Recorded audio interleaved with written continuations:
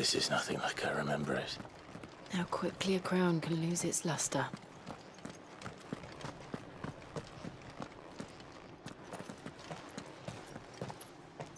Not abandoned, then. Oi! Visitors!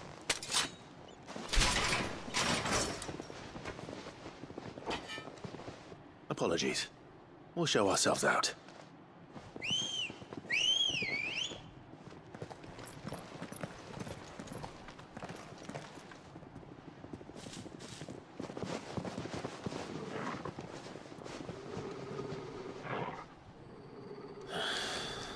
Or not.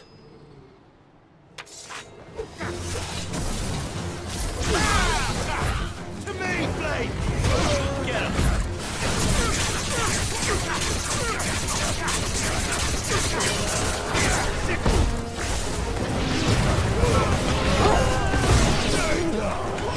Over here!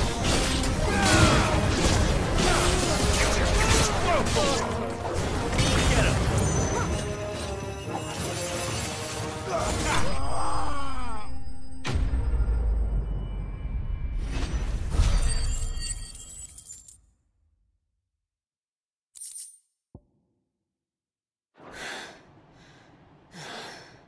I've only ever seen one man fight like that. And he's long dead. Then perhaps it's time you joined him. The blessing of the Phoenix. It can't be. I was there when you died. Huh?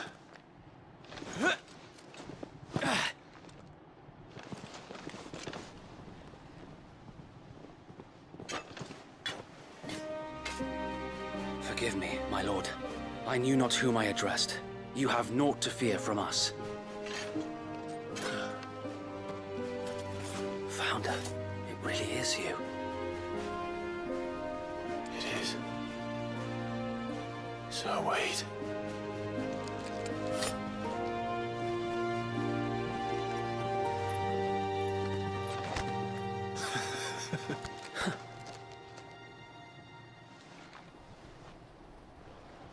We can speak inside.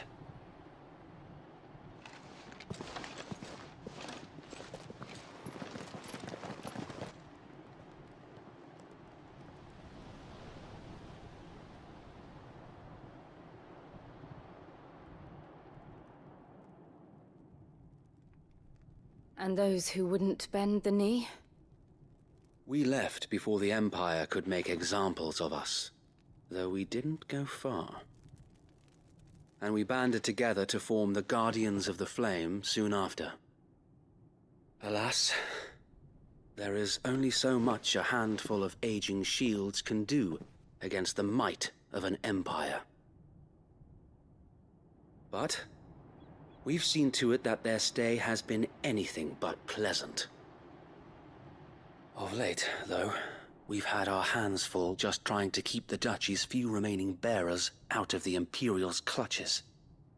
The Cullings. We saw what happened in Old Hill. Aye. The foul work of the Black Shields and their mistress. You mean my mother? But it doesn't make sense. Even knowing what I know about her. Her hatred for bearers was no secret, but she wouldn't have been ignorant of their value to the realm.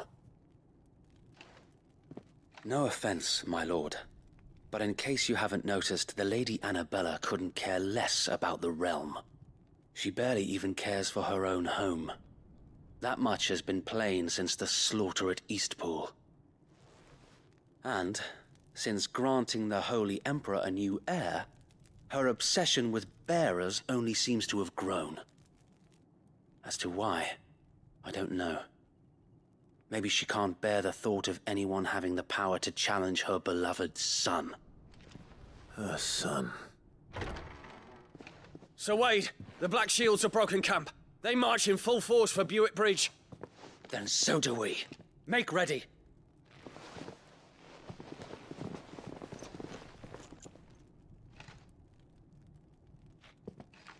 This is their main host. If we remove the head, perhaps we can prevent what happened at the docks from happening somewhere else. If I do nothing, then the blood of their next victims will be on my hands.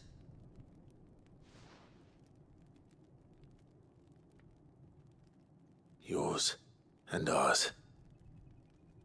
We too have witnessed the crimes these men who dare call themselves shields have committed in my mother's name. It cannot be allowed to continue. We must put a stop to this madness. We must. So let us go with you. For the good of Rosaria.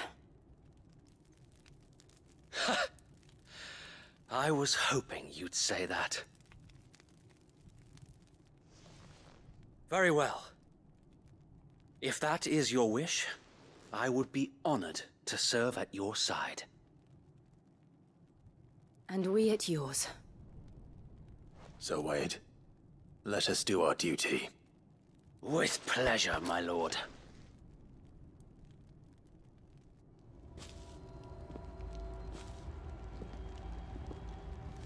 I imagine this endeavor will require more than just our wits. Then let's hope Sir Wade has a good quartermaster.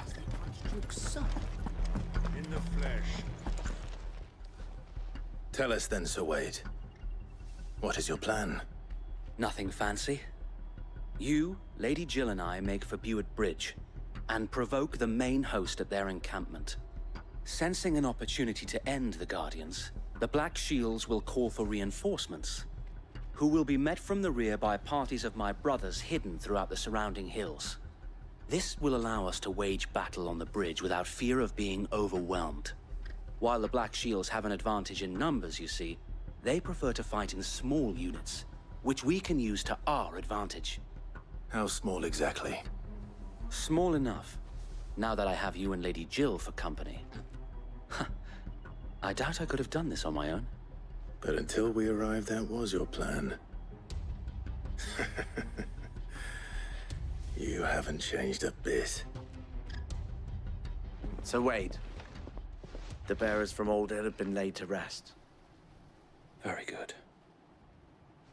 Now make ready for battle. As you command.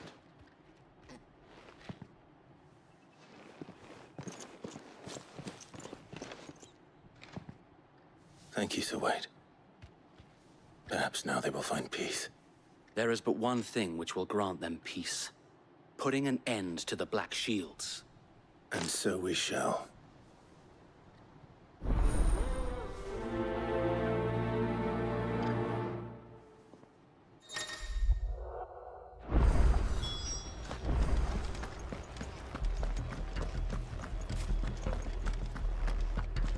May the blessing of the Phoenix go with you.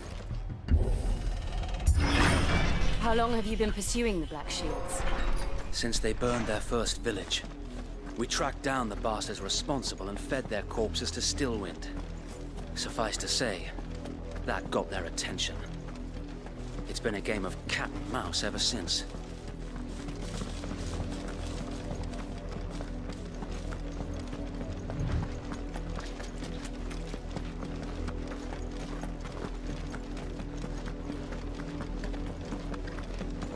Look at me sideways. Come along now. The bastards are lucky.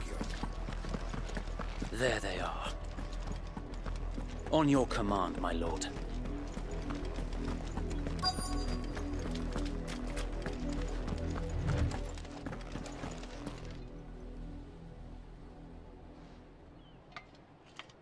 What is it now? I told you! We bear a message for the Vicereine. From the Guardians of the Flame. Ha!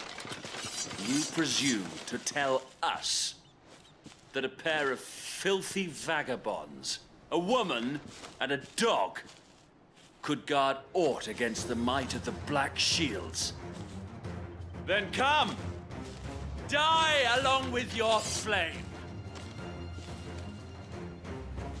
For Rosaria! For Rosaria! Your petty revolution ends here. On these our swords we swear.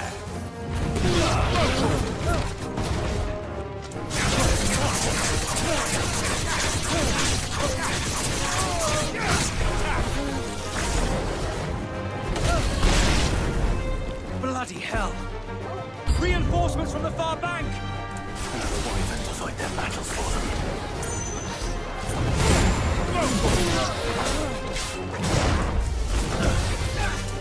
Waken, wait! Nice try.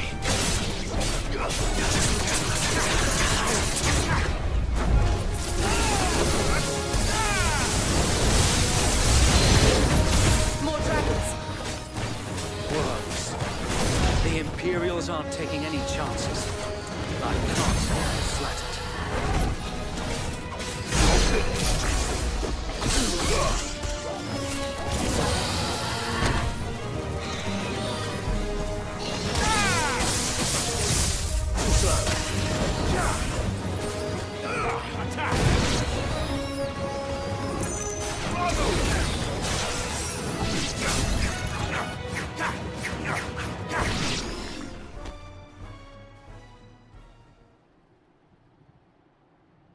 A noble stand, albeit a misguided one.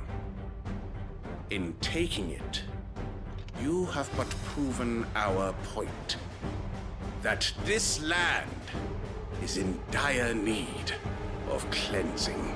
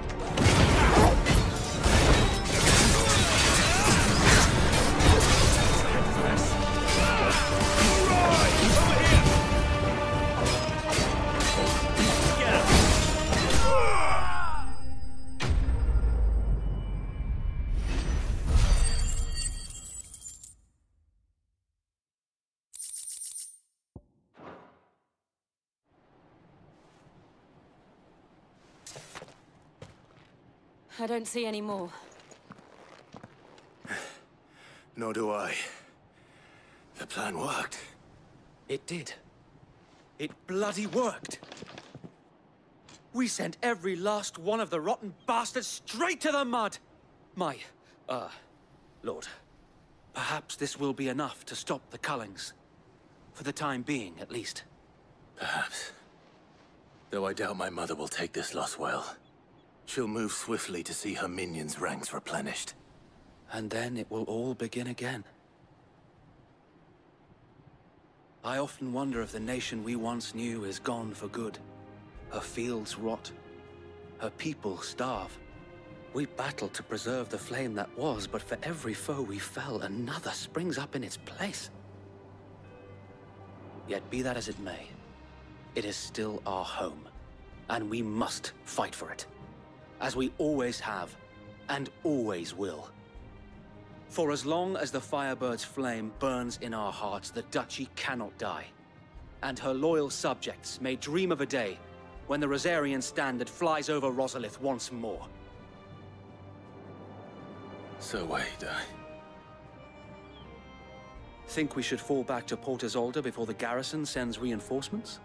A sound strategy, my lord.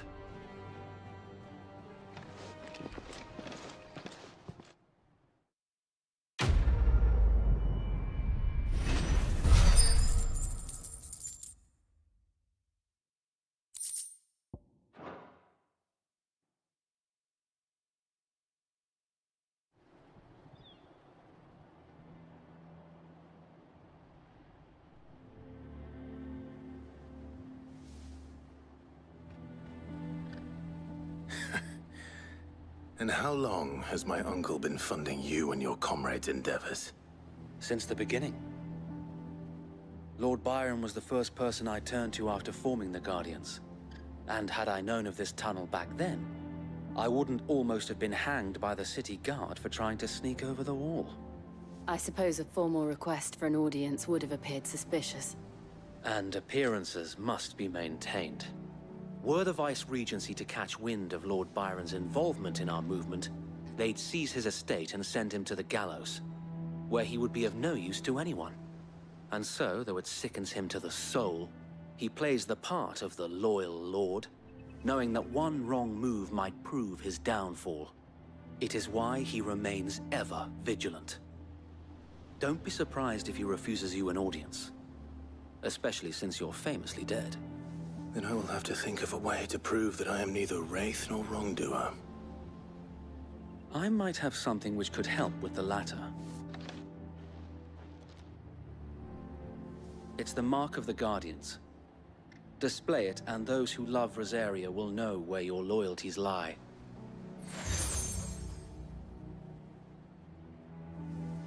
I shall wear it with pride. Be sure that you do. I don't want my men attacking you again. Unless you deserve it. If only Sir Tyler could have been here to see you. Or the Lord Commander. Thank you, Sir Wade. If there is ever anything you need. I know. Go on now, my lord.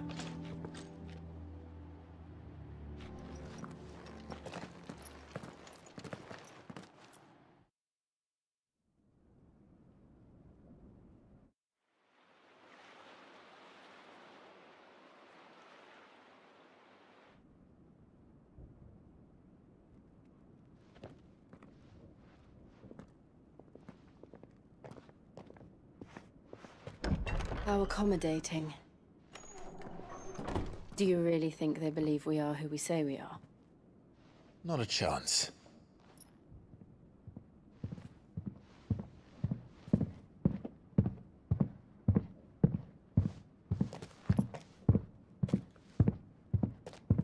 Right, I guess. My uncle believes we're imposters here to rob him. And means to string us up himself.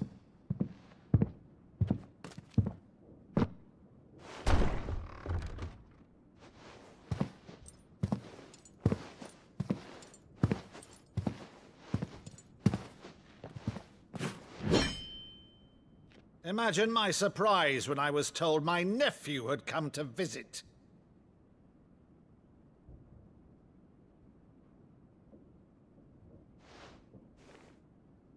Clive Rosfield died long ago. And for uttering his name here, you shall pay with your tongue!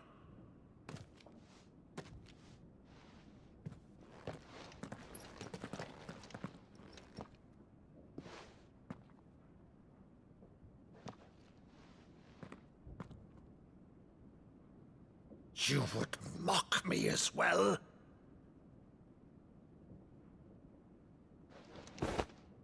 It is I, Sir Crandall of Camelot, loyal servant to Her Serene Holiness, Saint Sybil the Unshod. Meadow, thou vile sorcerer, for thy crimes against church and crown, I shall have thy head.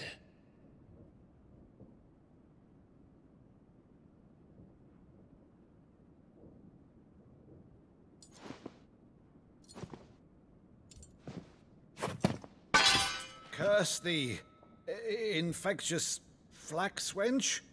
Even in death, Must thou plague me still? Very well.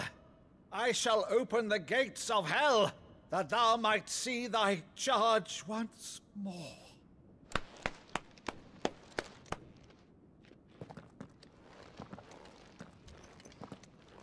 Bravo, Uncle. You're still the finest Maddo in the twins. Oh, Clive, my dear boy, it's really you.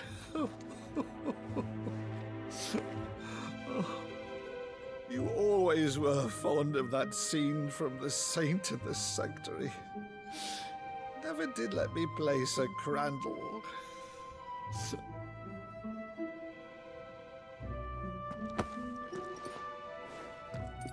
I have a favor to ask, Uncle Byron. Rutherford, inform the kitchens. There'll be guests. We dine immediately. But, Uncle... You can't very well regale me with the tale of your miraculous preservation on an empty stomach. Go on, sit.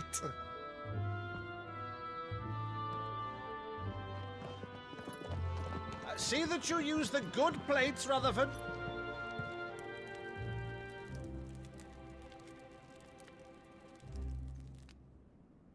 So you arrived late to one of her cullings, did you?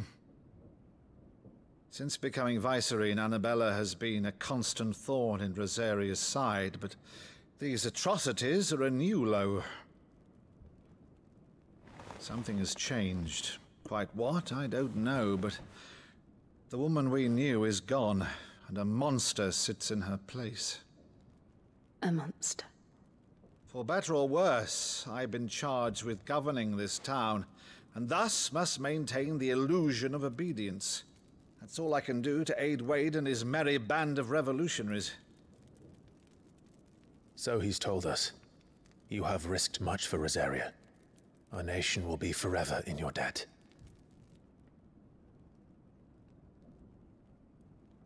It has been 20 years, Clive.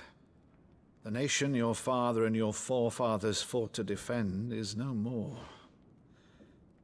Perhaps it would be otherwise had I the courage of my brother.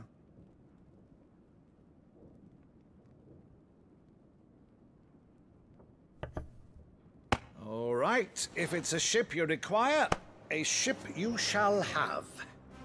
I've a galley in port, but recently relieved of her cargo. She can be outfitted for the voyage in a matter of weeks. So you believe us then? About everything? Believe you? Ha! Only a fool would believe even half of the things you claim.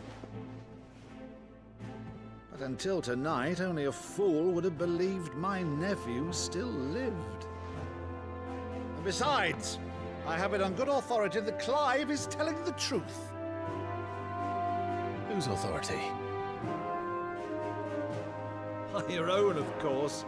You've always been a terrible liar. Is that true? It's not untrue. Let's say no more about it, eh? It wouldn't do to linger on my nephew's greatest failing.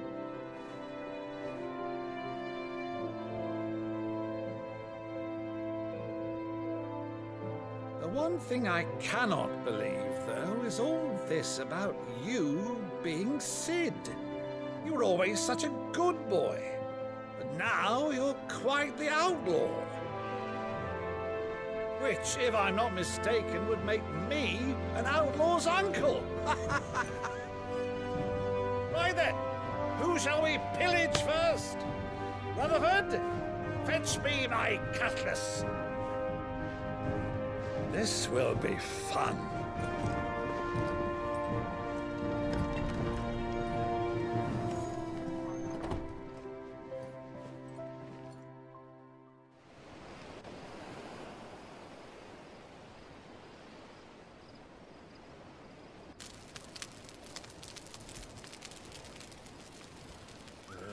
Over there. Go on. She's a fine ship, isn't she? Once outfitted, she'll bear us across the boiling sea to Drustinus in the space of 3 days.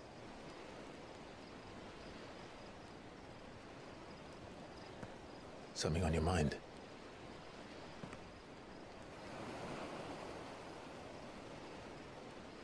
Monsters. When I served the Iron Kingdom, I did so because I saw no other choice. Because once they learned that the lash would not move me, they turned it on those who could.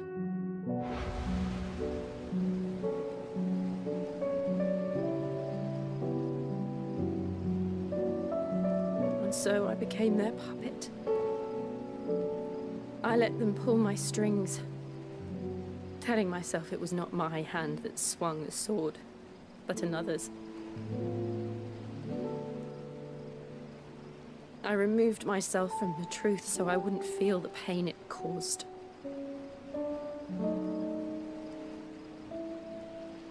And before I knew it, I no longer felt anything. Anything at all.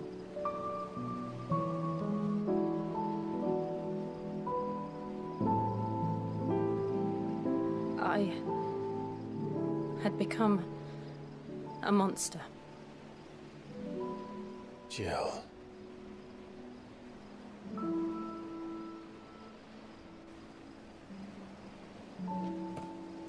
I don't want to be a monster, Clive.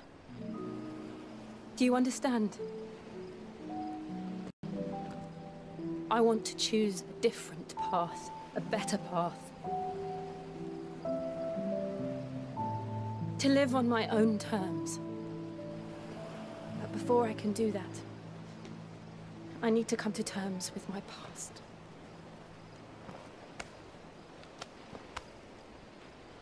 And when you do, I'll be standing there with you, just as you stood with me.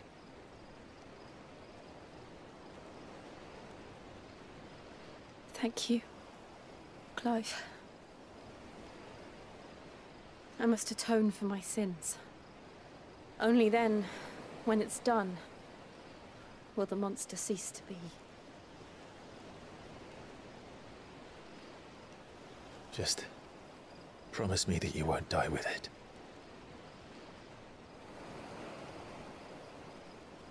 Now, let's get some sleep. The journey back to Benamir is long, and there is much to tell the others.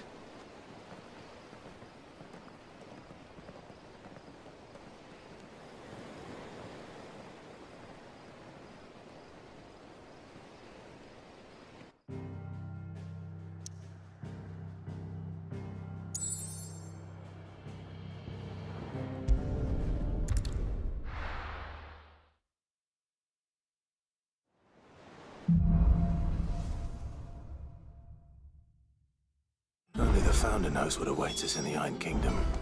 But Vivian could probably make an educated guess. Typical nobles.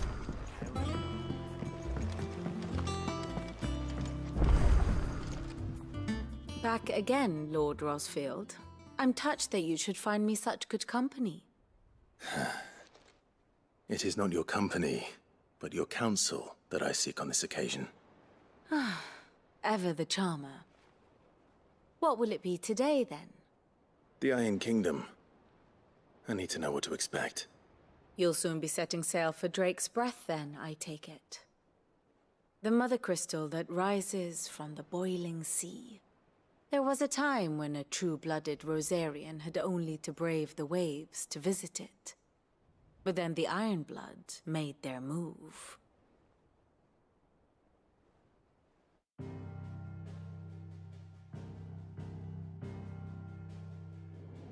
As you know, the Iron Kingdom rules over the islands to the west of Storm. Or rather, its church does. But this is not the pragmatic approach to state religion employed by the Holy Empire to manipulate the masses. No, the Iron Kingdom is the literal embodiment of the crystalline orthodoxy. And so, if one is to understand it, one must start there. As the name implies, the orthodoxy holds the Mother Crystal sacred, And they do not take kindly to heathens plundering the objects of their worship for the means to fill washtubs and light lamps with frivolous feats of magic. Indeed, the faithful consider ether a sinful thing, a poison no less. And to them, a dominant is an instrument of evil, albeit one they have proven only too happy to turn against their enemies. Some 80 years ago in Northern Storm, Drake's eye collapsed. Soon after, in pursuit of ether and with the blight at their backs, the Northern Territories descended upon the Grand Duchy of Rosaria. And when the Shields of the Flame marched north to meet them, the Iron Kingdom spied an opportunity. A few short days later, the Crusaders landed on the island of Mount Justanus, home of Drake's breath, and plucked it from the Duchy's grasp. Rosaria tried to reclaim it, of course, but to no avail. I doubt more than a handful of Duchy men have set foot on its shores in your lifetime. Nor are they like to again, under the Empire's stewardship, meaning the Iron Blood will keep their island, and with it, the foothold they need to march on mainland soil when next they spy an opportunity.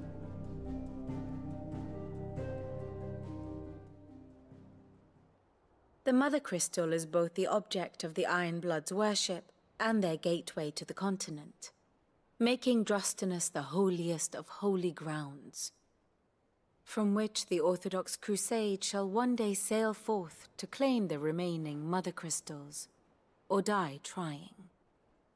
My father and my grandfather both traded blows with the Iron Blood for control of Drake's breath. Had things unfolded differently at Phoenix Gate, we would have sent our entire fleet against them.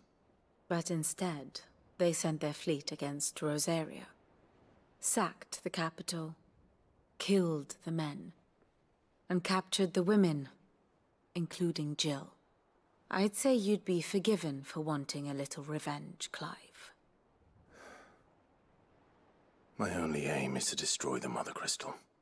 But thank you all the same. Not much else to do here. Let's see if Jill's ready.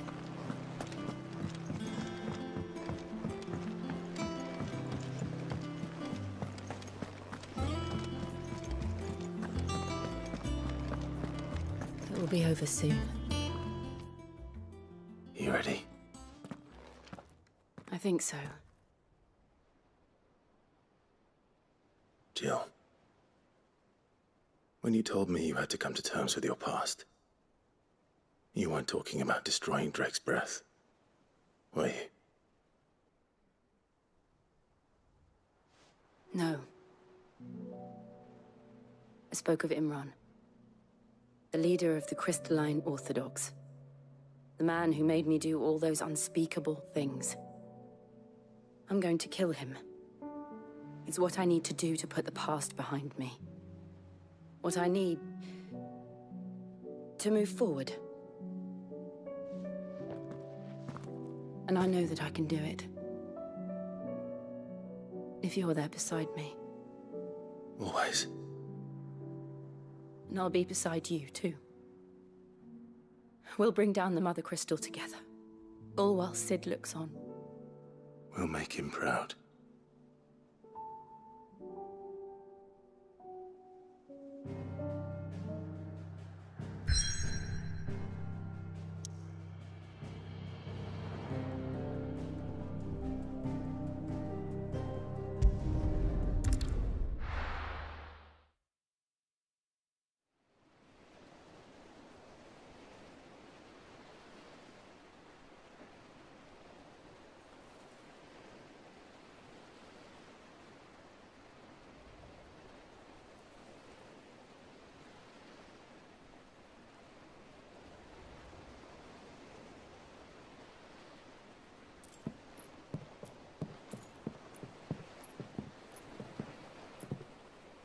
Useful trick. Freezing and thawing the spray to make mist. How did you learn to use your powers like this? The Masters made me do it. When the Crusaders took to the seas, to keep the fleet's movements from prying eyes. I'm fine. No, you're not.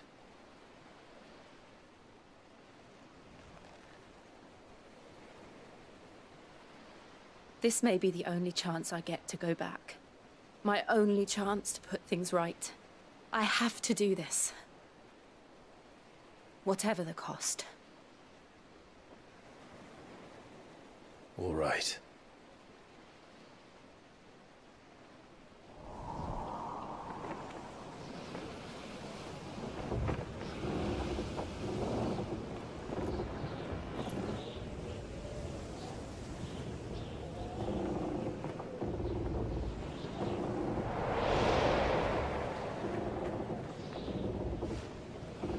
There she is. The Iron Kingdom's mother crystal.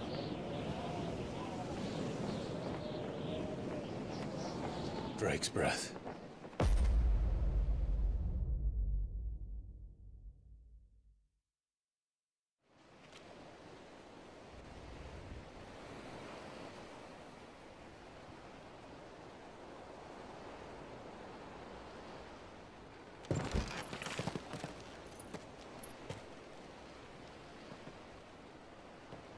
Strong currents, sharp rocks, and ether floods. Let's not forget them. This island is a natural fortress. But safety breeds complacency, allowing a single rowing boat to slip in unseen.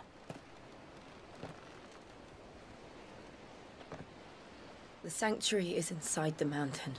If we follow the old trail, we should be able to enter by the back gate. All right. Let's go.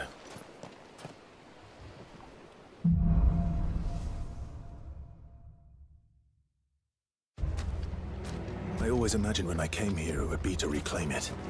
It used to belong to Rosaria, didn't it? Once, though it's been in the Ironblood's clutches for far too long. As was I. For 13 years, this rock was my home. I know its secrets only too well. This path was abandoned after an ether flood. They don't guard. Perfect little shortcut.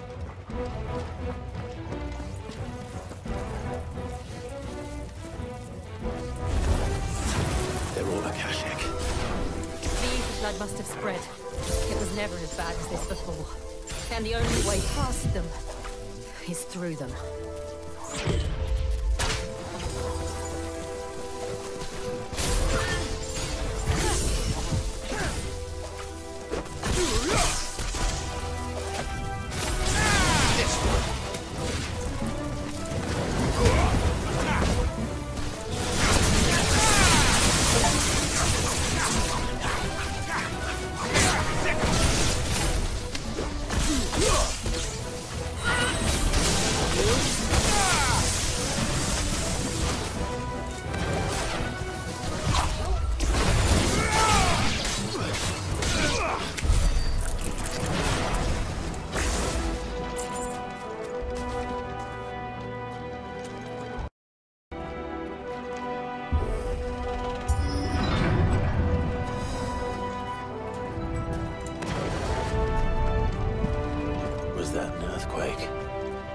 All the time. That wasn't even a bad one. It's nothing to worry about.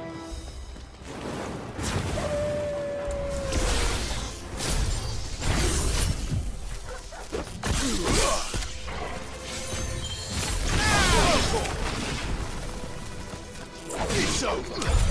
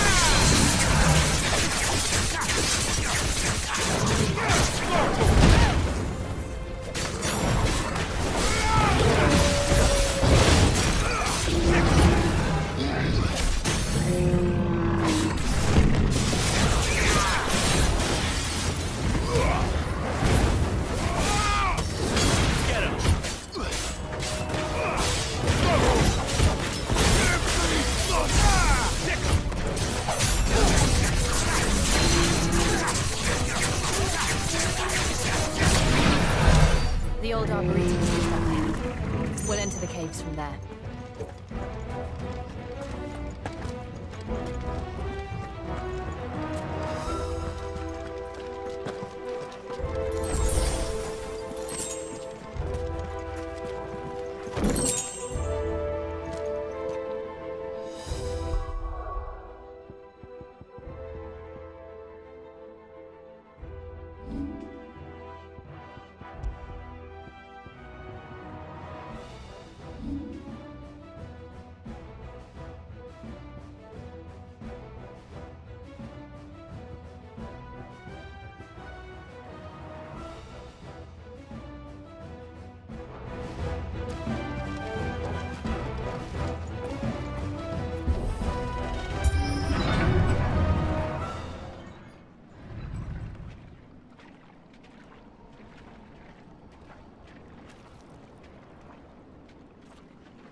Look at this place.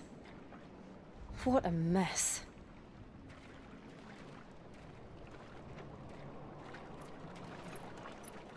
Wait.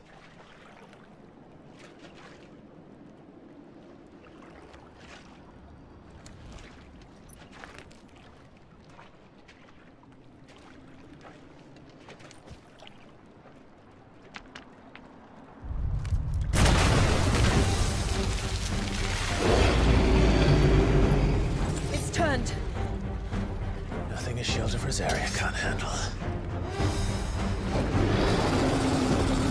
Just like old times. You sure to keep clear of his paw? Believe me, I need to. Foul. Don't breathe it in.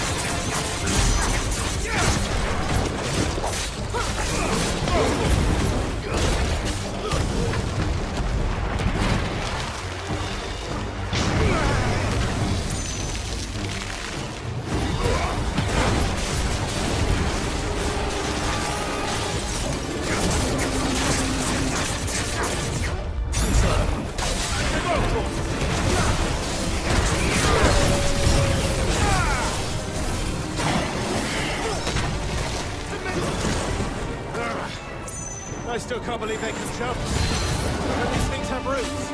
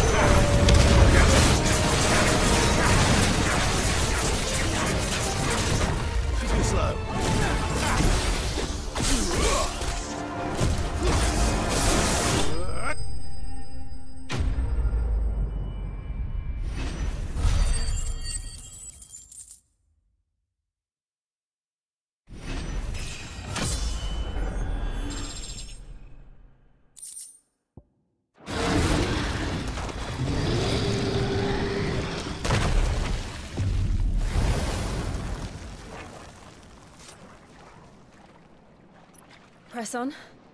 Yes.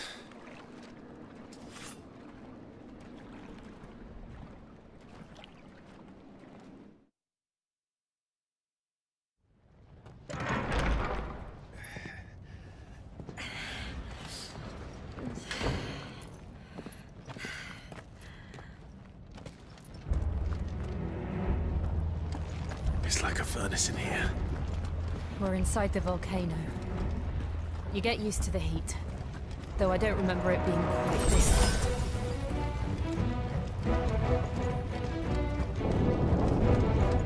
Was that one cause for concern? It was. And they're getting bigger. Something's wrong.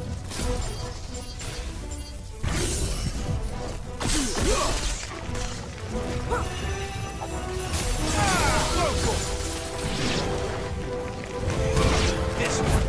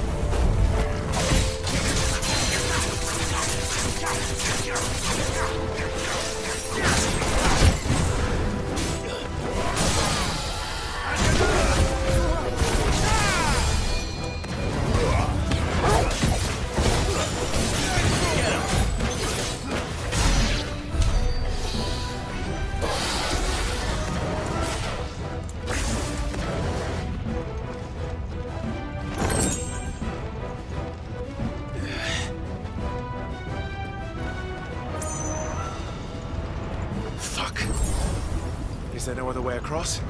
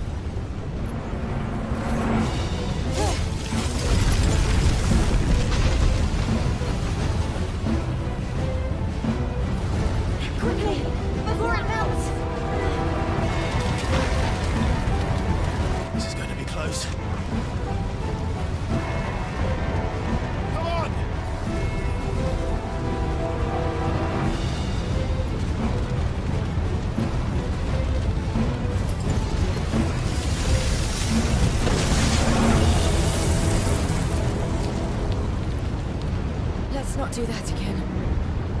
No. That's not.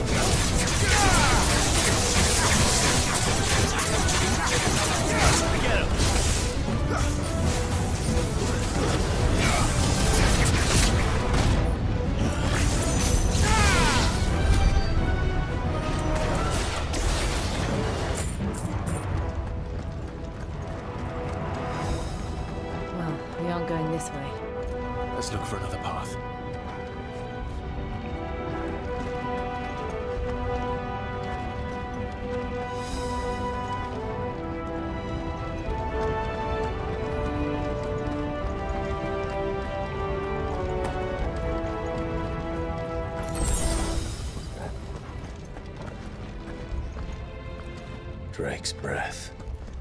We're nearly at the oratory.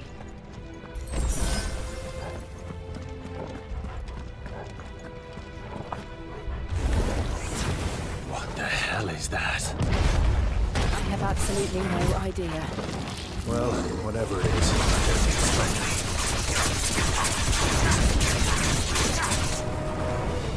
Nice try.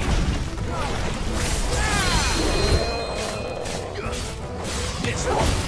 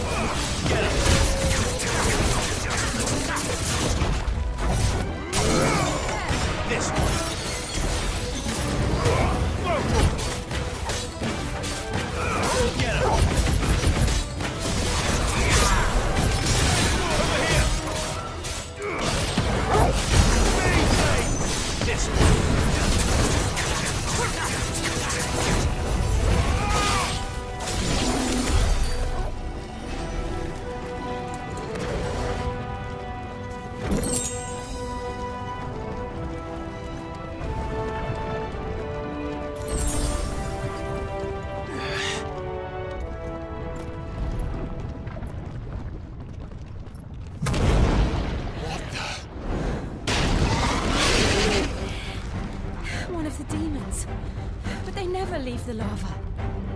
If I didn't know better, I think this volcano was about to erupt.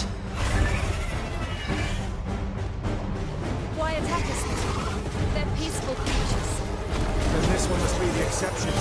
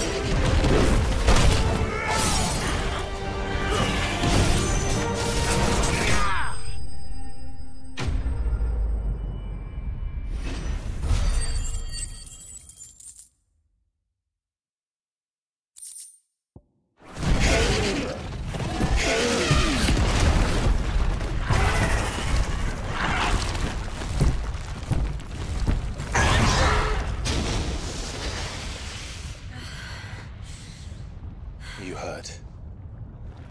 Just hot.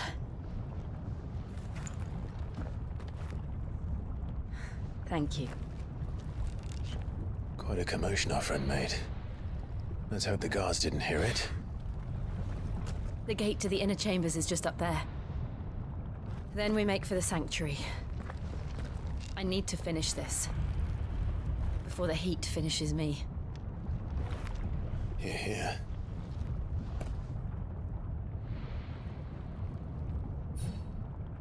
We'll enter the Comric by the Handmaiden's living quarters.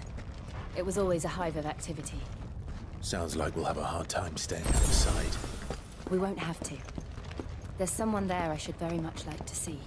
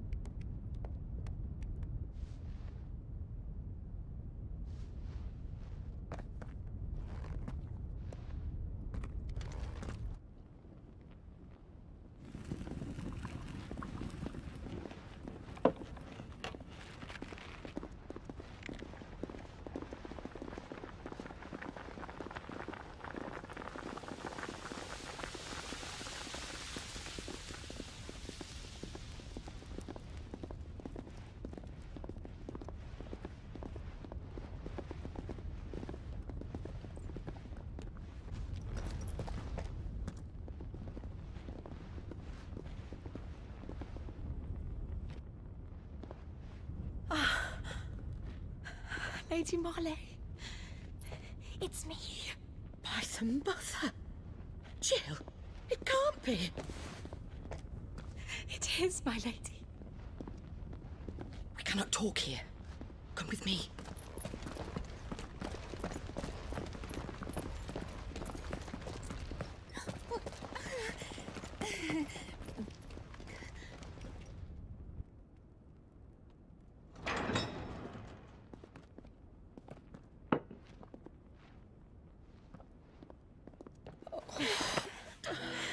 I'm so glad you're safe. And I you. Why ever would you risk coming back? Are you a fool, girl? Or have you grown tired of your freedom already? Forgive me, my lady. But I had to come back. There are things I left undone. Tell me, where is the Patriarch?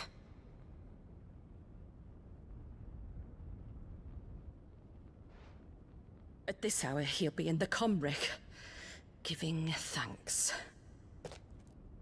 You mean... Oh, that fiend! Clive, we have to get to the sanctuary. Now.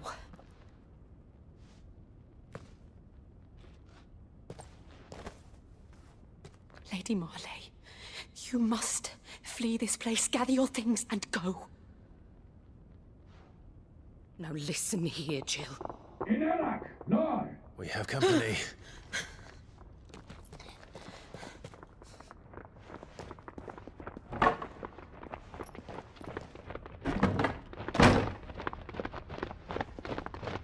This way.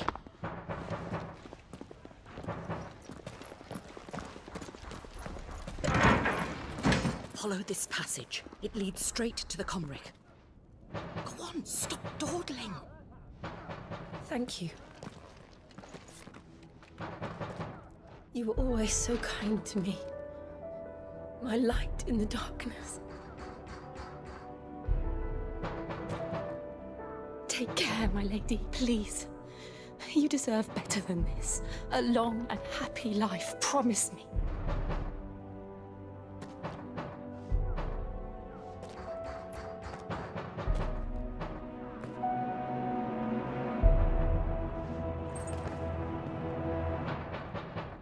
I'll live if you promise to do the same.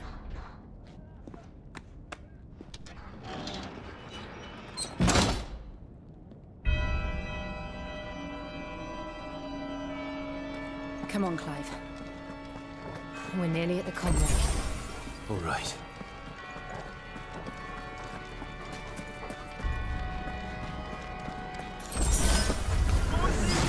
Here's our welcoming party. I've had enough of their hospitality.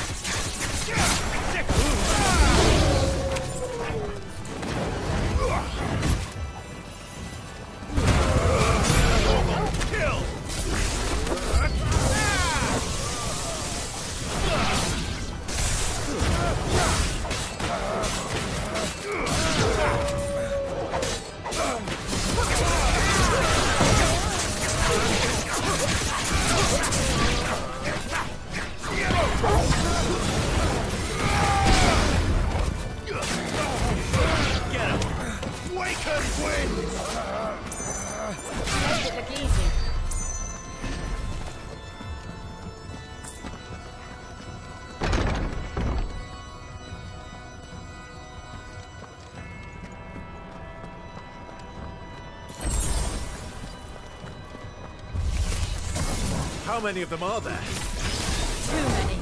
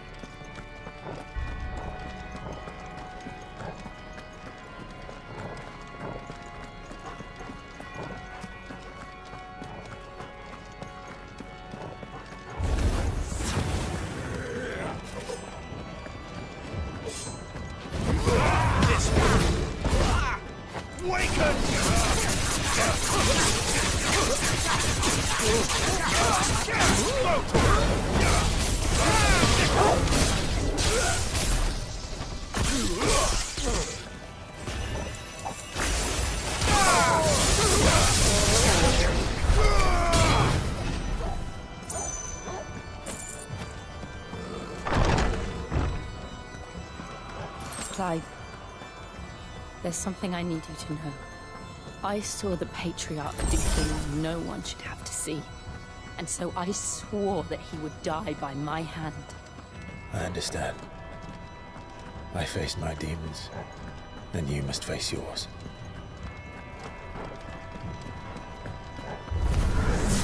We're nearly there. Just one last push. I got this song.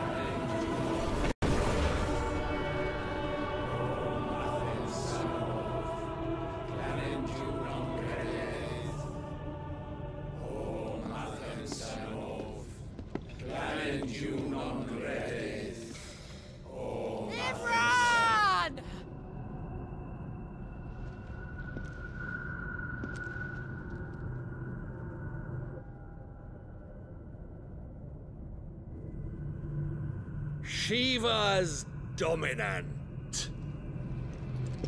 Come to beg forgiveness for your failure. For years, I followed your orders. Fought your wars. All to protect the children you took. Just as you took me. And what did you do in return?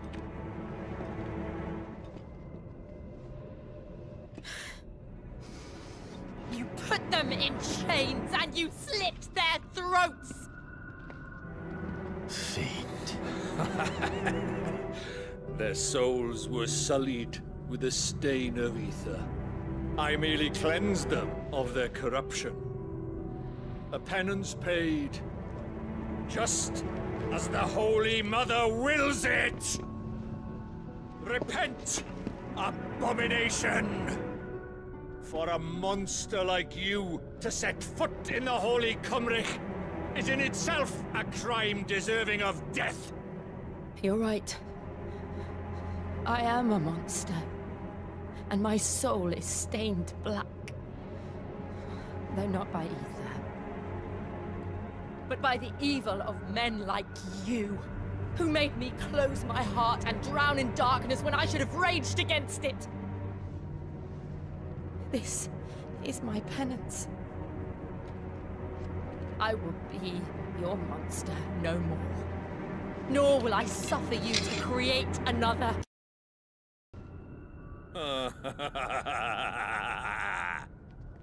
Does the beast bare its teeth at its master? Come then, dominant. Rage, be as you have ever been. A monster!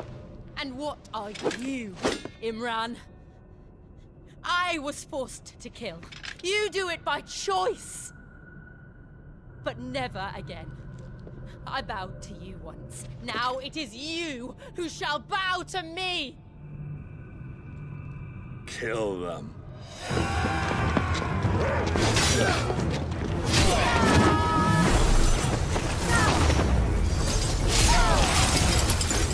Now! Right!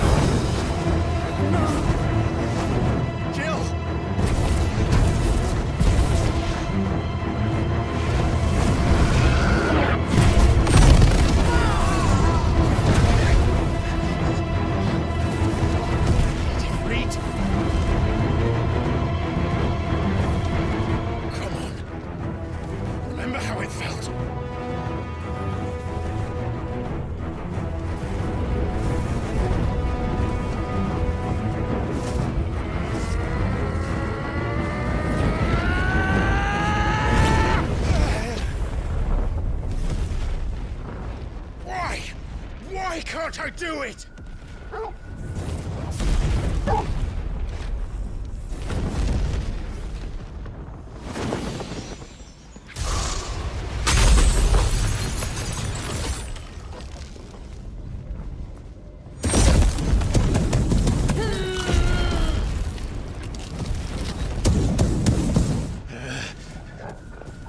Please, just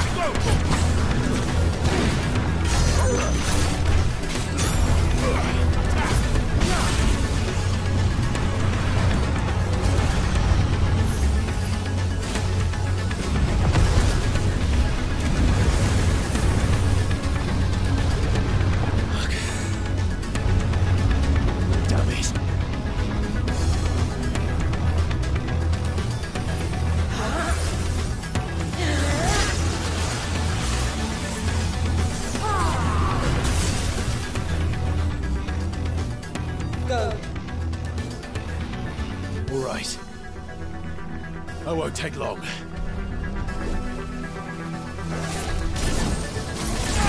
This one.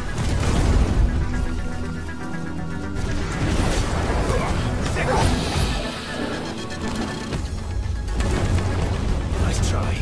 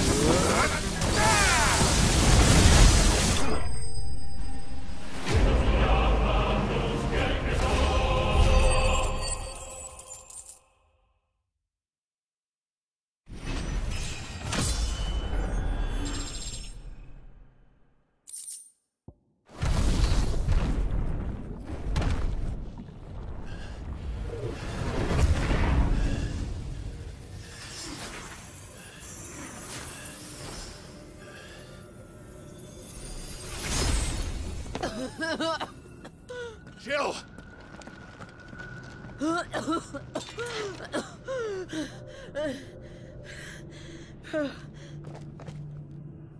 I'm going to finish this, Clive.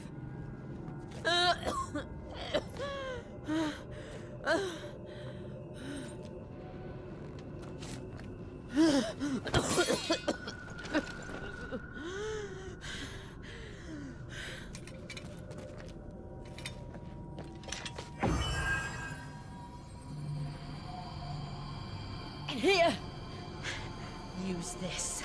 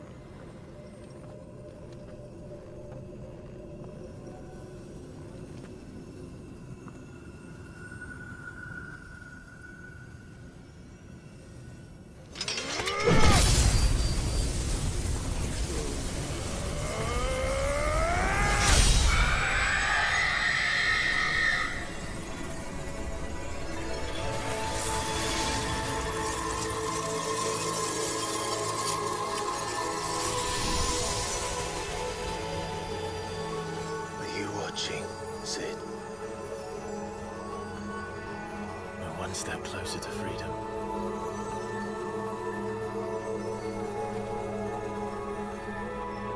The crystal. What did you do to it? Oh. We destroyed it. What? But... Monster! Monster! Do you have any idea what you have done? I do, Father. I have killed the monster and become an outlaw. May the blessing of the crystals go with you.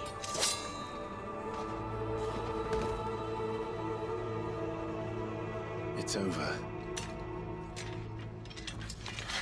It is.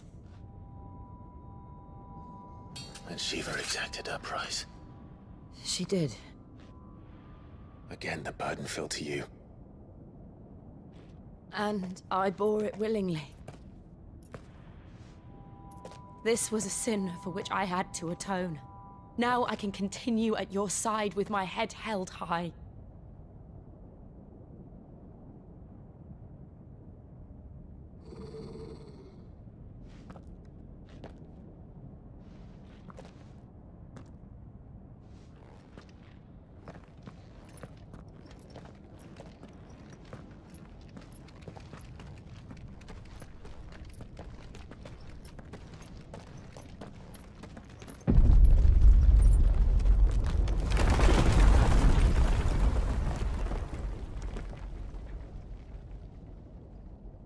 Clive, look.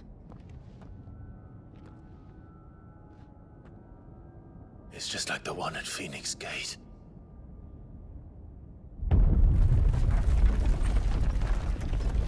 Damn it. We need to leave. Agreed.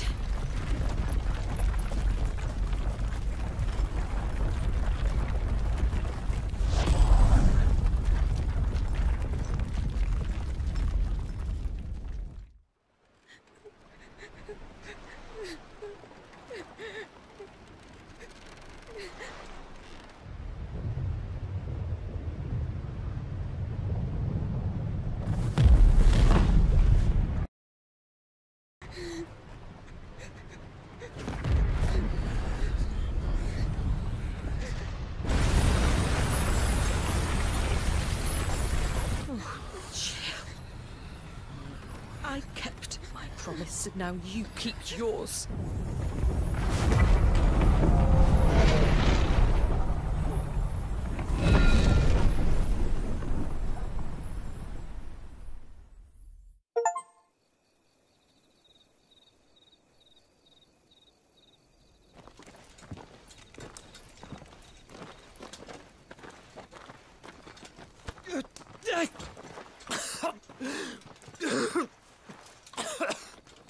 This way, Your Grace.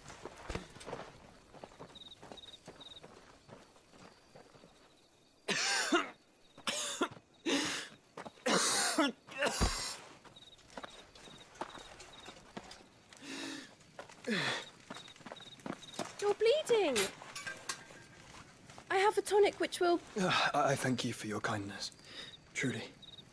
But I assure you, I will survive. Please, save your medicines for those who need them most.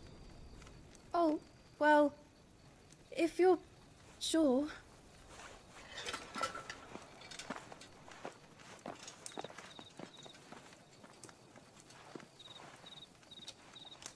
For a moment there, I felt my brother's presence. You did? I fear he is in Ultima's thoughts again. But why now, after 5 years of silence? I cannot keep him sealed away much longer. Your Grace.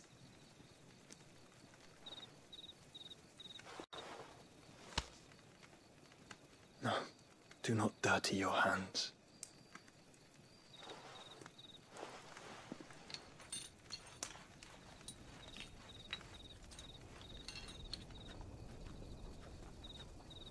Look at them all.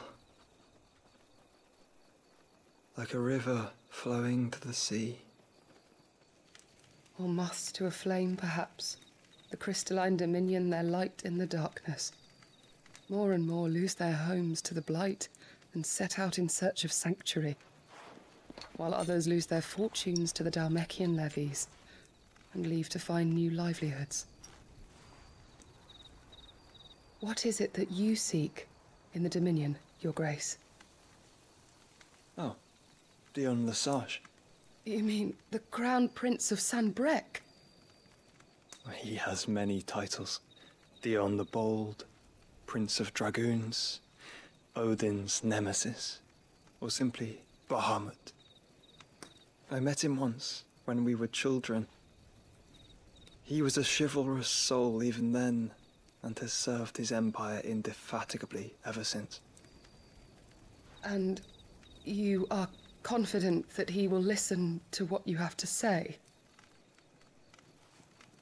Our world lurches ever closer to the abyss, and a hidden hand ushers us onward. Ultima's influence extends to every nation, Sanbreque included.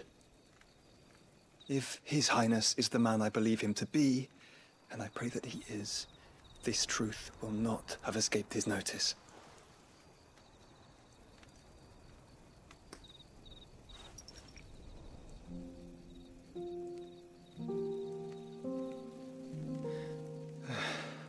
As the mother crystals fall, the eternal flame wavers, and the azure sky begins to bruise.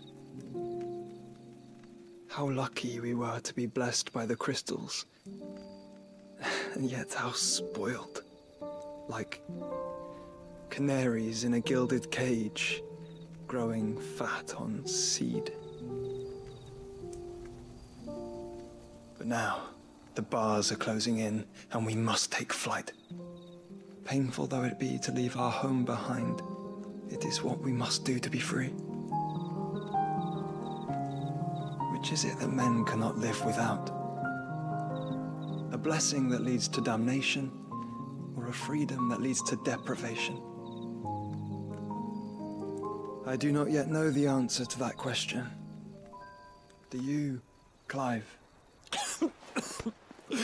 Your Grace, let us find a place to rest a while. We can return by the Dhalmekian trail once you have recovered your strength. I realize your duty is pressing, but if your health should fail... I know. Thank you, Yote.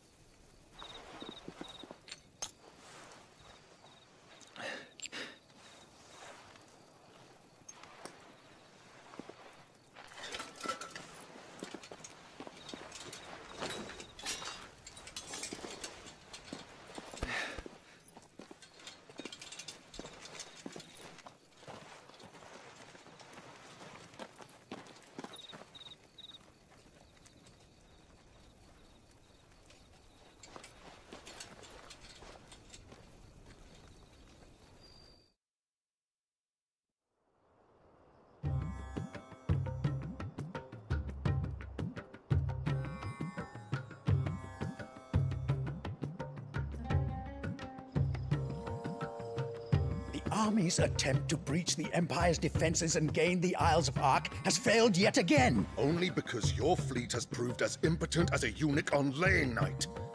Would you rather we simply fell back to the capital? Enough, both of you. All here agree that the Empire cannot be allowed to maintain its illegitimate claim on the Dominion. However, our casualties mount with each passing day.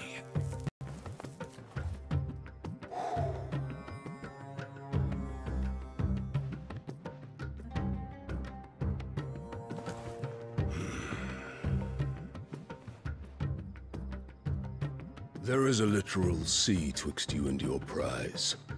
The armies of Sanbreque need but sit back and watch as you harmlessly lap against their walls. They are dug in like ticks and seek to draw out this siege, knowing the capital's stores are nigh bottomless. And what of our wise rulers? Goaded into war without any thought as to what chaos it might reap.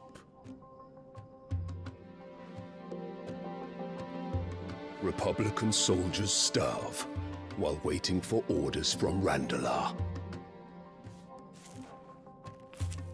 If you would but take the field, their bellies would be full by nightfall. If I take the field, so too will Bahamut, and our duel will shake the island to its foundations. Instead of liberating the Dominion, you would doom it to destruction. Unless that is what you desire. If our learned advisor has a solution to propose, we should be glad to consider it.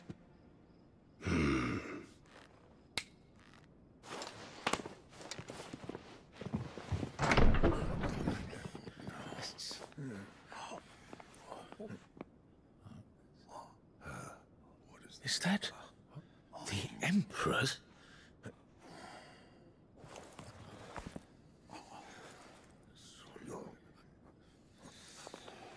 What is the meaning of this, Lord Kupka? What it means is that I am disinclined to advise you any longer.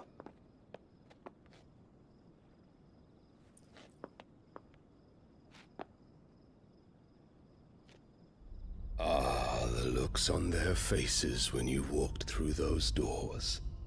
A perfect picture of stupefaction. They could not believe their eyes. Though I confess, I had my own doubts whether or not you would accept my invitation.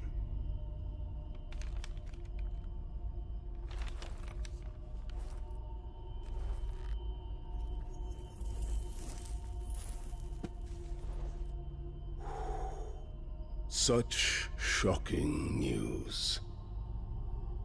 Sid isn't a son of a whore. He's the son of an empress.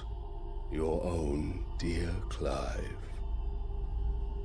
Absurd. Who fed you these lies? I have never spent a moment among criminals, save at the gallows.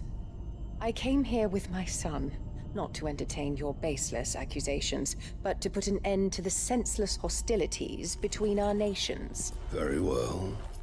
You need only agree to the terms I set out. Sid took the life of someone dear to me, a woman by the name of Benedicta. I swore to take his in turn. This would not be disagreeable to you, I take it. You would finally be rid of the stain on your noble name. In return, I will leave Sanbreque in your capable hands. Your Imperial Majesty.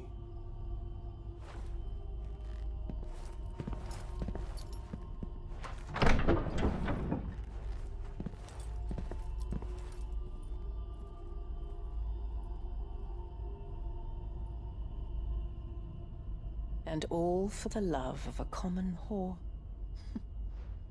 Dominant or no, one cannot hide one's breeding. And beasts will ever belong with beasts.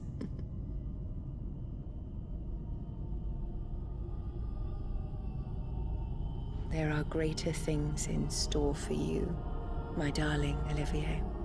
Soon enough, you shall be the crown prince of Sanbreque.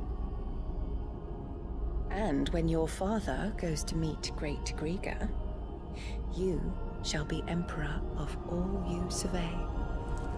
The old order shall come tumbling down, and you will rebuild the world in your glorious image. Soon.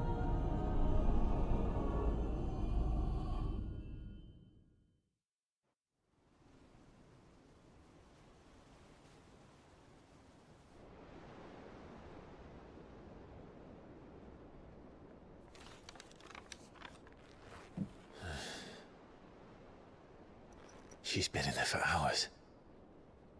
Something must be wrong.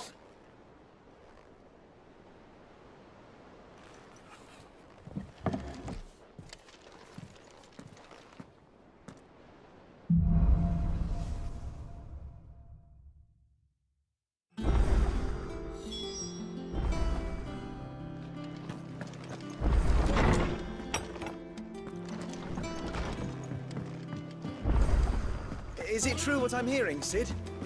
You cracked another crystal?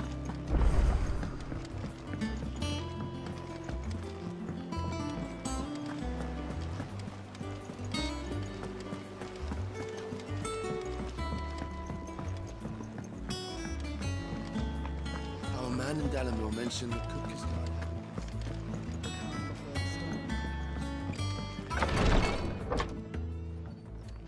I've done what I can, but the rest is up to you. You need to start taking better care of yourself.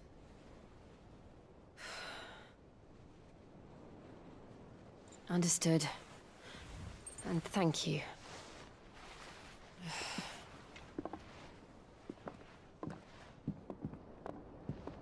The curse has spread. Make sure she rests.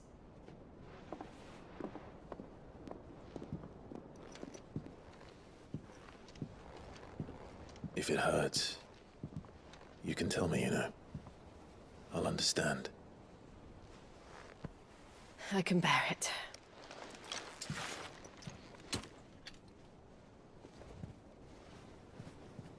But you shouldn't have to. Not anymore. This isn't just your struggle, Clive. It's ours. And when we see how hard you fight, it inspires us to do the same. Or would you rather we left you to save the world all on your own? No. That's not... Ignore me.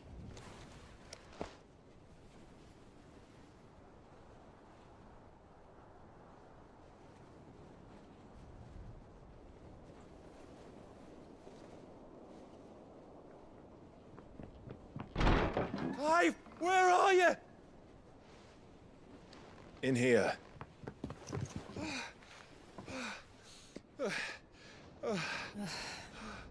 What's wrong? Rosaria's under attack. What?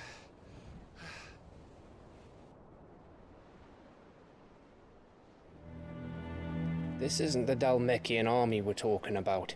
It's the men of the Rock from Drake's Fang. Hugo Kupka's private guard. There is in hell in Rosalith, trying to batter down the castle gates. Looking for me. Seems that way. Reckon old Hugo has finally worked out who Cid really is. Then this is just another trap. Ah, it's a trap, all right. The daddy of all fucking traps. I'm going to Rosalith. You're not serious. That's exactly what he wants you to do, Clive. Look, I don't know why Kupka harbors such a grudge against Cid. But as long as it's left to fester, our world will never know peace. He has dragged the rest of Storm into this pointless war just to find me. Besides which, I'm not about to stand and watch while my home gets ground into the dirt. Hugo Kupka must die. I've lost enough friends to that man already. I don't want to lose any more. So let's go and kill the bastard. I'm coming too. After all, we're in this together. All right.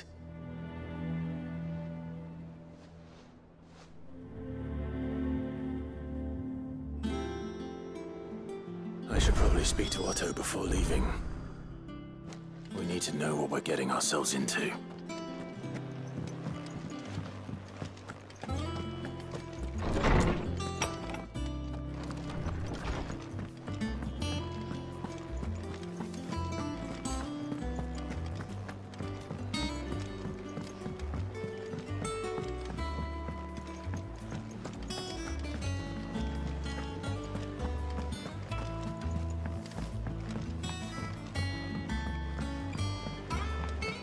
Be ready to leave for Rosalith at a moment's notice. Gov gave you the news then? We're leaving for Rosalith. But not before I know exactly what's going on. What have we heard? All sorts. Nobody was expecting the Dalmex to open up a new front against the Empire, least of all our friends in the provinces. Reports have been rolling in from all over the place, with no two saying the same thing. I've been passing them on to Vivian, in the hope she can make sense of them. If you're set on going, you'll want to talk to her. Understood.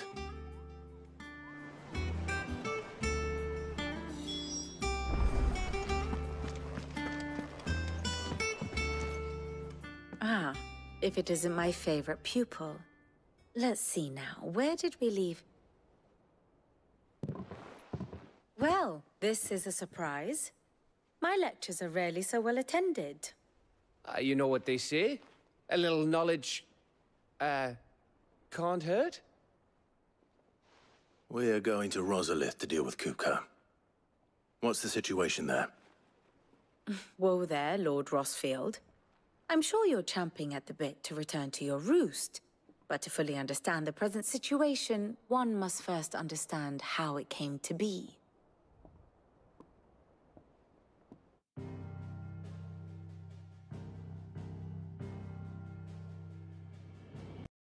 Begin with the story of Hugo Kupka, or the permanent economic advisor to the Dalmekian government, to give him his formal title.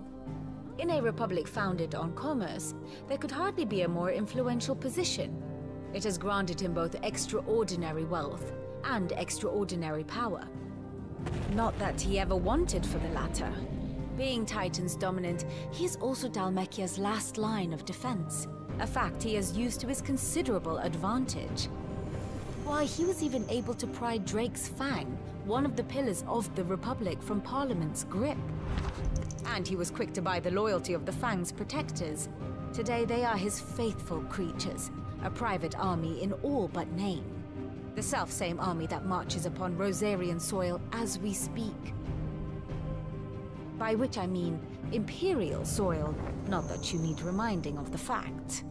Suffice it to say, the Empire's attentions are elsewhere at present, deadlocked as it is with Dalmekia over its occupation of the Crystalline Dominion, where its legions are now gathered. Scarcely a handful of garrisons remain to secure its western provinces, and half of them left after the fall of Drake's Breath. With the threat of the Ironblood thus diminished, they had little cause to fear a maritime invasion. And so today, only a token force guards the former duchy's shores, as Kupka was quick to descry. He landed his troops on the Rosarian coast without encountering so much as a single ship. All for you, Clive. He wants your head. And so he and his men advance upon Rosalith, not to capture the province, but to draw you out.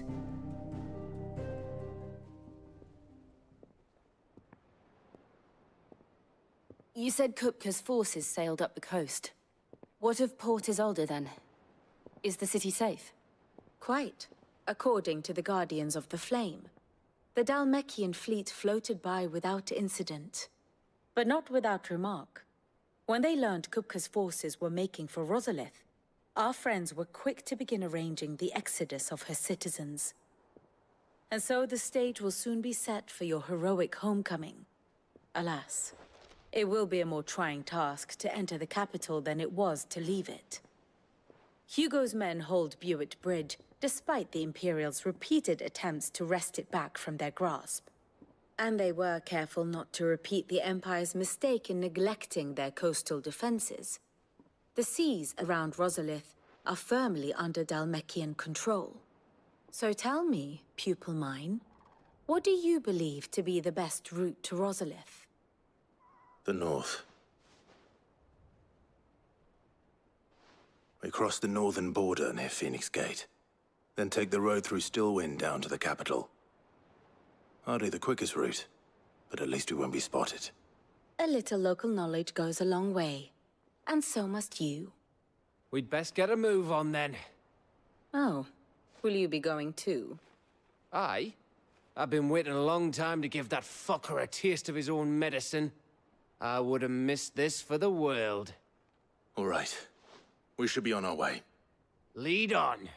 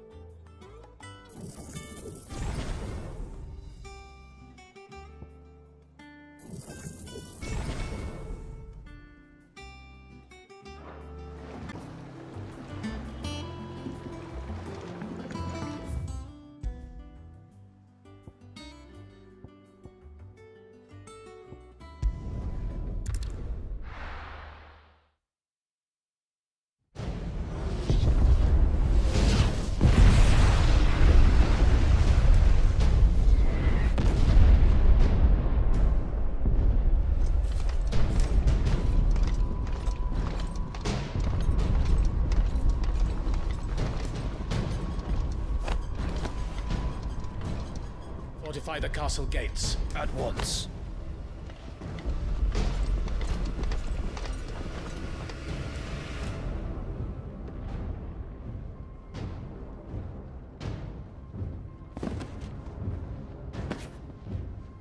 Hugo and his men have been busy. They've already breached the castle's outer wall. The Imperials are holding the ground for now, but it's only a matter of time before the keep falls. Those fuckers really went to town on this place. Almost like they want to wipe it off the map. Just a means to an end.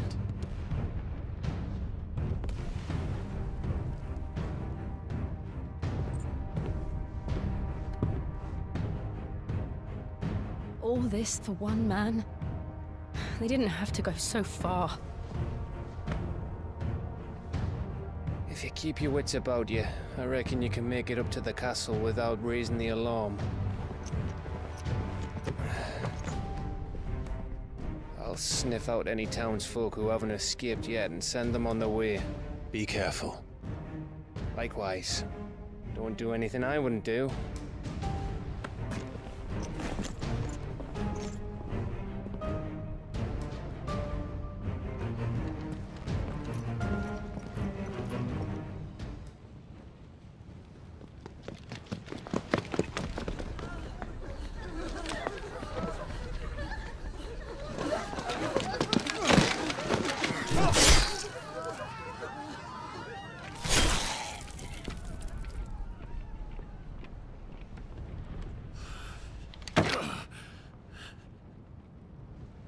I thought I was ready for this, but... I know. It's like a nightmare. This was our home. Come on, Clive. We have to keep going.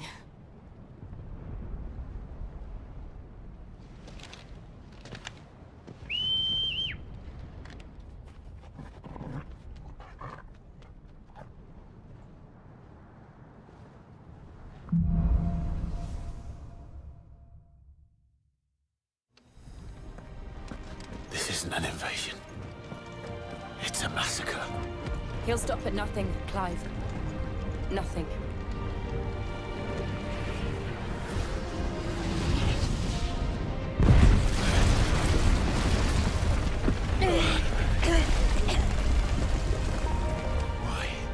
Why do this?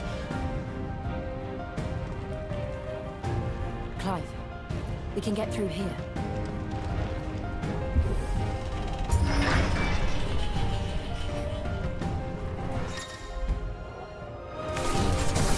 Murderers! There's only one fleeting punishment. Kill!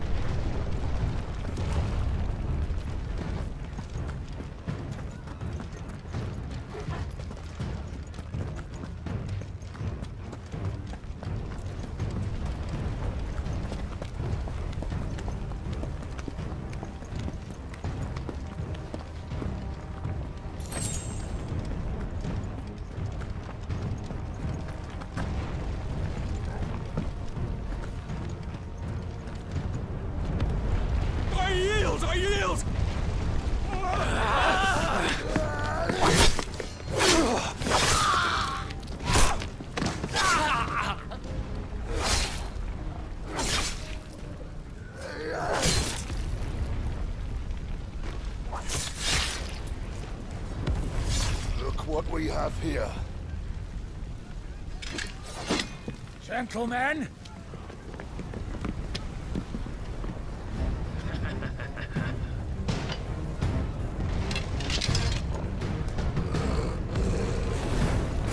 You won't escape! This one!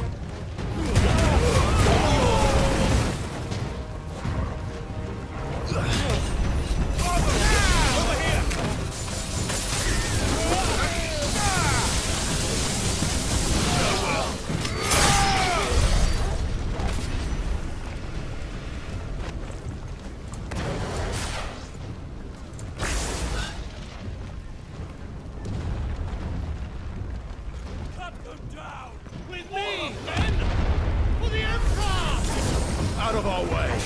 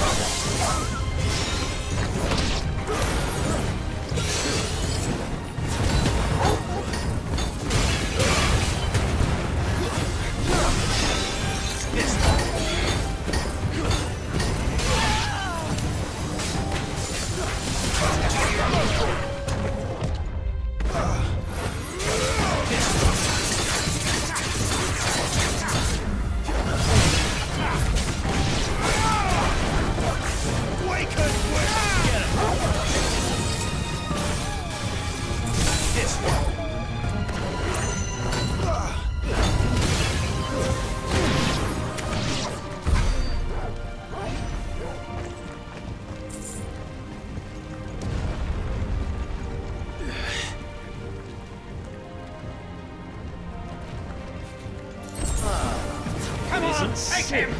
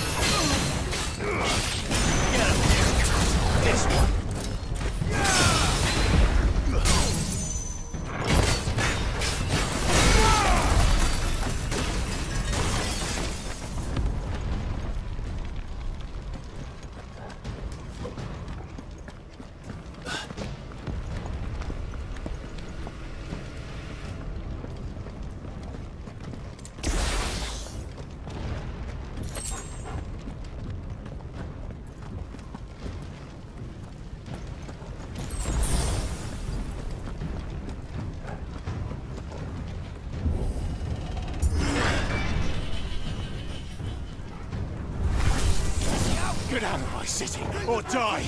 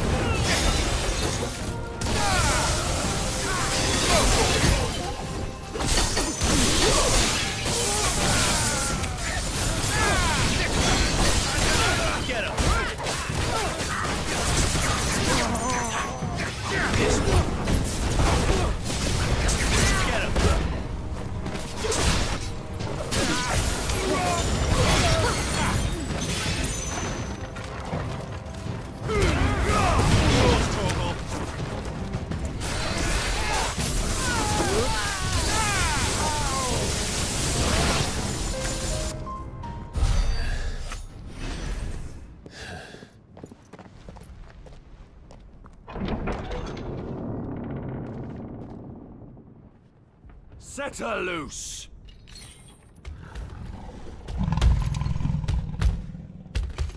They have a curl.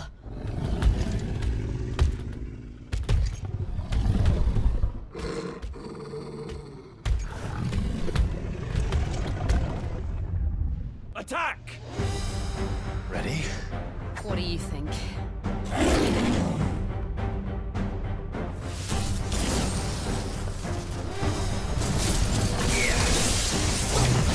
Too slow.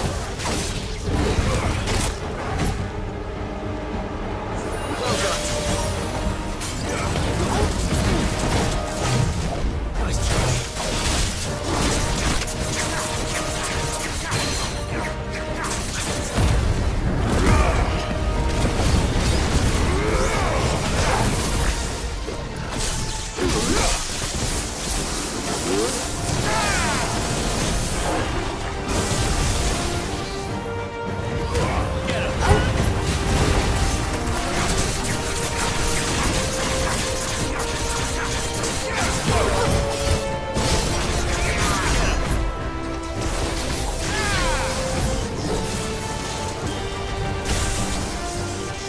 It's building up to something. We need to stop it.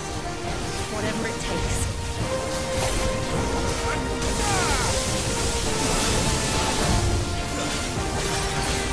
Get him!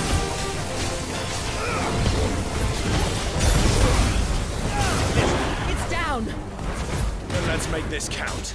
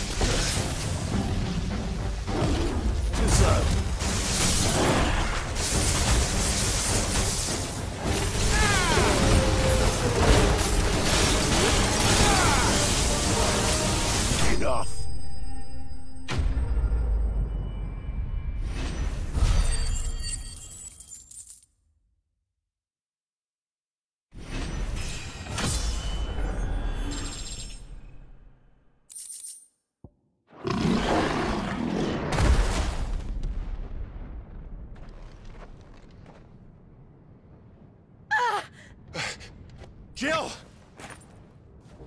We meet at last, Sid. Or should I say, Lord Rosfield? I've been looking for you for a very long time. Let her go, Kuka. I'm so glad you accepted my invitation. I went to some trouble with the decorations. Do you like what I've done with the place? Bastard. Such a pity your predecessor couldn't join us. But I am sure you will prove compelling company.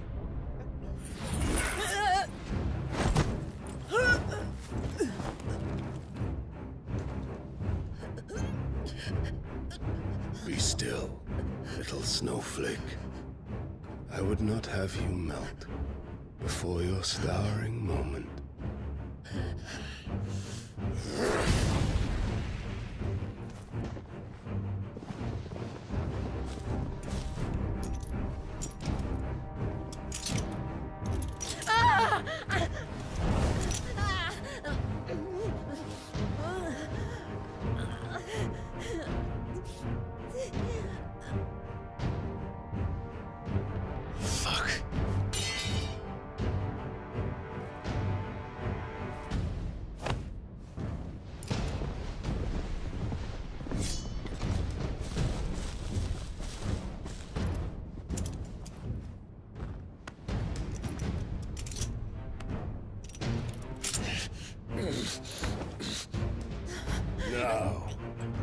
On to the festivities.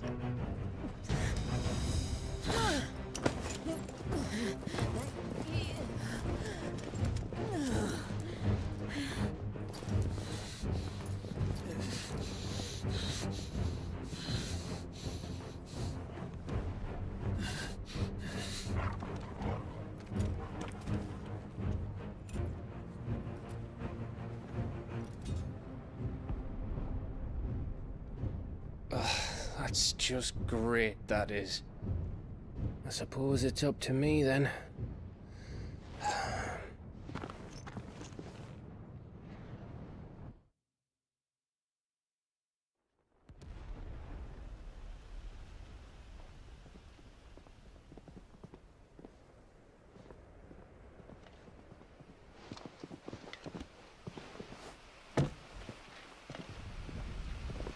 Headsman!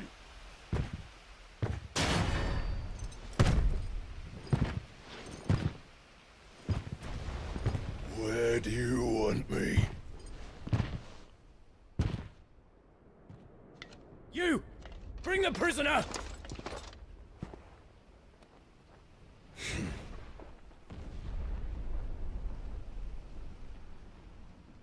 Yes, no more than she deserves for getting into bed with an outlaw. We should get into mine. Lord Kupka commands your presence. You're to bear witness to the girl's execution. Such a waste.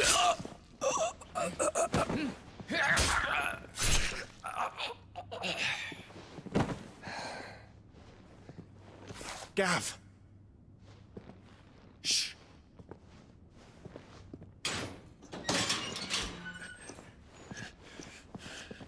Crystal fetters are a bastard to open, just so you know. Don't worry, I'll have them off before you can blink. Where's Jill? In the courtyard. Shit.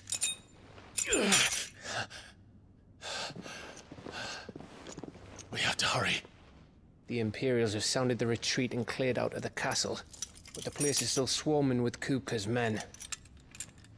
Leave them to me. I'll make my way up top and circle round the back. Quick as you like, eh? Ah.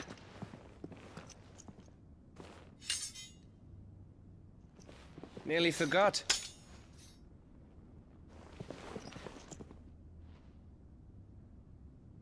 Hold on, Jill. I'm coming.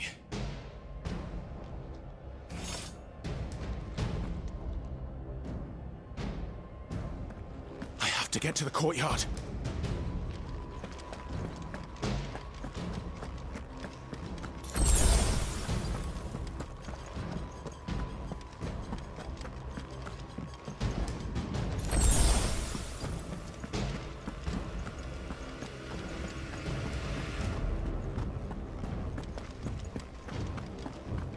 Don't you let her die.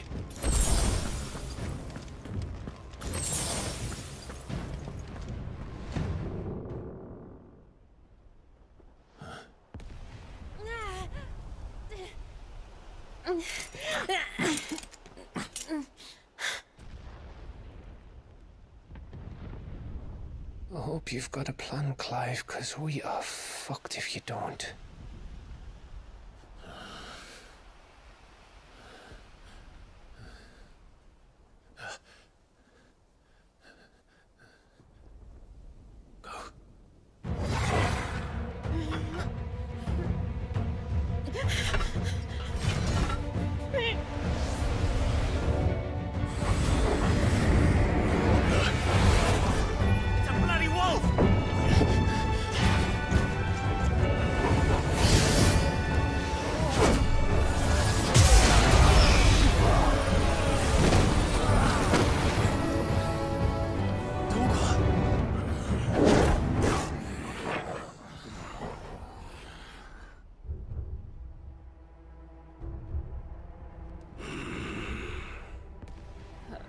Jill, can you stand?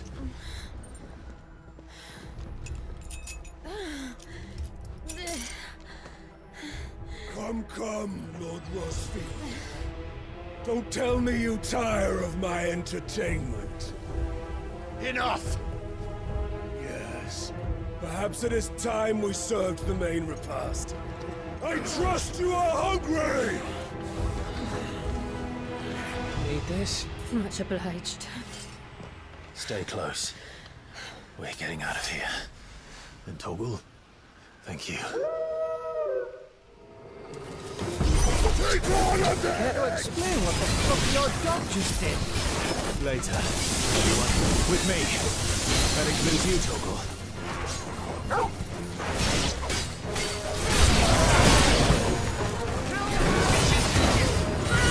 Let's try.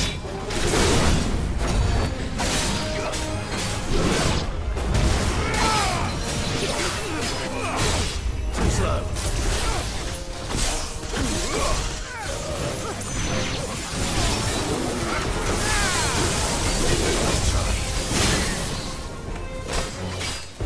Get him! Oh, me. Where did this lot come from? Still. Can you still fight? I can try. Let's try.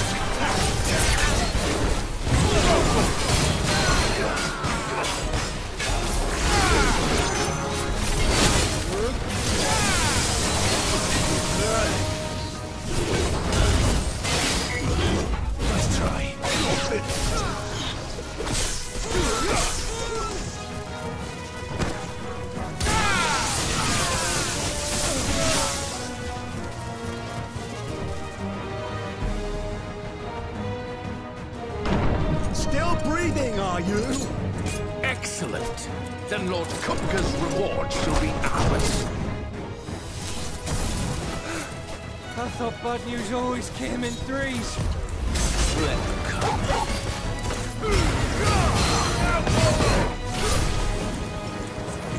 There's a good boy.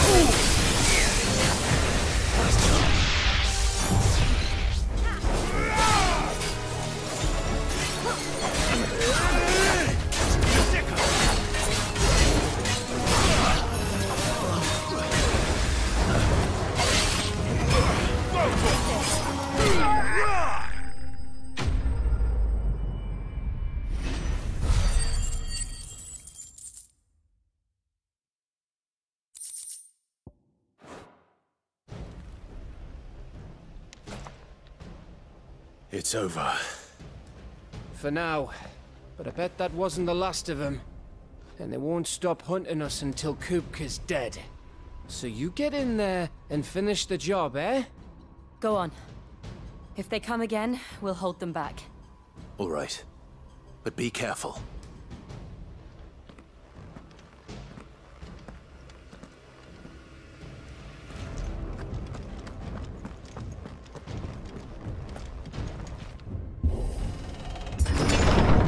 I promise you, Sid. You'll die by my hand.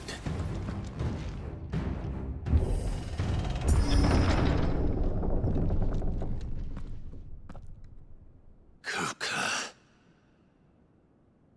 You're late. Trouble on the way. Just enjoying your entertainment. How gratifying.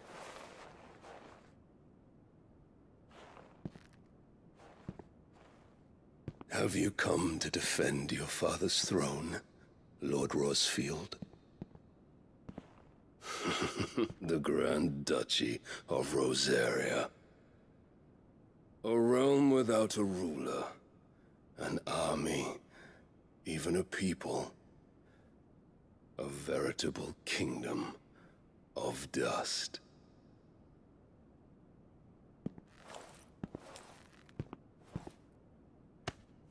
Truly, I see no throne to defend.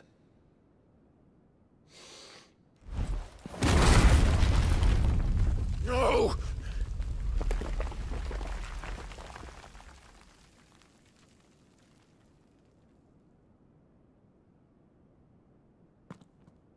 Enough of your games, Kuka.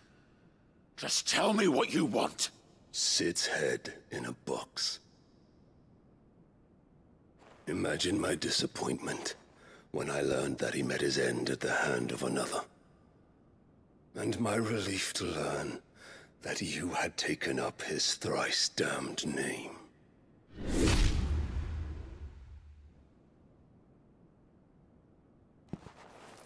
Your master slew Benedicta Harmon and defiled her body. If you choose to bear that murderer's name, then you shall answer for his crimes. The only crimes I shall answer for are my own. Sid did everything in his power to save that woman, though she was long past saving. And so I did what he couldn't. It was me all along, Hugo. It was you.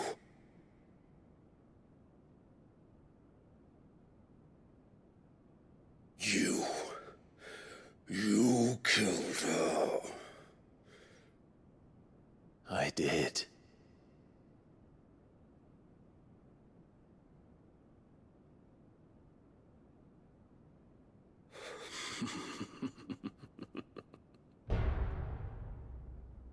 Then I am fortunate indeed.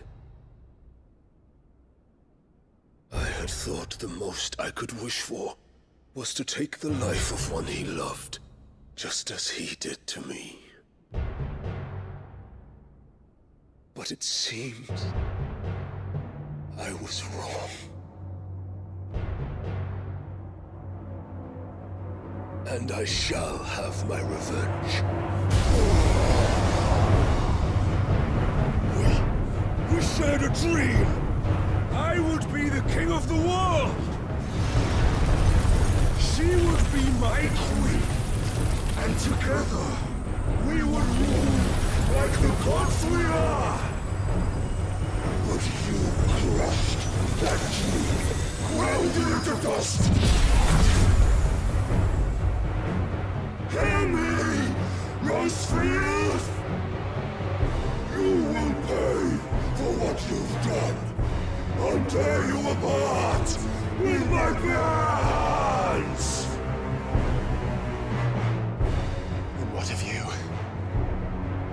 How many people have you killed? How many dreams have you crushed? You're not the only one who's seen their world fall apart around them. You'll get no pity from me, Kuka. No pity. And no mercy. Now die!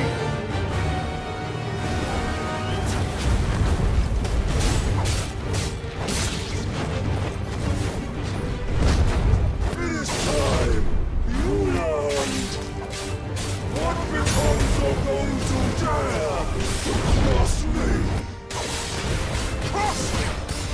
I'll kill you!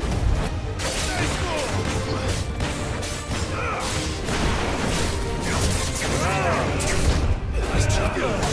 Another!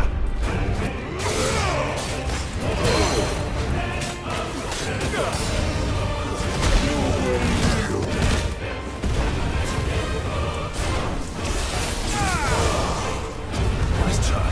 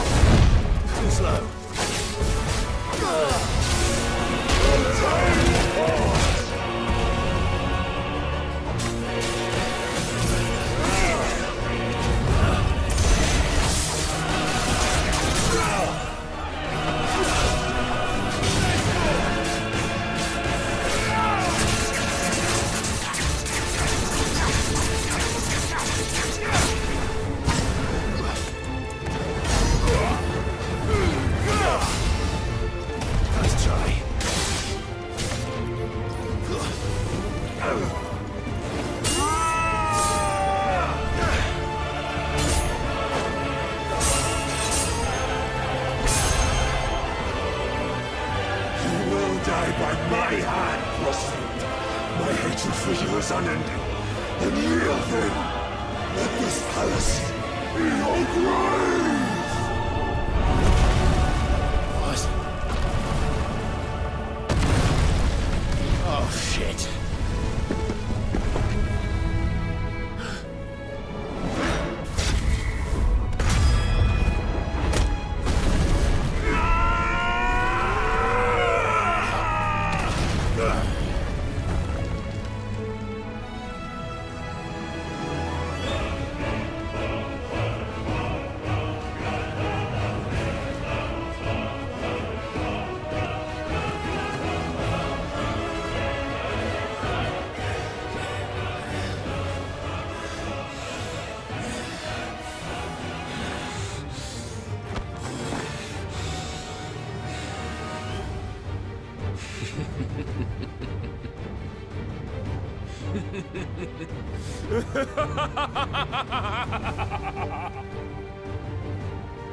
The world has chosen.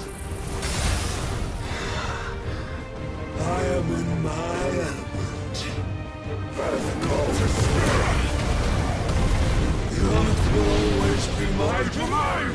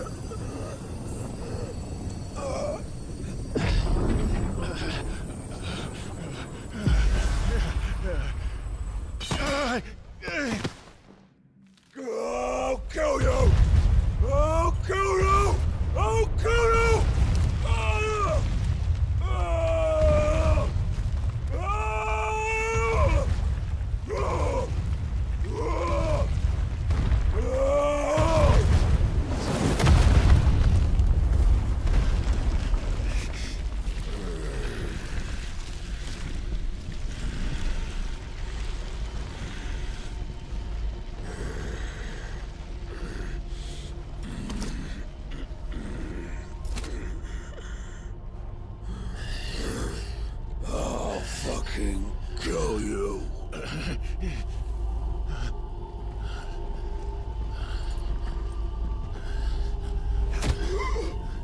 There.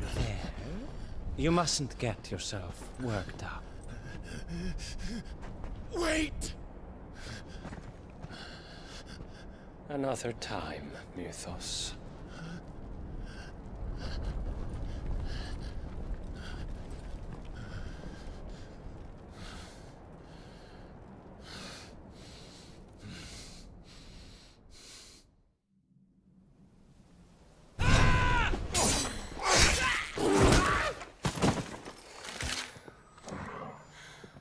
Is that all of them? I think so. Well, load of scum. Who the fuck invited them? Not that that's the biggest surprise we've had today. Where did you learn to do that, Torgal? Not telling, eh? Suit yourself. Gav, we have to find Clive. Right, sorry.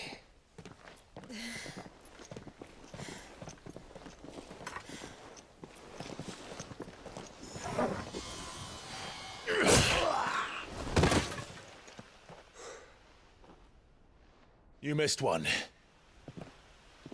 We were worried. So was I.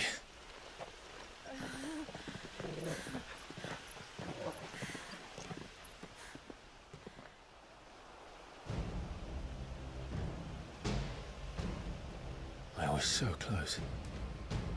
If it hadn't been for my gift, I would have finished him. I'm just glad you got out of there alive. When did the Royalists arrive? Right after you went inside. Just when we thought we were shot of Titans, lot. In pile Odins. Not enough of them to worry us, though. No. You didn't see the one who took Kukra away. So, what? You think they came here to save him?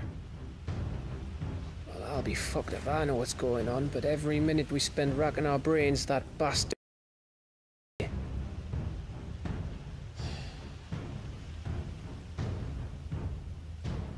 So what do we do?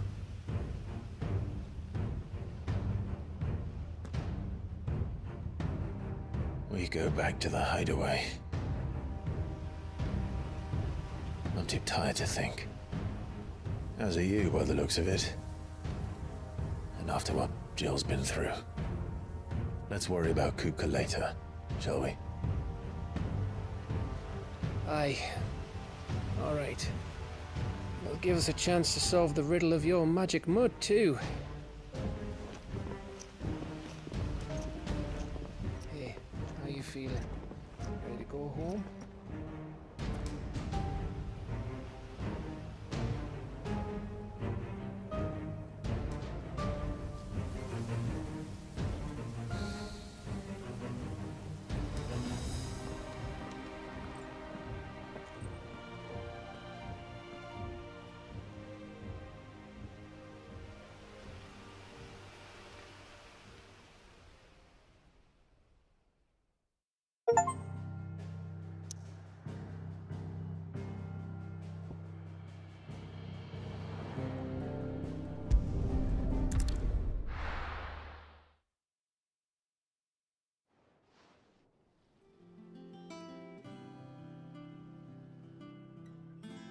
Just look at the state of you.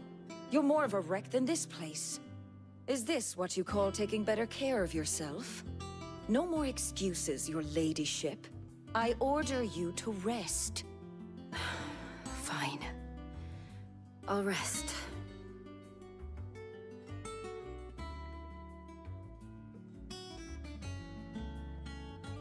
Don't worry, Gav. She's in good hands. But we should have never let her fall into Hugo's. Back when he had some like. The question is, where is he now? And what the hell were those royalists doing there? I was wondering about that all the way home. Otto may have heard something. I'll talk to him. And I'll talk to Tomes. The lawsman. About what? About your faithful hound for a start. If any four-legged friend's ever done that before, I'm betting Tomes will have read about it. But what I want to know is, what happens afterwards? It's all well and good Torgal saving our arses, but if it costs him what it cost Jill... Right. Let me know if you learn anything. Will do. And you do the same, eh?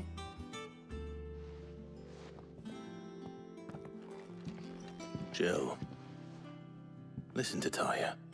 I will. Thank you.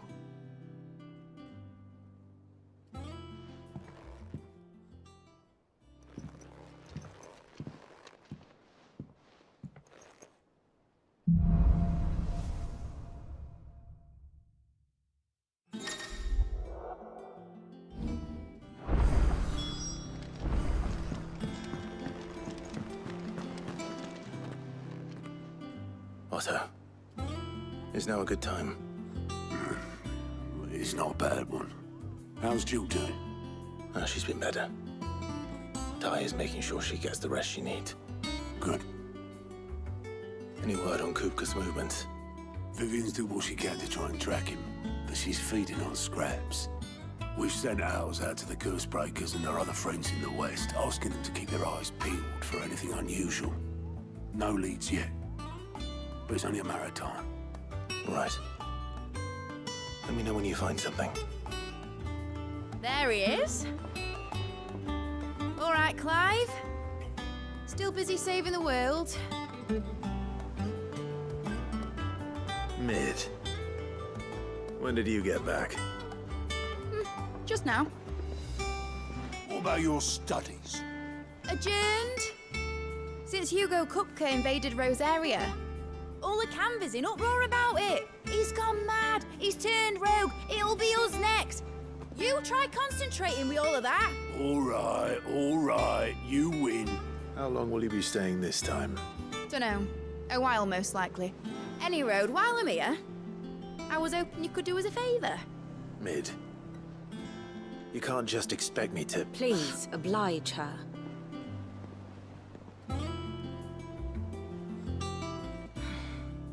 While we are busy tracking down Kupka, you should have a little time to spare. Professor! Now there's a face I haven't seen in a while. Shouldn't you have it buried in a dusty old tome? I did, till a familiar trill pricked my ears. As ever, your exuberance is a breath of fresh air, which successfully scattered the painstakingly assembled fragments of my thought. I'll take that as a compliment. Well, Clive, you heard the professor. So, I'll meet you in the storeroom when you're done. Wait, hold on. Breath of fresh air. Bloody tempest, more like.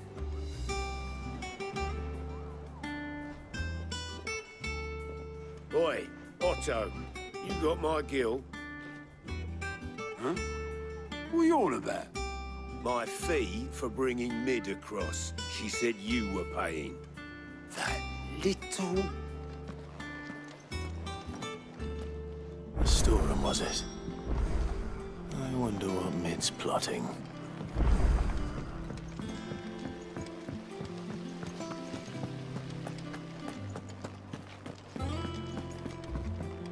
Shouldn't you be getting some rest, Sid?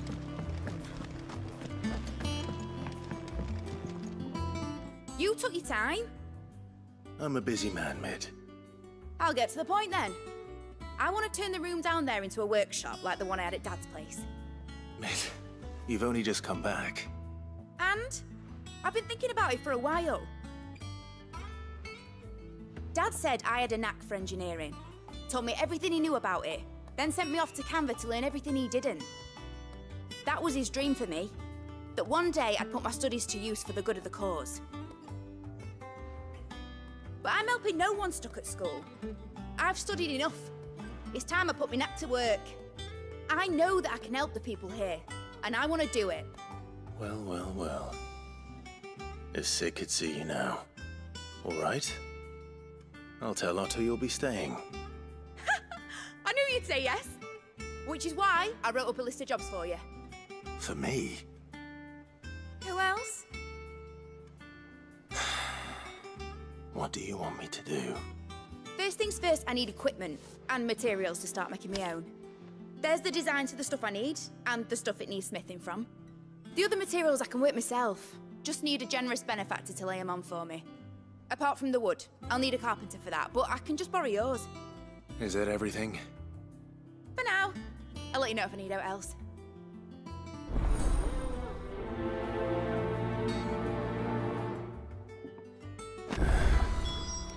Where to start? Materials and tools. That means Karen and Blackthorn.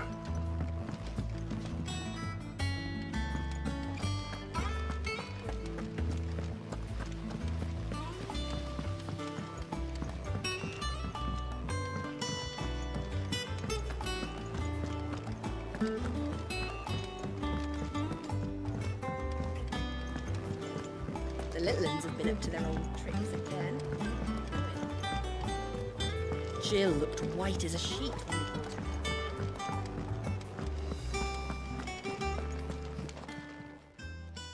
Was wondering where you'd got to. Mid's back from Canva. No? Just now. She's planning to set up a workshop in the stores and ask me to buy her some materials. Here's the list.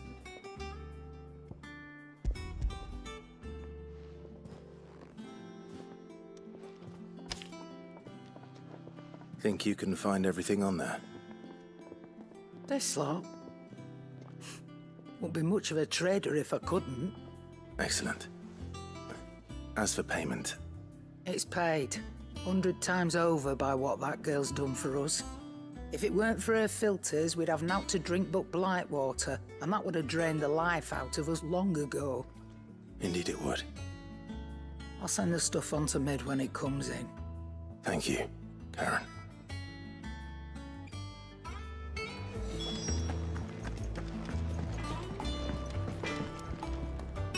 Blackthorn, you busy? What's it look like? I have a commission for you. From Mid. She requires certain tools.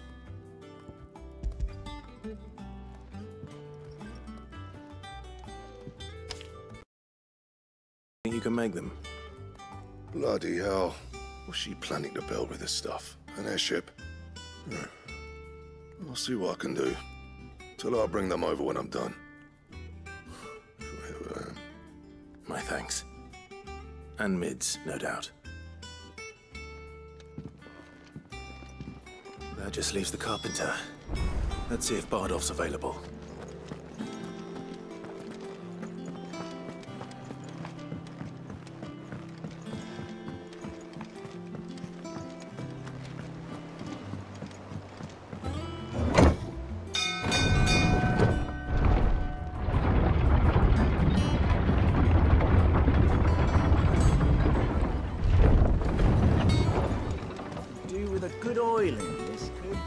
Should be enough to... How do, Master Sid? Bardolph. Mid's looking to build a workshop in the storeroom, and she needs the aid of a skilled carpenter. So naturally I thought of you. Well, I'd love to help the young miss however I can. But I'm afraid I got my hands full just keeping this place afloat. There's holes need patching, and if I don't patch them, we'll all of us sink into the mere. I'd gladly spare Mid all the time I have, but the sad truth is, I ain't got none. I see. It don't have to be me, though, does it? What about that other fella? You know, the one over at Martha's Rest. Bernard, was it? That's right. And he is a friend of the cause. I'll ask Martha if she can spare him. Thank you, Bardolph. Least I could do.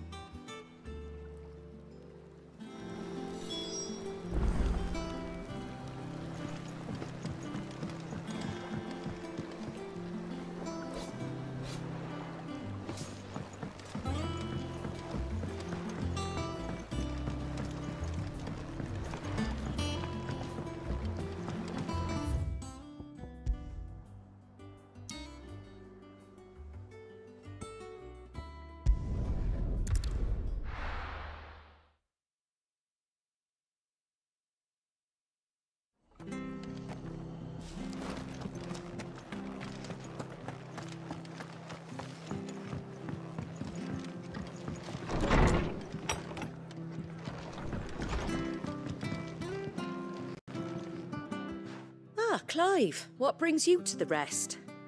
Our home finds itself in need of an extra carpenter. I wondered if I might be able to borrow Bernard for a short while. I don't mind if he don't. We're all friends here, aren't we? Thank you, Martha. Do you know where I might find him? He went up to Cressida on business. No idea what, mind. Place is a ruin. Far as I know, he's still there. I'll look for him there, then.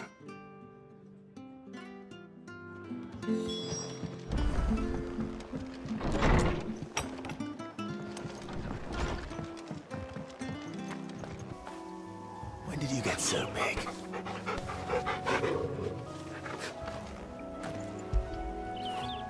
Fetch!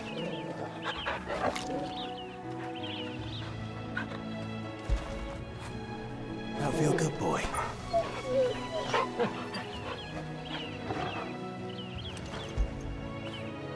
All right, boy.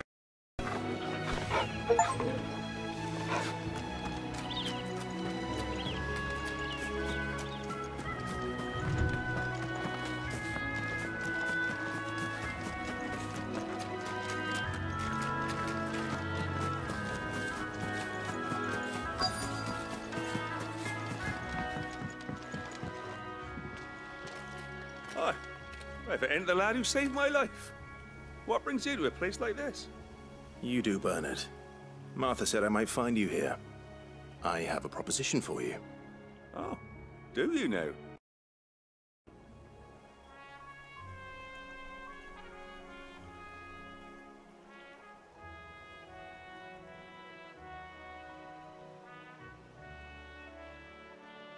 Building a workshop, you say? Well, that beats tacking boards to bridges, sure enough.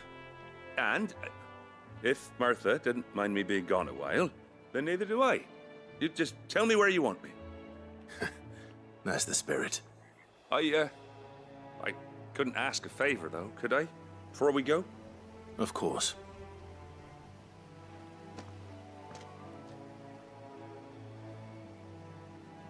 Well, that there is Cressida. Ain't much left of it now, though. Except my parents' graves. But I came up here hoping to visit. I even patched up the bridge to get across. Only to find the place crawling with fiends. But you're a dab hand when it comes to dealing with beasts and bogles, ain't you? Any chance you could, It's the least I can do.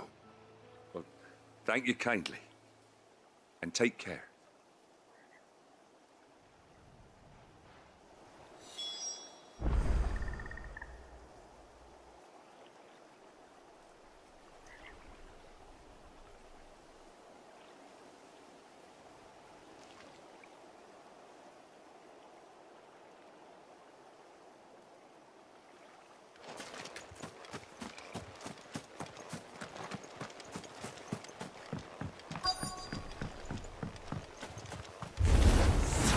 This shouldn't take long. Over here! Now, Konzole!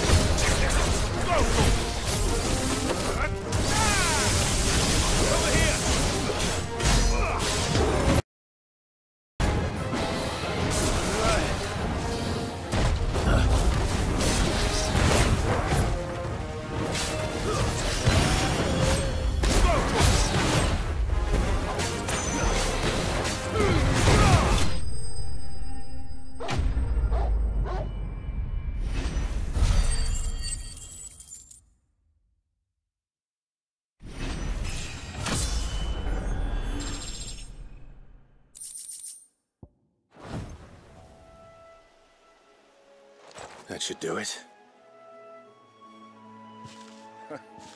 You made short work of that lot. Thank you, son. Now my folks can rest in peace once more. How long is it since the village was abandoned? Oh, people started packing their things after the duchy fell. Between the Blight and the Imperials, you just couldn't make ends meet. Must be nigh on a decade since the last wagon left. Oh, it may as well have been a century, looking at the place. This isn't the Cressida I remember. I'm sorry.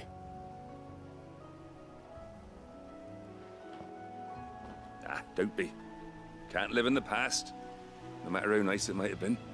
Soon as I'm done saying a prayer for those that raised me, it's onto your hideaway. I'll meet you there.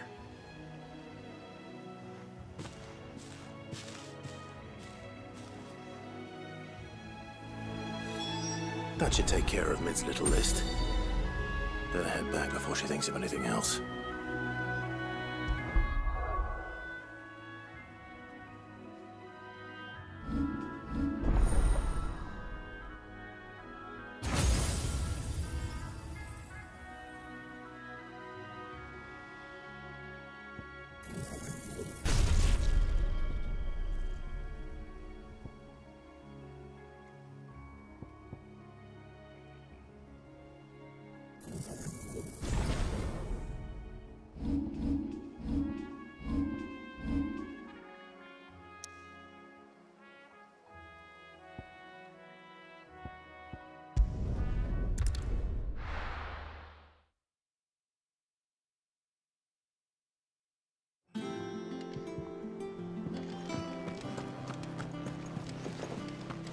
The little uns have been up to their old tricks again.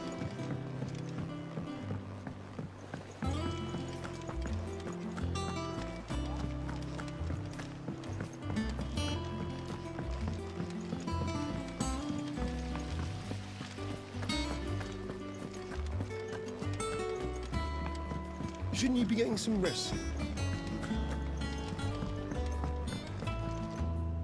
All right, Clive? You've all done then? I am. I've placed your various orders, and a carpenter by the name of Bernard is on his way from Martha's Rest. That's brilliant! Thanks, Clive.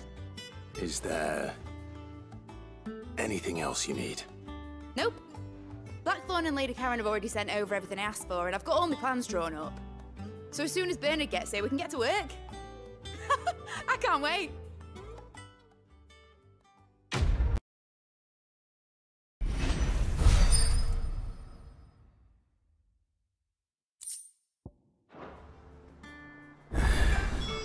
That's my good deed for the day done. Let's see how Jill's faring.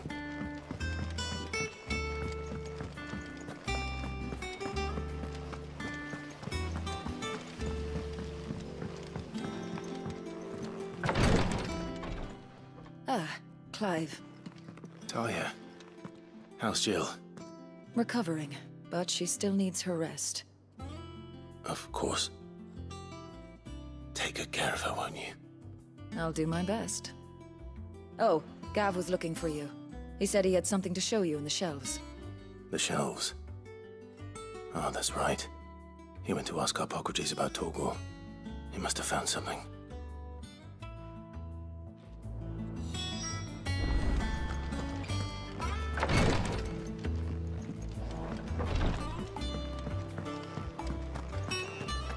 Here, what's everyone whispering about? Haven't you heard? It's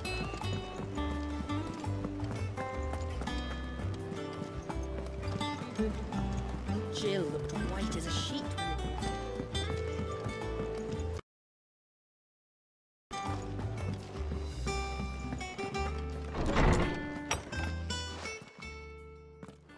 Clive, where have you been? I've been wanting to ask you something about Torgal. Like, in the first place. My father brought him back from one of his expeditions into the Northern Territories. They were crossing a snowfield when they heard his cries, and seeing no sign of his pack, they took him in. What do you reckon, Tomes? It certainly adds weight to the theory. Clive, I believe that Torgal may be no mere hound, but a rare frostwolf, an animal native to the far northern reaches of Valisthea. In one of our oldest bestiaries, I found reference to a frostwolf who served as guardian to an ancient queen of the north. Such was his mastery over ether, he could cast magics on command. His name was Fenrir. Fenrir the Frostwolf. Now, the annals do not state it explicitly, but I have reason to believe this queen was a dominant of Shiva, a girl from the Northern Territories and her faithful hound. One awakens as the dominant of Shiva, and the other? You're saying that Jill granted Torgal his powers? What? Just like Fenrir.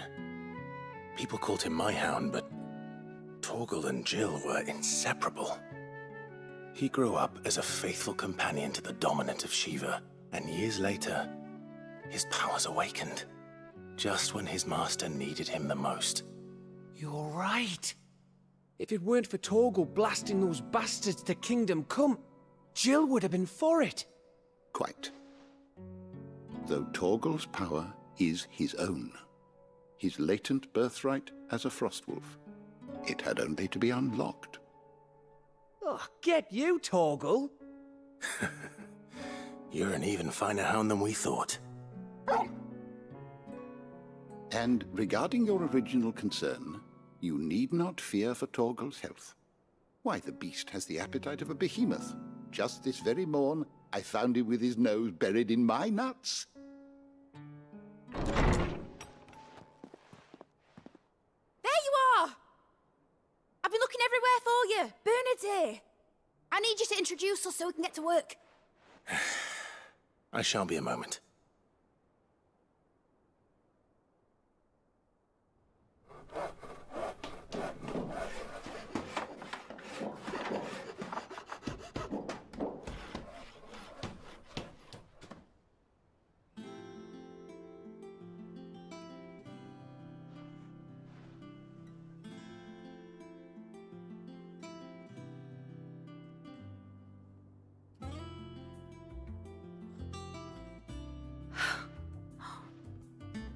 Brilliant.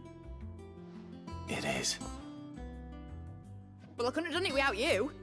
You and everyone else. But I promise I'll pay you back. I'm gonna work my fingers to the bone for you lot, starting right now. Just you wait. I'll make wonders like this world's never seen. Then I look forward to seeing them.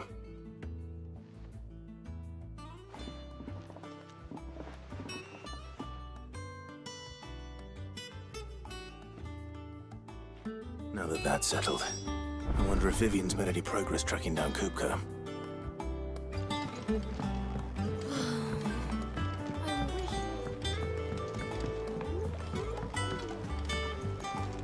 I think I'll wait till mid's away to take a tour of her dungeon.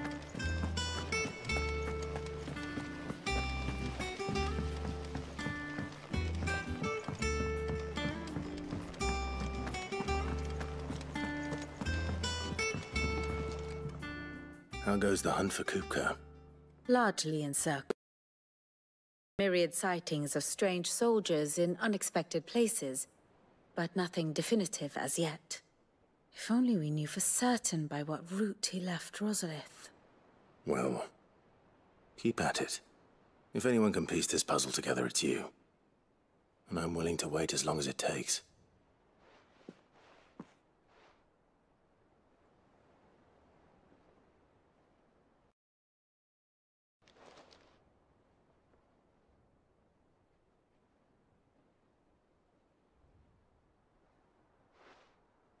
What? Here? Would that be a problem? Do you know, Clive? I believe it a mercy that you didn't inherit your father's throne. Your poor people would surely live in fear of you. You have nothing to worry about on that front. I won't be claiming his crown. That is a relief. Clive, Have you got a minute? We, have a guest. A guest?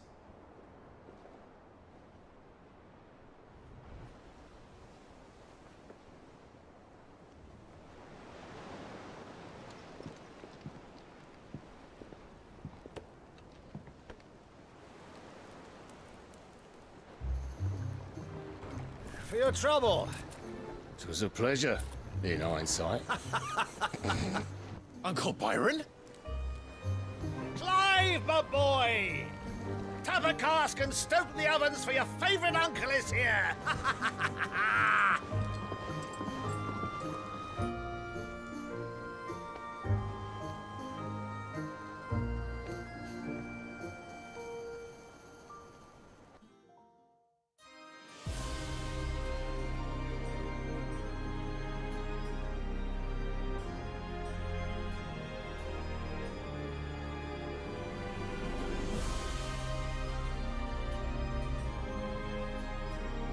The Dalmekian government sues for peace. How shall we respond? If they're willing to accept their fault in the matter, I see no reason to refuse them. Still, we must insist on substantial reparations. Twinside stores are not as bottomless as reported. Aye, and we have many more mouths to feed. We shall just have to have the Dalmecs empty their treasuries for us.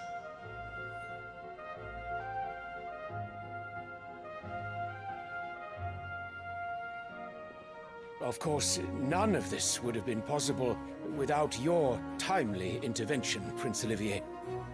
Indeed, I doubt any of us would have had the courage to trade words with the mighty Titan, nor less the wit to win him over. The Empire owes you a great debt. May the blessing of the crystals go with you, Your Highness. May the blessing of the crystals go with you. Very good.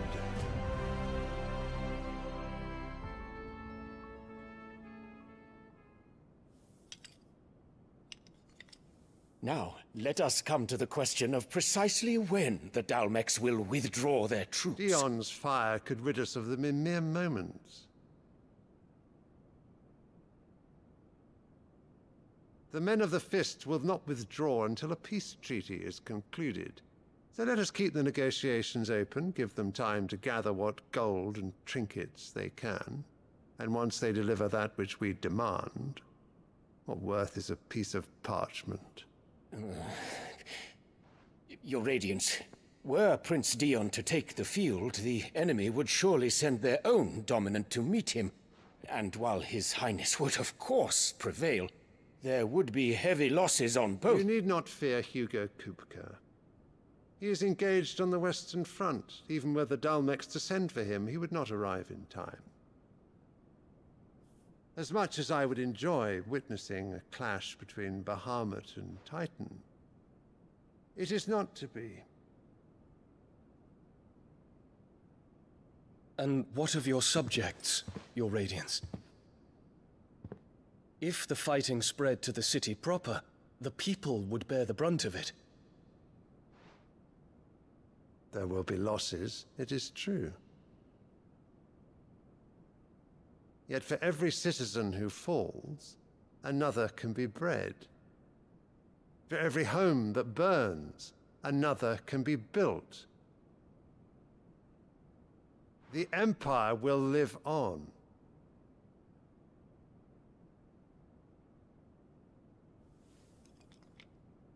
Dion?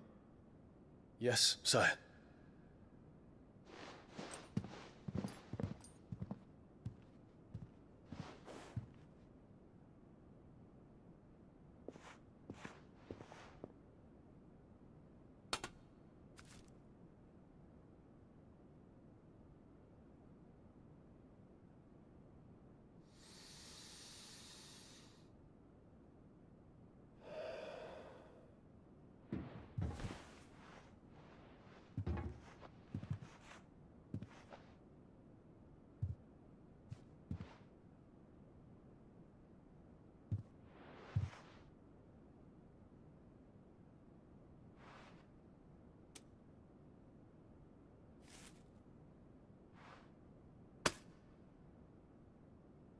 prepare for battle.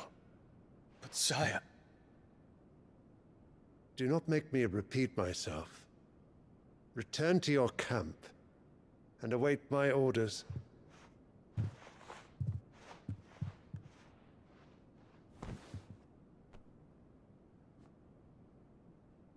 If that is your wish, Your Radiance, I shall depart at once.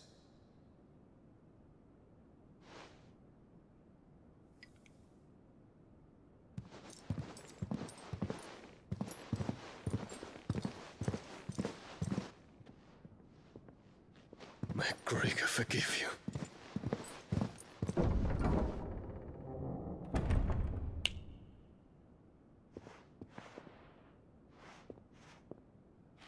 What do the astrologers augur? The stars are in agreement, Your Radiance. The shadow of treachery hangs over Prince Dion.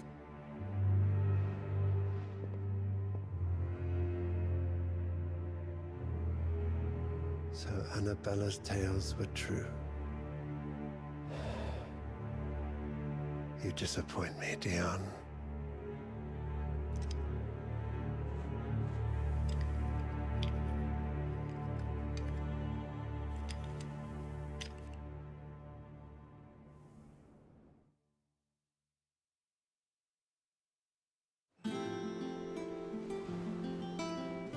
What on earth is Uncle Byron doing here? Only one way to find out. The little uns have been up to their old tricks again.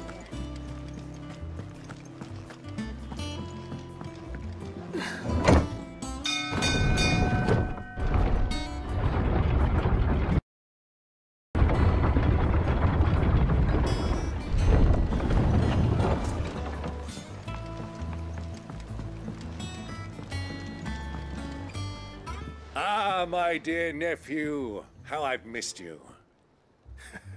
How did you find this place, Uncle? Through the good offices of young Sir Wade. He really is the most helpful fellow. As are you, I hear. The Guardians and those they freed tell the most outlandish tales of your heroics in Rosalith. Which is why I came, to learn the full truth of the matter. Sort the fact from the fiction, so to speak. You were working with the Guardians of the Flame to evacuate the people of Rosalith to Port Isolde. I was, aye. Then I have questions for you. Please, come inside, Uncle. Gladly. You there? There are 2,000 gold talents in those chests. See that they're added to my nephew's coffers, would you? 2,000?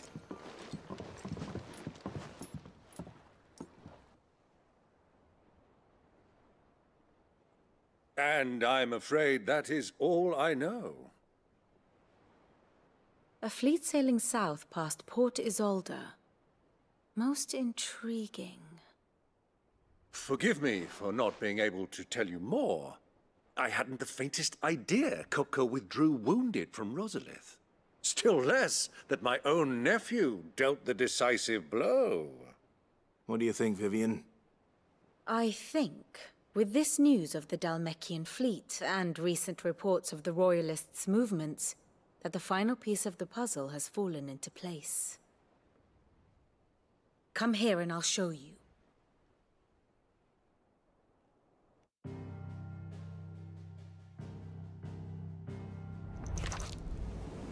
It is known that Kupka's forces entered Rosaria via its unguarded coast. So can the same be said of your visitors from Waloed? Certainly her Royal Navy is famed for the efficiency with which it bears her knights from one battlefield to the next.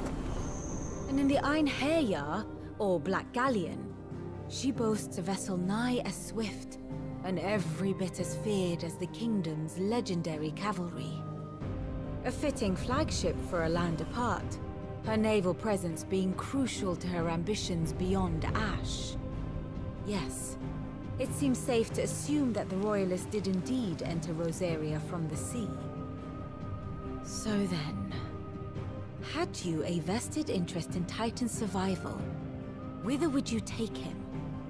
Why, home to Drake's Fang, a place rich enough in ether to conjure the magics needed to mend his hurts. But would that not entail an arduous voyage around the southern cape? Let us say that the Royalists did put ashore with a mind to spirit Kupka away from under your very nose. Could that truly have been their plan for him? To load him aboard one of the ships flying Republican colors sighted off the coast near Port Isolde. To spend weeks at sea, being tossed hither and yon by unforgiving waves, his life hanging in the balance. No. The journey would mean Titan's death, and Kupka's faithful creatures would not allow it. So what then was the plan of our Waluda friends? Reports suggest they made not for the coast, but for the desert. And by cutting through the Velcroy, a party traveling light would have Titan back in his bed days before a galley could lurch into port. To wit, it was the Royalists, not the Republicans, who effected Hugo Kupka's safe retreat. I would stake your life on it.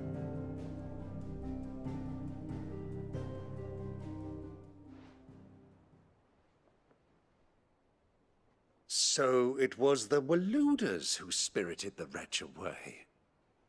Now I think about it, there was something a little strange about the ships I saw. The men seemed almost crestfallen, as if in mourning, as if they believed, or were made to believe, that their master was dead. You have a keen mind, Lord Rosfield. And you have your answer. To find Kupka, you have merely to follow the Royalist trail across the Velcroy. It may well have gone cold by now, but as they say in the Republic, all roads lead to Drake's Fang. Allow me to accompany you part of the way. As luck would have it, I had intended to journey Canberward on business after visiting you here. The Fang would be but a short detour. I'd be glad of the company. Give me a moment to make ready. I need to tell my friends what we've learned, and where we're going. Very well, but be quick about it, my boy. Time waits for no man.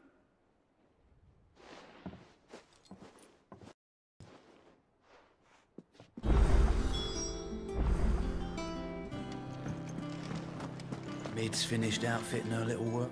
Otto, Kupka's at Drake's Fang. I'll be leaving before sunset. You're not going in there alone, are you? Don't worry. I'm not going there to destroy the Mother Crystal. All I'm after is Kupka's head. I won't risk any more than I have to. I promise. The Lanza and the Fang are all Kupka's personal fiefdom. You have any trouble on the way, you ask for Rosina Dalamil. Some call her the Desert Hare. Who is she? An old associate of Sid's, and only Sid's. All I know is the name, and that they used to meet at the Dalamil Inn. We've heard nothing from her since he died. But I'm thinking maybe the new Sid might be able to bring her back into the fold. Thanks. I'll keep that in mind. So, what about your uncle? I mean, he's welcome to stay, but... Don't look so worried. He'll be coming with me. Thank fuck for that. Gav, Otto, I'm leaving you two in charge. You can count on us.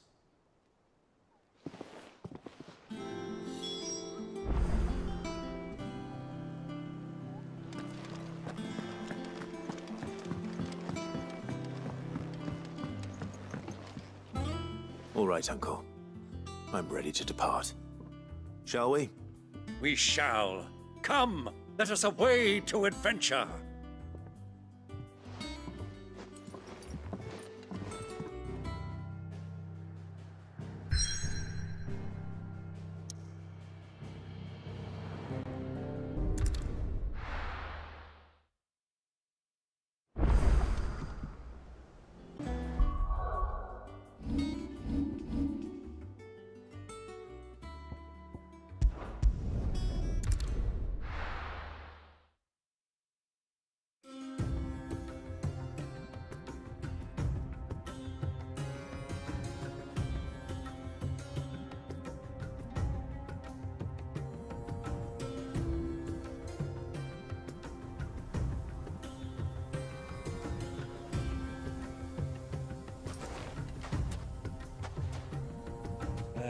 I was a young man when last I walked this path.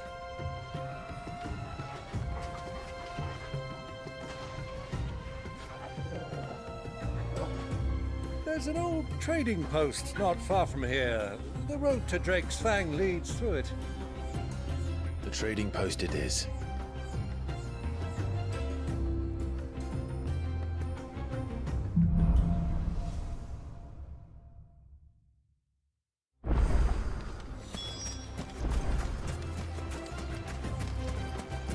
Our destination lies over that dune, beyond the ruins.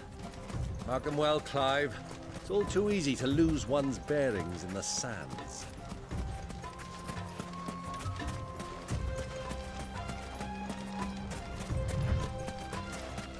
Many years ago, when you were just a boy, you and I rode this way together, accompanying your father on a scouting expedition to Drake's Fang. He let me come with you. I'm not surprised you don't remember. It was just before Joshua was born. You were so eager to be there when your brother arrived that you whipped your chocobo too hard on the journey home and fell from the saddle.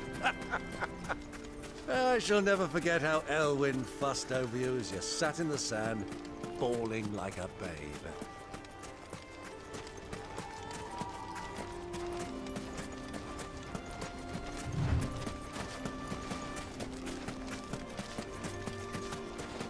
Who do you think those soldiers were? So, Lord Cook has finally made his mark.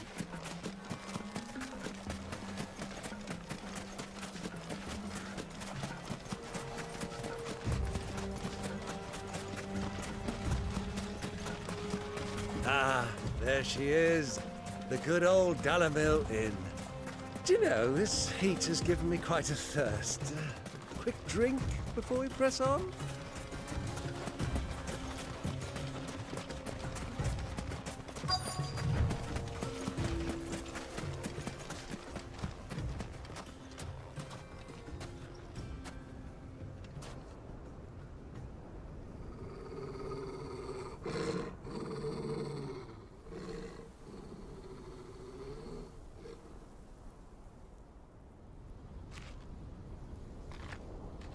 Look, there. Those are ashen steeds. No doubt about it. And such a long ride from Stonehair.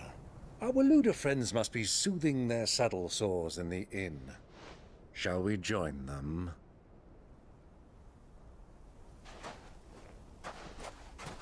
Run along and play now, Torgal. Dogs aren't allowed inside.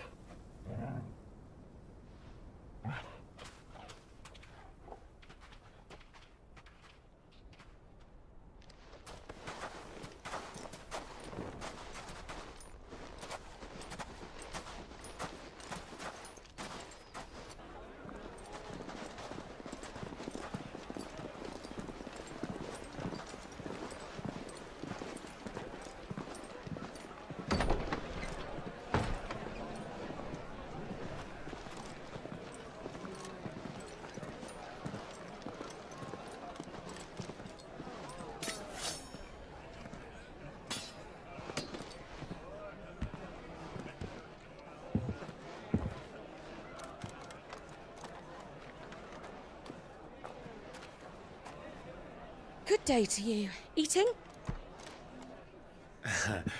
Sorry about my pal. He only talks when his mouth's full. What do you recommend? Well, if you're after something light, we do a fine chocobo soup with lentils and honey. 2 bowls of that, then. An ale. Right you are. Hey, go! Coming! Your pal? Would you rather be my squire?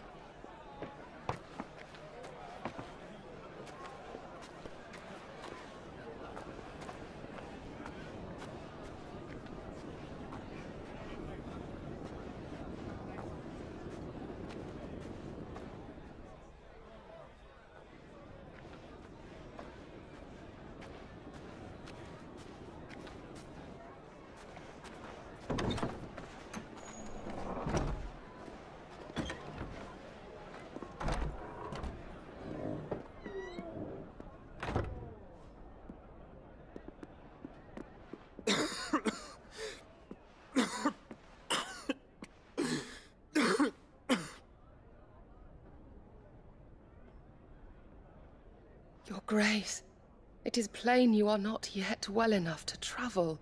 If you would only let me take you to someone who can better attend to your ills. No, we must press on. Prince Dion has returned to his camp and will soon depart for the front. I must speak with him at all costs. Miss this chance and I may never get another. You do understand that? Yes, Your Grace. But you must at least agree to take your medicine. I'll fetch you some water.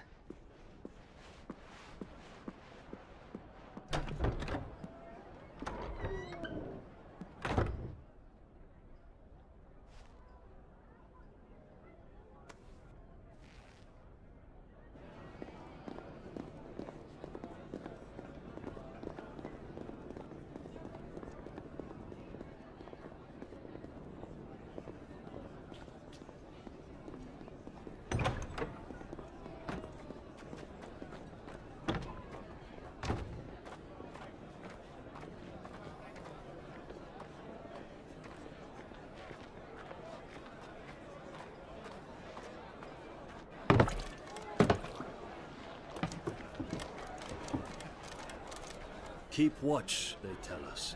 But all I see is sand. I hear they got our guest back to the Fang without any trouble. We'll be leaving soon enough. Why the Lord Commander dragged us all this way just to save that blockhead skin, I'll never know. Dominant or not, he's a bloody idiot. That'll be Cooker, then. Well, let's get this down us. We've a long way to go. Hey, you!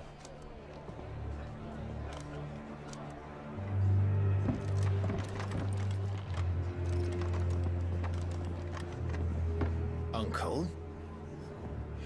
Sorry.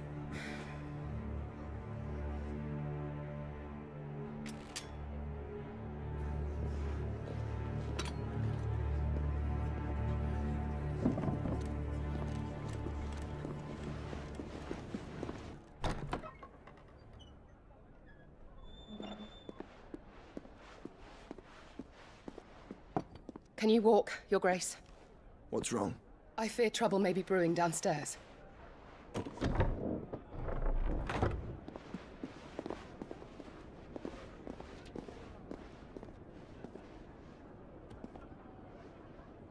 You two are travelers, are you not?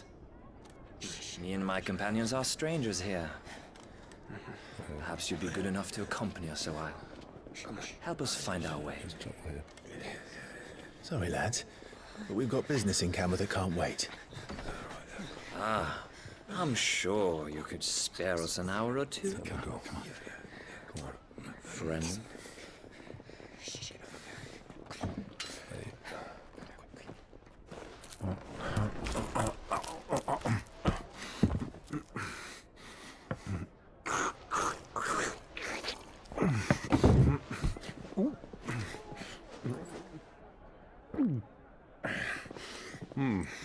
I'm afraid we don't have a moment to lose.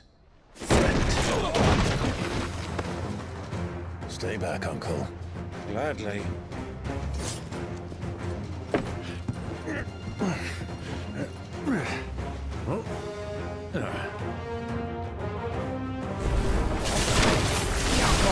Take him! Try it.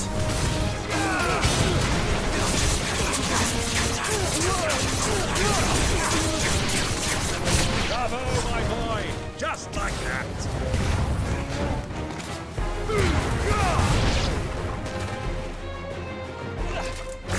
Too slow.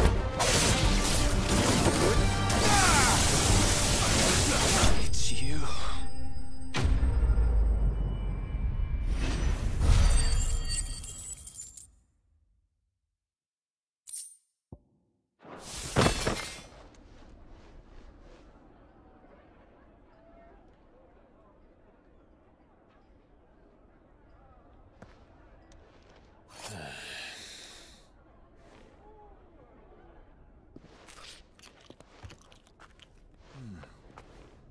For your trouble.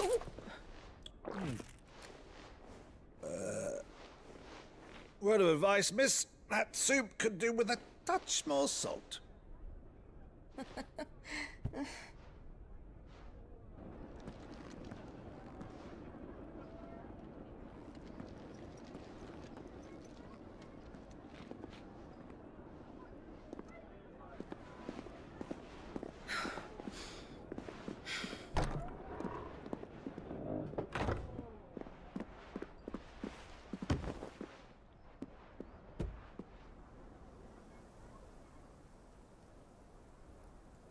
Now's our chance.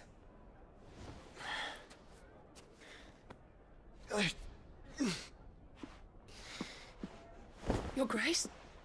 I'm fine. Yeah.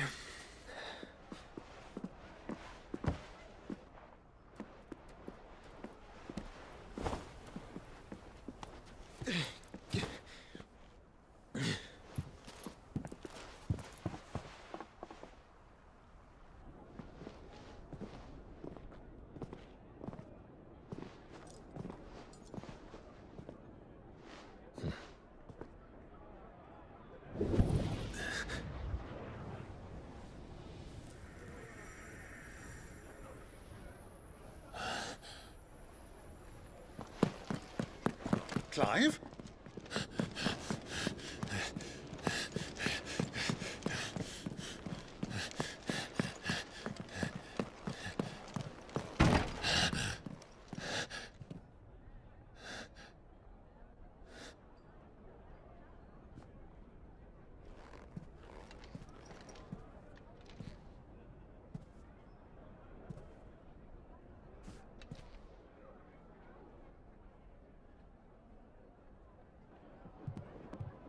What is it now?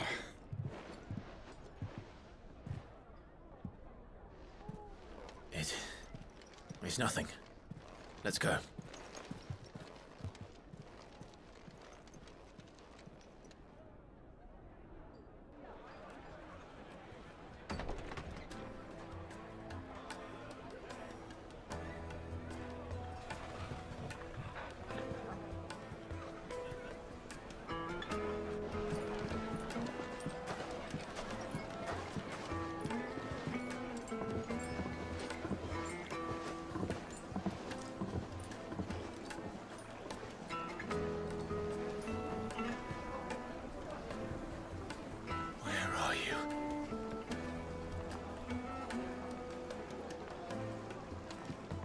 Well, we didn't know where to find Kupka before.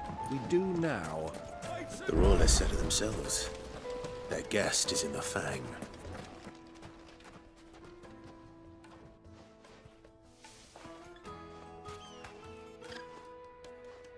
Ah, they've closed the road. And it's the only way from here to the Fang. It would seem Lord Kupka is not accepting visitors at present. We have to get through that gate. Not by force, I trust. We've attracted quite enough unwanted attention already. By guile, then. Perhaps the Desert Hare can offer us her aid. Rosina Dalamil, woman of mystery. But how will we find her? We know naught of her but her name. And that she was working with Sid. Sid's other collaborators have all been people of means. The wealthiest and most successful members of their communities. I'll wager this Rosina Dalamil is the same. That would certainly help to narrow the search. We need only inquire as to who is in charge of the town. And that's exactly what I mean to do. Looks like we won't be getting back to Drake's family. Well, it's not like we've got a reason to. Anything I can interest you in?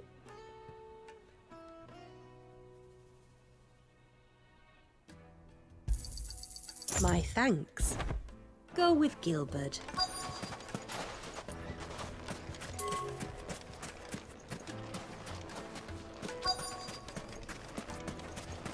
Light it for Gilbert's sake.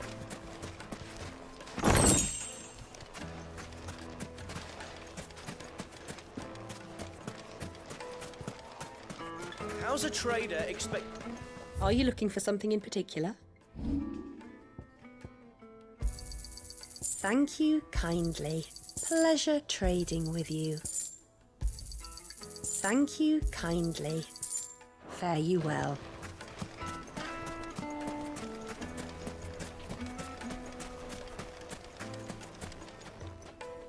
Anything I can help you with, travelers? Allow me. My good man, we represent one of the oldest and greatest trading houses of Port Isolde. We're seeking to expand our business in the region and would very much like to make the acquaintance of Dalamil's leading entrepreneurs. If only we knew where to find them. Well, we're best known for our baths, our markets, and our smithies. I suppose you could do worse than start your search at one of those. Thank you. You've been most helpful. Oh, you wouldn't happen to know a lady by the name of Rosina Dalamil, would you? No. I can't say I do. Well, thank you all the same.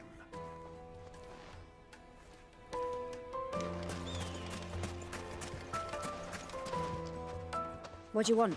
Can't you see I'm busy? I won't keep you long. I'm looking for someone. A woman by the name of Rosina Dalamil. Do you know her? Never heard of her. Is that all? One more question. If I wanted to find the richest trader in town, where would you recommend that I look? Oh, that's easy. The Briar's Kiss. Won't find a finer smithy this side of the strait. The owner's only a young sprig, but he's got all the right ideas. The Briar's Kiss, you say? Thank you. I doubt this young sprig is the person we're looking for. You said Sid's contact was likely to be an influential sort. Influence comes with age and experience. Believe you me. We're getting back to Drake's Fang.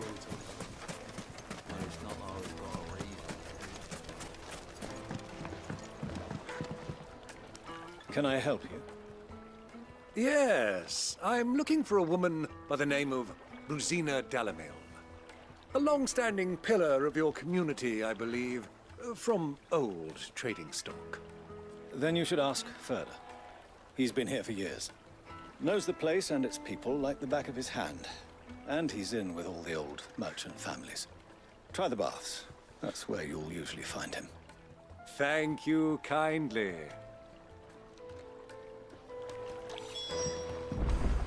Well, it sounds like we have our man. Perhaps. Let's go and find out exactly what this Furder knows. Hanging lanterns, keep the darkness from your door. Excuse me. Are you Furder? I am. Can I help you, travelers? I hope so. You've lived here for some time, is that correct? Do you know Rosina Dalamil? We believe she may be a trader of some renown. And what business do you have with the desert hare? She was a close friend of mine. I was hoping she might be able to help me. Very well. Go to the bordello. I'll arrange an introduction. Silver platters! Do you think we can trust him? Only as far as I think. So you're the ones who've been sniffing around. I beg your pardon? Don't play the fool. Stick your nose in our business and you're likely to lose it. Over here!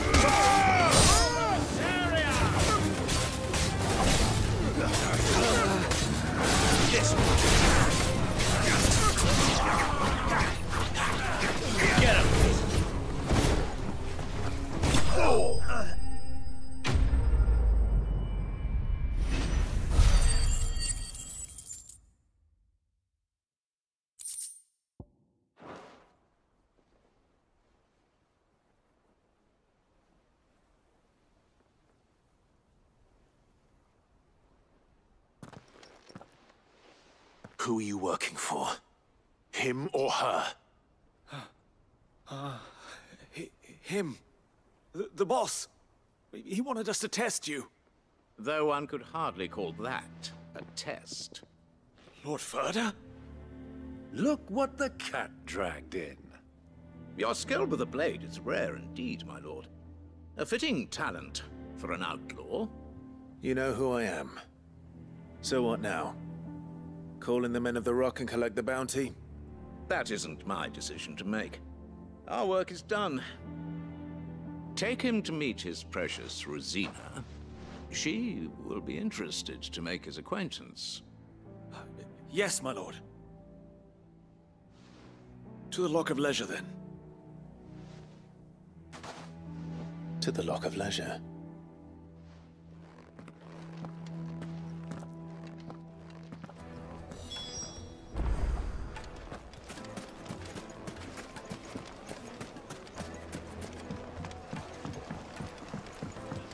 Needed to a silken softness, like eating The most fragrant herbs The finest fabric!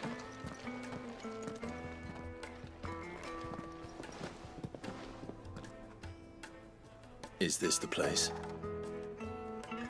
Ubor's Forge. The Briar's Kiss. Ah, so it was the young sprig after all. So much for Rosina Dalamil being a woman of experience. How wrong I was. It was an easy mistake to make, Uncle. After all, it must have been years since Sid last saw her. Sorry, him. Whoever this Lubor truly is, he's clearly a man of means. I'd say he deserves our respect. See that he gets it.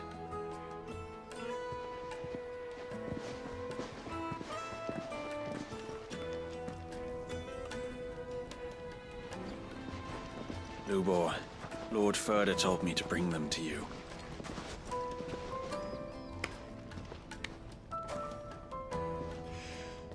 My boys tell me you're in need of assistance. Sid the Second? I won't waste your time. I need passage through the south gate.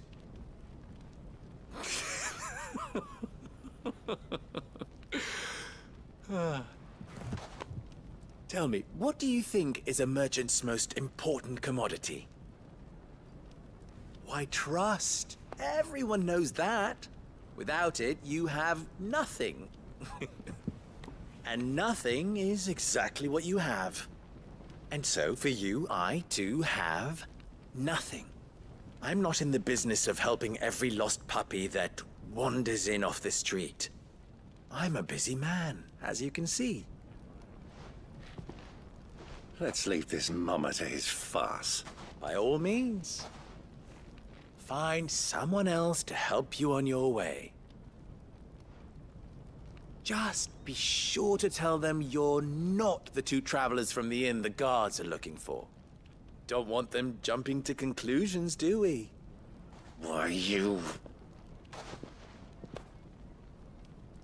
So, what do we need to do to earn your trust?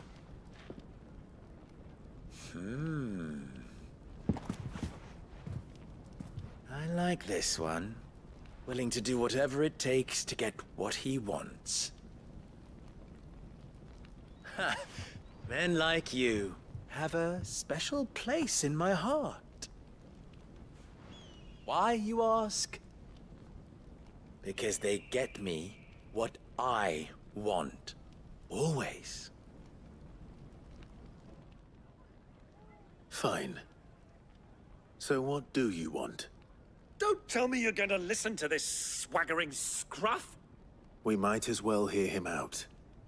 It's only natural that an ally of Sid's would seek assurances of strangers. Assuming he is an ally, of course. 5 years ago, he would have still been a boy. And yet even then I had more good sense than a man, 5 times my age? But enough of the pleasantries. We were speaking of what I want. I want you to put an end to the trouble in Dalamil. Return to me when you have done so, and you shall have my aid. Until then, I bid you good day. What trouble? If you're going to give us orders, be clear about them, damn you! Manners, Greybeard. One catches more damselflies with honey than with vinegar. What did you call me? My apologies. A word of advice in recompense. Follow the crystals.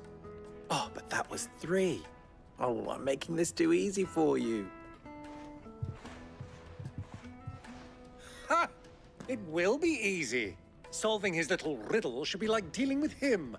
Child's play. Let us divide our forces, Clive. I'd rather not drag this parlor game on any longer than we need to. All right. Good luck, Uncle.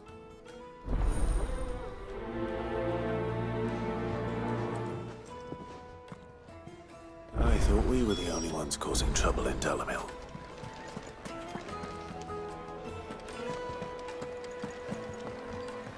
Deposit. For what?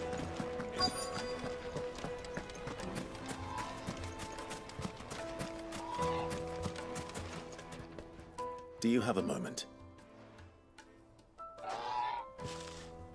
Depends what for. Just a question. Dalamil seems to be thriving compared to the other villages I came through on the way. Is there a reason for that? Well, we're a stone's throw from Drake's Fang for one. The soldiers guarding the Mother Crystal and the shipments need a place to spend their hard-earned gil. The men of the Rock throw their money about like there's no tomorrow. Is that so? Well, thank you. Don't let me keep you from your work any longer.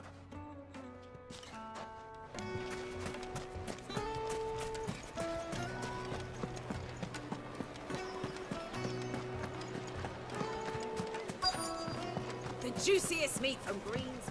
You wouldn't believe how much he gave me. What can I do for you, soldier? Need that sword polishing? I'm not a soldier. Ugh, then be off with you. I serve the men of the Rock and the men of the Rock only. You have an agreement with them? Don't be stupid. I just know which side my bread is buttered. Don't want to be stuck under some pauper when they come knocking. With pockets deeper than Zemeckis and an urge to empty them. No, just leave, will you? Before you scare them off. Do you think they'll be back soon? Fresh bread, warm from the oven. Yeah, have a taste.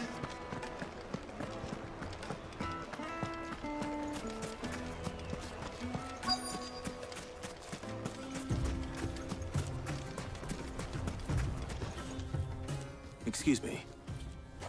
Is it true there's been trouble with crystals of late? You've heard, then? I've heard rumors. Damn thieves. Pilfering the crystals that were meant to fill our cups and light our stoves. Us common folk have hardly had a shard to share between us these last few moons. And it isn't as if we can buy them on the black market, either. Whoever's taking them, they aren't sharing. I think I'm starting to get an idea of what's been going on. I wonder if Uncle Byron's learned anything of use. He'll probably be back at the inn by now.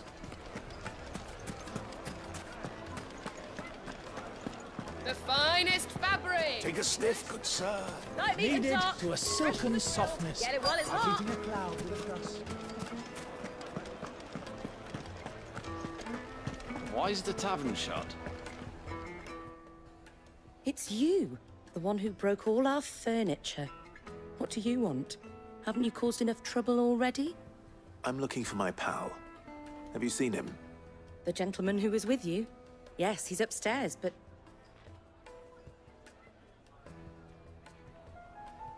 Thank you. I'll go and fetch him.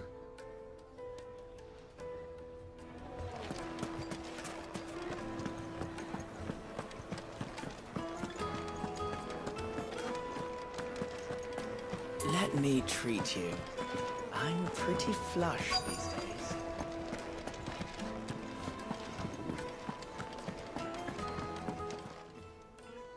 Huh?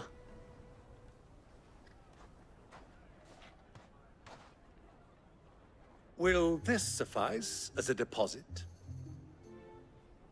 By the sands. That's a black pearl. One of the many treasures in my collection that I would be only too happy to part with, should you give me reason to do so. All right. I'm sure that we can come to an agreement, but not here. What are you doing, Uncle?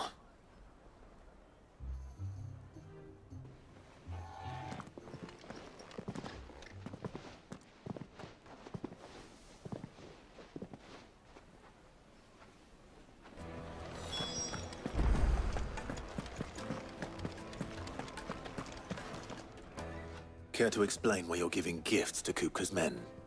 Bait, my boy. One cannot catch one's prey without it. And I do believe I've snagged us quite the quarry.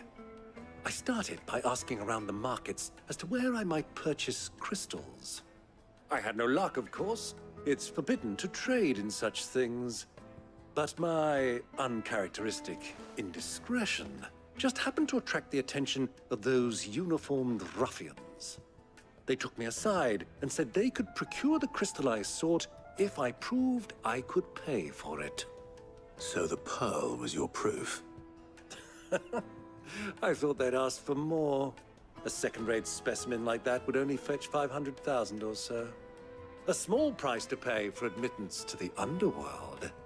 But enough about my little act of subterfuge. What did you discover?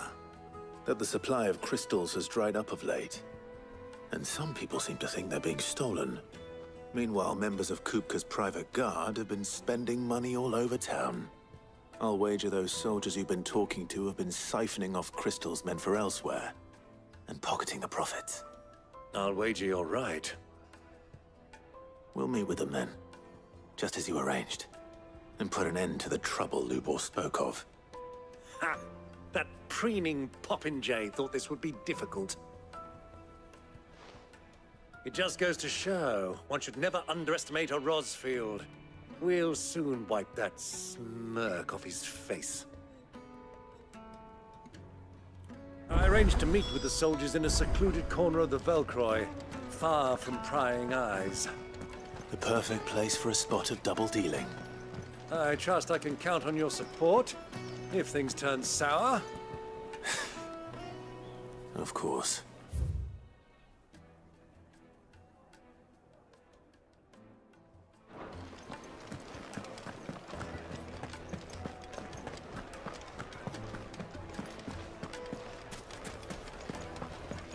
What was all that crashing and banging about before?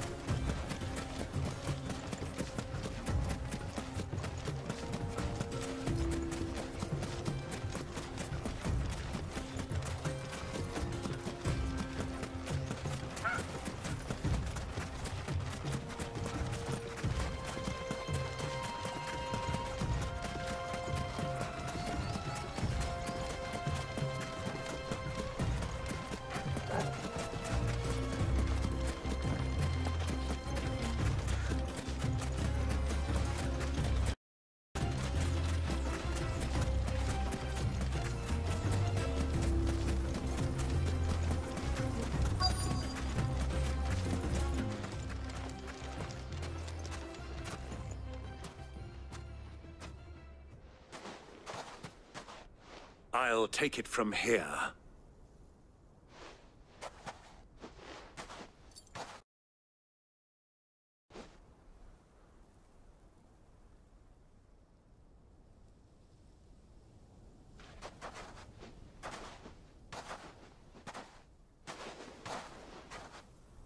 I was beginning to think you weren't coming, my lord.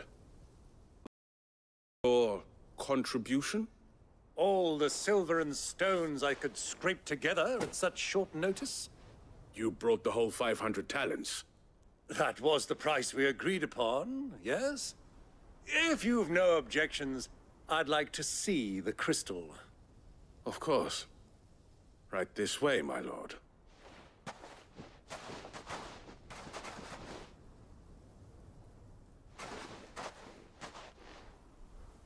Not bad at all. You weren't lying about the clarity. But what of security? If I were to be stopped on the road, what guarantee have I that it wouldn't be seized as property of the Republic? Because these crystals are no longer the property of the Republic.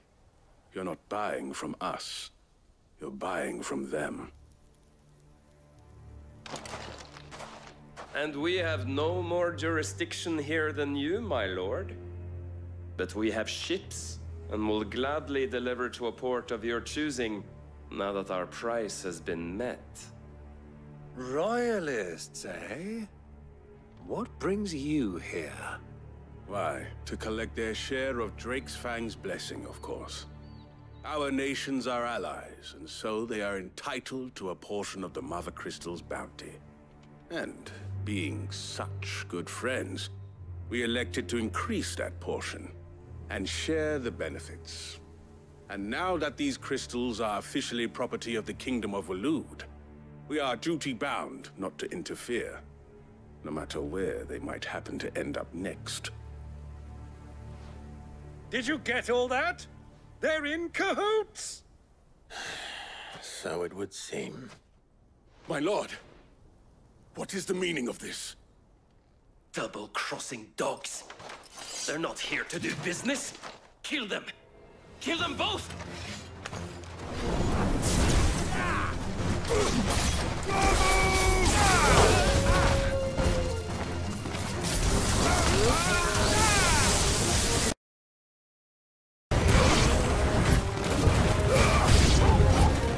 It's not over yet, Uncle. I'm just getting warmed up. Over here! This one.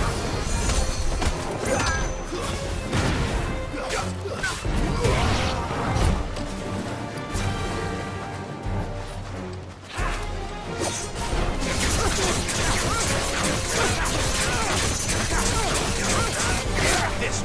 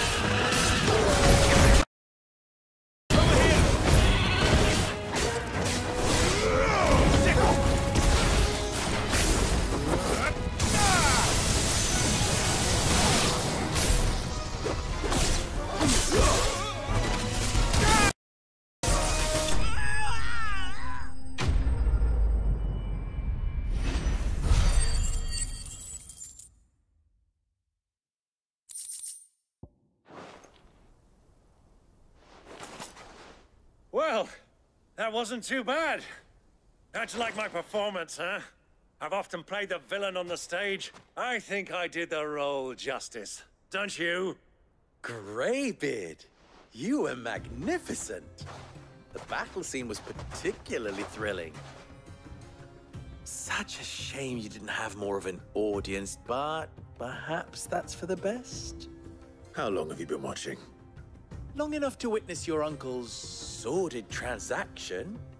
I hardly expected one so venerable to degrade himself so thoroughly, buying one's way into the confidence of degenerates.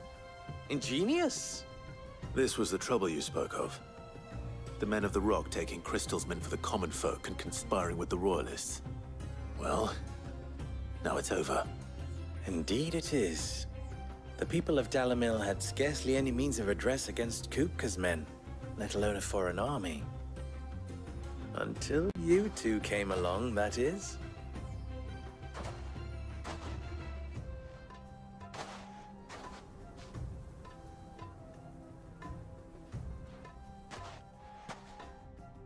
Well, we'd better get these crystals back to town.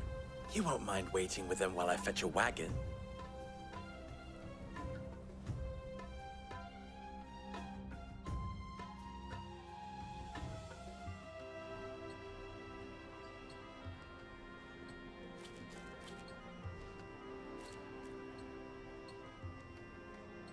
it occurs to me that I still don't know your name.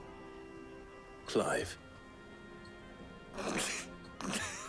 So, Sid the Second is a Clive? I suppose it could have been worse. Well, Clive, you held up your end of the bargain, so I must do the same. Passage through the South Gate, was it not? To tell the truth, you've helped a little there too. Many of the guards have already been redeployed to deal with the issue of their missing comrades. And those left behind have been encouraged to look the other way should you attempt to pass through. Thank you. And please allow me to cover your costs. You still have the purse I gave to the soldiers, I trust? I saw you pluck it from one of the bodies. Oh, dear. Was I really so obvious? And my name is not Greybeard. It is Lord Byron Rosfield, thank you very much. No, thank you very much, Greybeard. Of all the... Ugh! Here, wear this.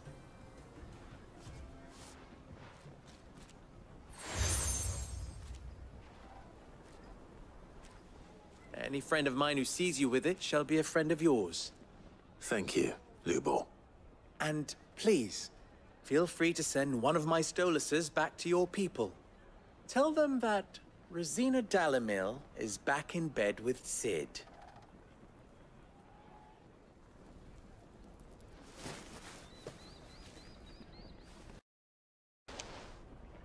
Umia Lostelan. Tu Isakelis.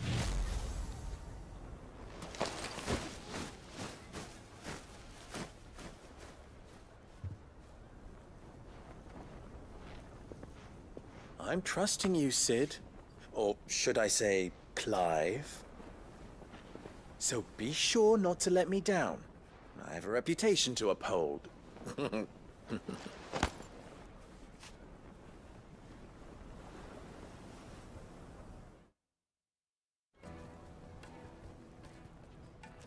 Well then, I wish you a safe journey south. Thank you. Not at all. It was my pleasure. Come on, Uncle. Let's go.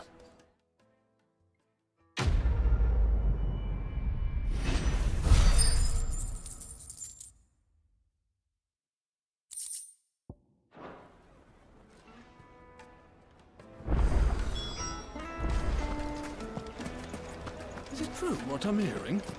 That the men of the rock were carting off a... Yes, they're quite sort of. Fresh bread, warm from the oven. Here, have a taste. Made from the stoutest stoneware. Just look at the... Wait inside. Ha! They've opened the gate.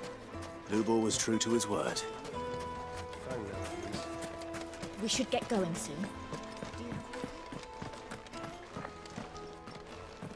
Ah, I'm not too late. What is it, Lubor? A question that I neglected to ask earlier. Where is it that you're bound? To Drake's Fang. To finish Hugo Kupka. Just as I thought. Then allow me to share a secret. Drake's Fang is currently riddled with royalists. Talmeki and Walud are allies, and as you've seen, their soldiers work hand in glove. But no nation has ever before allowed a foreign army to make a barracks of its holiest of holies. Not by choice, at least. And there's more. A man on the inside of the Fang has failed to report for several days. I fear there may be more trouble lying in wait for you on the road ahead. Isn't there always? If you're determined to beard the lion's den, then promise me one thing. That you will enter via the mines, where the guard is lightest. I've lost one Sid already. If I lose another, people will start to think me careless. I don't plan on dying. Not before Kupka does, anyway. Well, so long as you have a plan.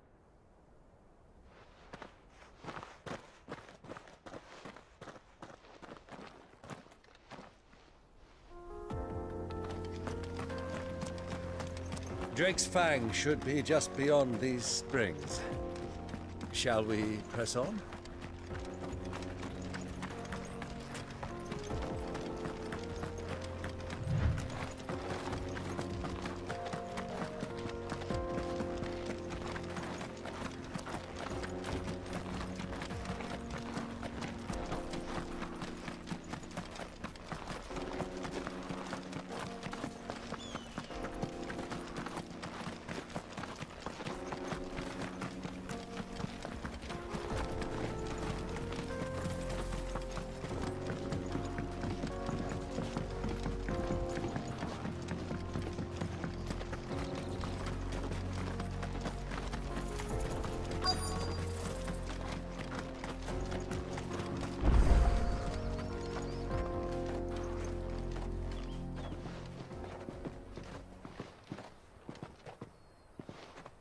There it is, Drake's Fang.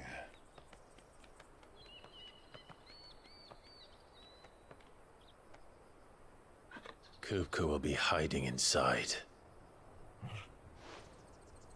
Along with all on highest alert, you'll need to keep your wits about you if you're to reach him. So be careful. I will, Uncle.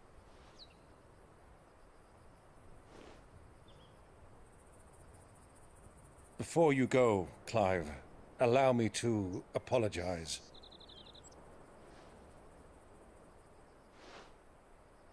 After what befell at Phoenix Gate and the crisis that followed in its wake, I fled.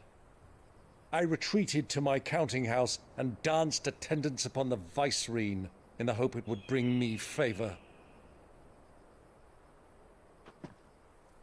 I betrayed my nation to save my skin, like the coward I am. And I'm sorry. Uncle, please. It's not too late, Clive.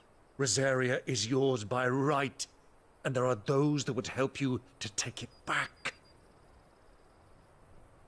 Had I the courage of my brother, I might already have done so. But that ship has sailed. You, however... No. Forgive me, but I cannot. I fight to build a new world now. A better world.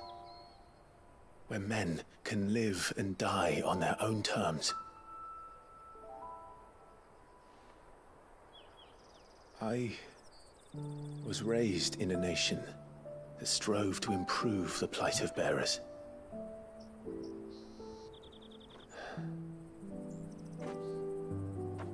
Only later did I realize that spark of freedom did not arise by chance, but was kindled by my father. You would see me follow in his footsteps. And that is exactly what I mean to do. Not by ruling Rosaria, but by extending his ideals to the whole of the twins. Though every soul in the realm may judge my actions heresy, I am certain my cause is just. You really are just like him, you know?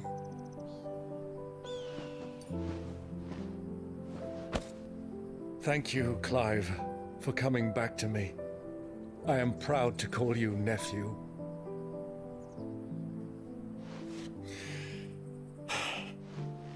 Well then, this is where we must part ways.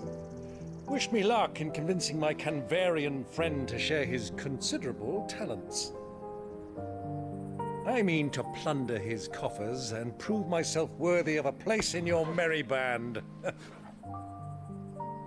Till then, my boy. Till then, go safely, Uncle. And you, nephew. We have much to catch up on, you and I. I shall expect you to regale me with the tales of all your adventures when next we meet. You can regale me too, Torgal.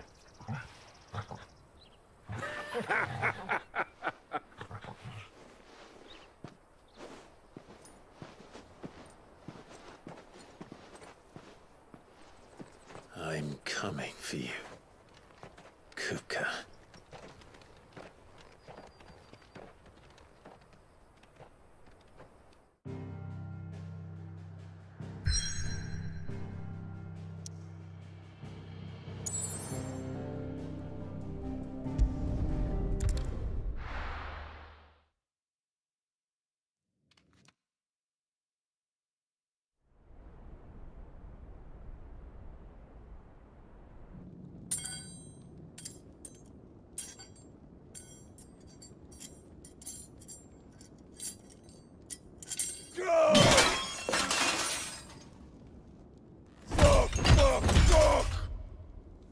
Why do they start?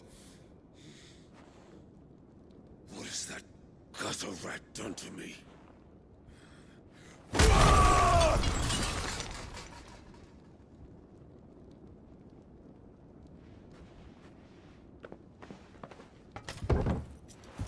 Out of my sight, wench! I'll kill you, Rosfield! I'll rip out your heart! I'll tear you limb from limb! Peace, Hugo. The table shan't hurt you any longer. He sought to humiliate me. Me!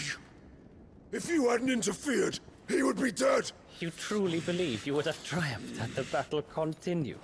Titan would have ground him into dust! And how would he have done that without his head? Shut up! You weren't strong enough, and you call yourself a dominant. Or rather, you did. You mock me, Harbert.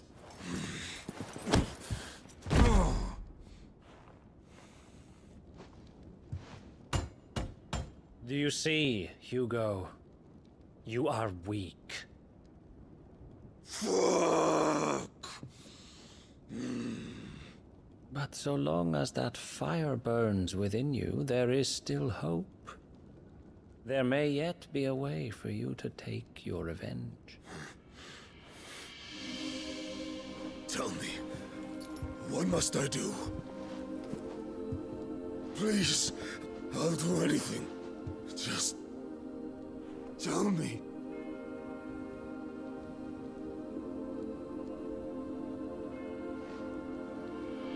The heart. What of it? A mother crystal's heart is the most concentrated source of ether in all creation. Perhaps you could take advantage of that. Of course, the crystal would not yield her blessing to any ordinary man. But then, you are no ordinary man, are you, Hugo? Clive Rosfield stole your power, but others have suffered a similar fate, and still managed to find the strength to conjure their icon. Like Benedicta Harmon. She too drank of the ether and gained a power beyond human understanding. She did.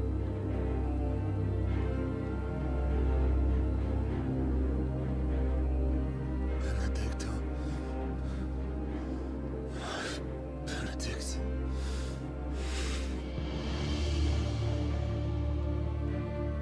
I'll do it.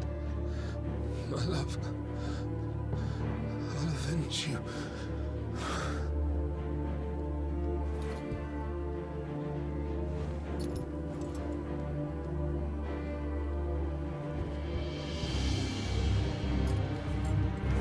Run along now, Hugo. You need only follow the light.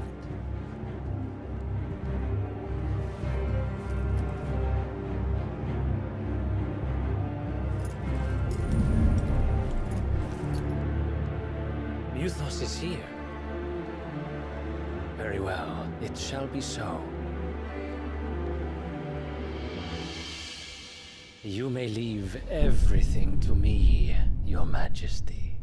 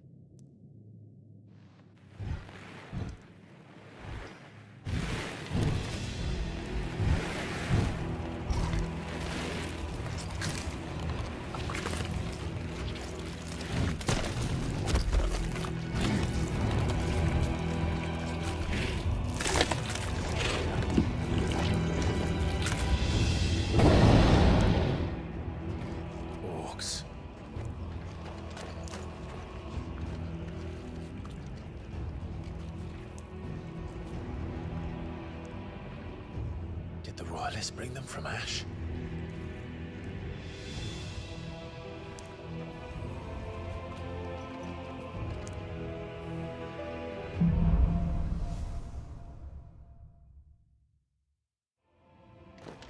Are the beastmen part of the Waluda army now? How the hell did that happen?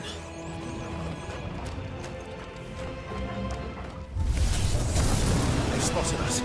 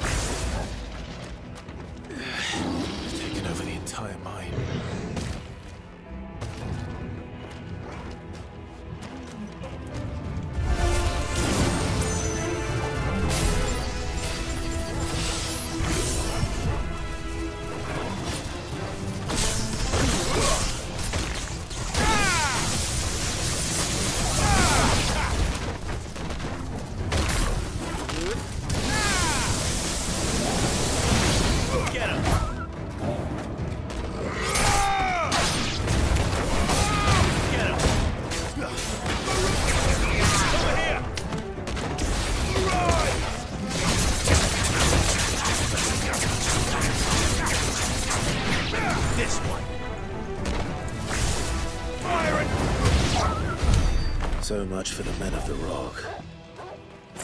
Dhalmekia's finest.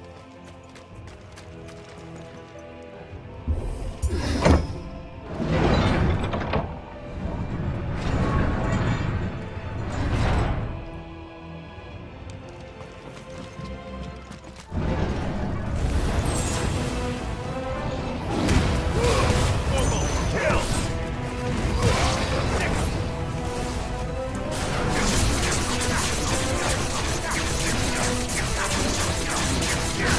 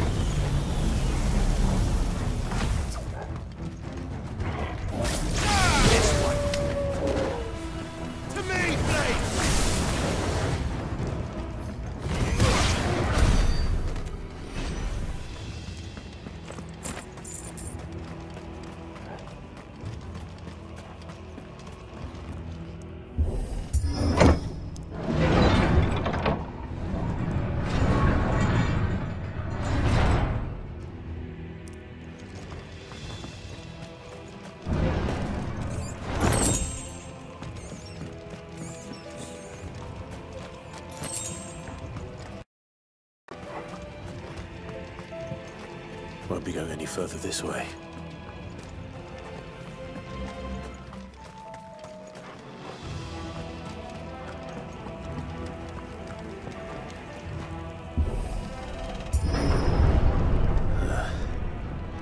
Stairs. This must be the way out.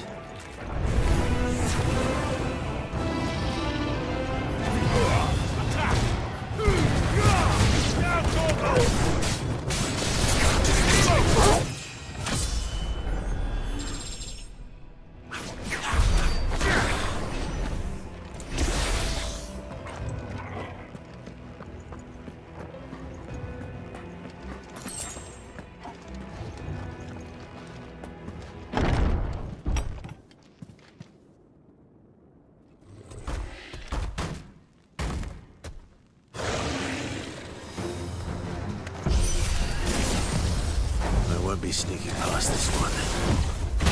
How did it get in here?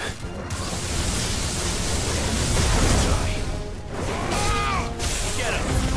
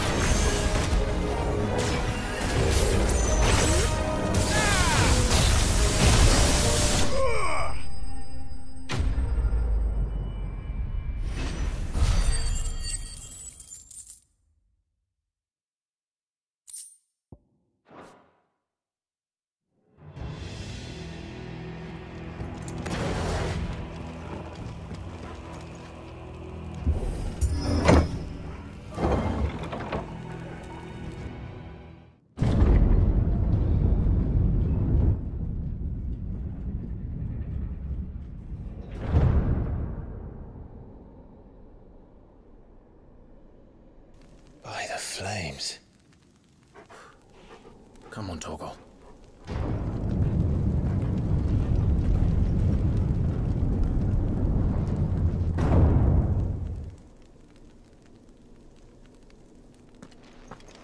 Kuka never did do things by halves.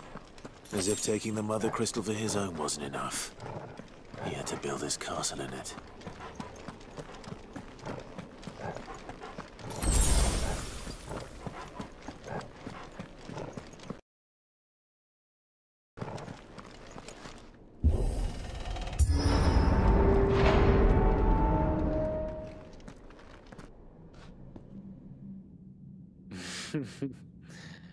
Let the trial begin.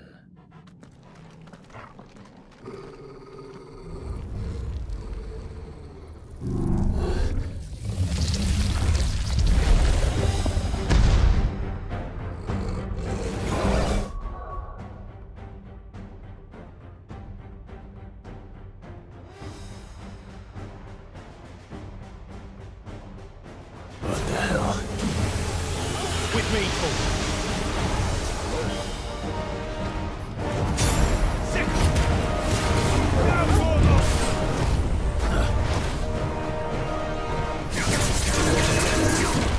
Let's try.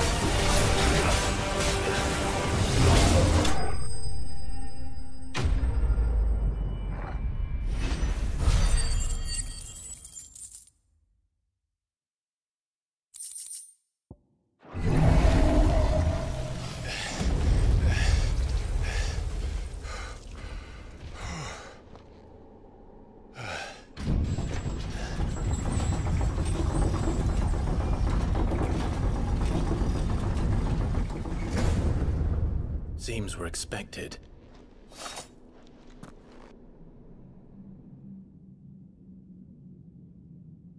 So this is the power of Muthos.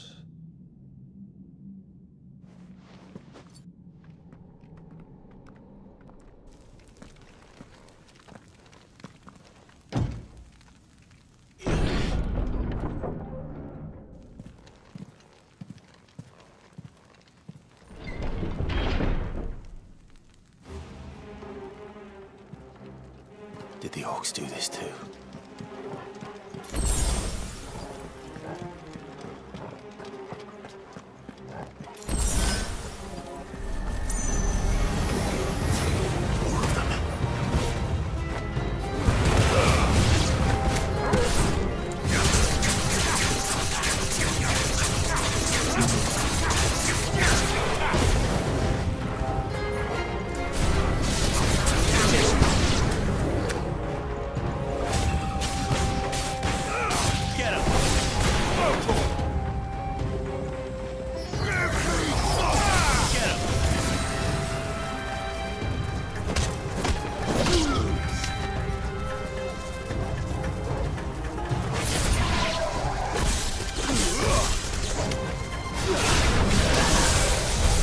What the hell is going on? Are these things here for me?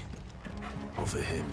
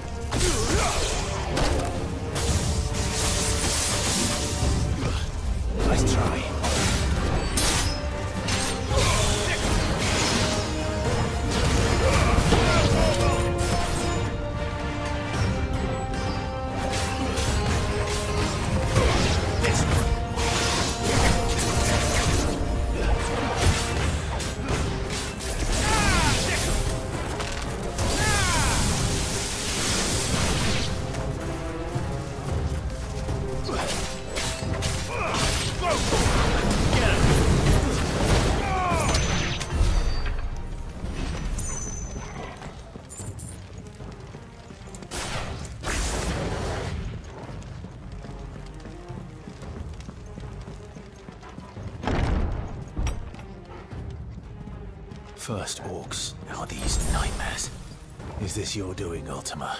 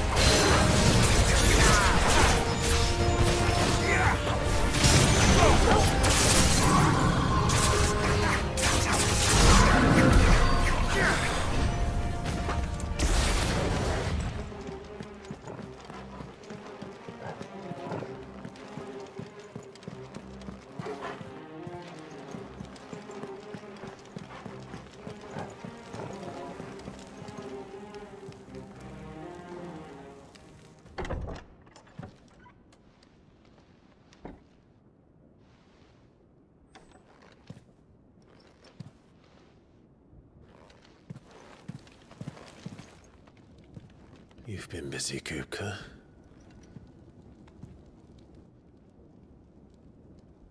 But where did you go?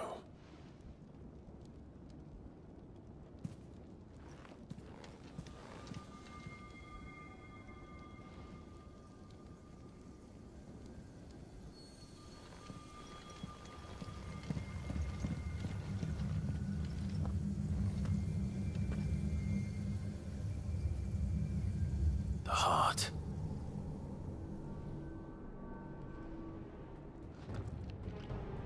He's in the sanctuary. I can feel it. Come on, Torgal.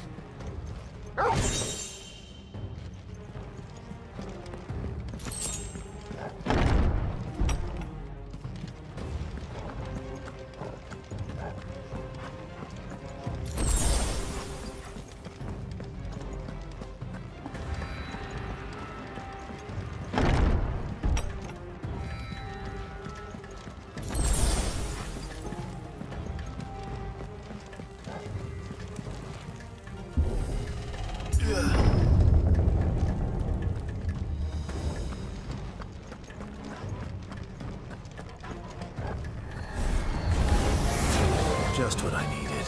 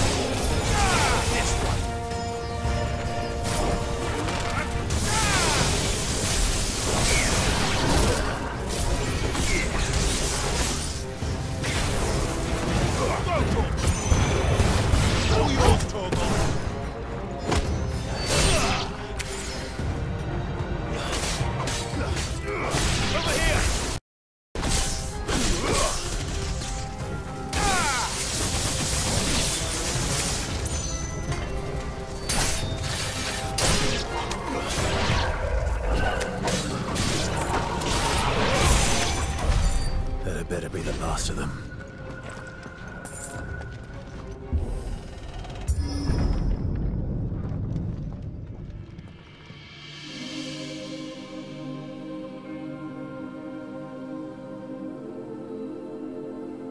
Benedicta, my everything. I've missed you so much. Kuka!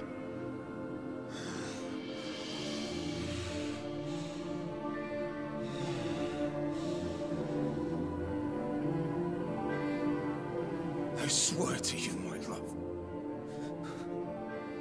we will never be parted again. What's wrong with him?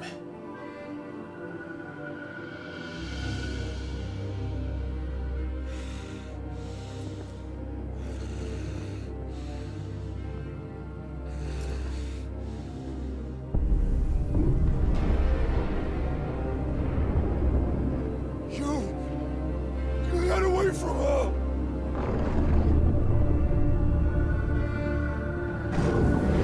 Benedicta!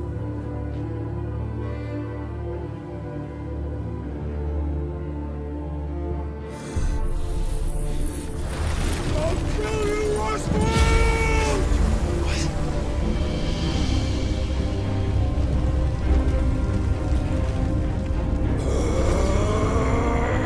Oh shit, he's priming.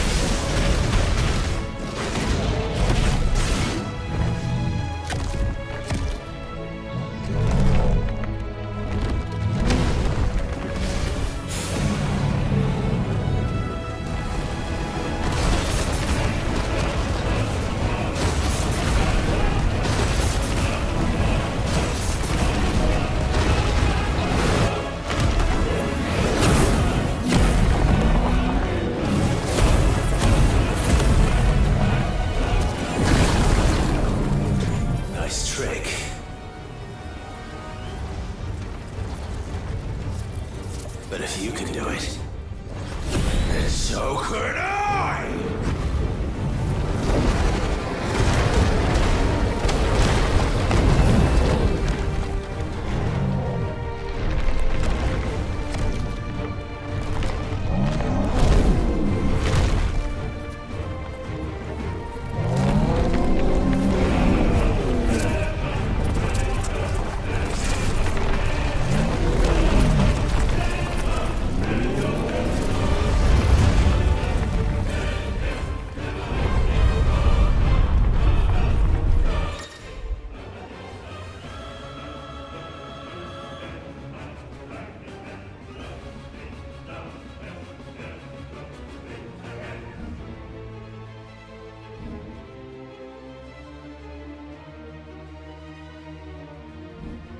Let's give this a try.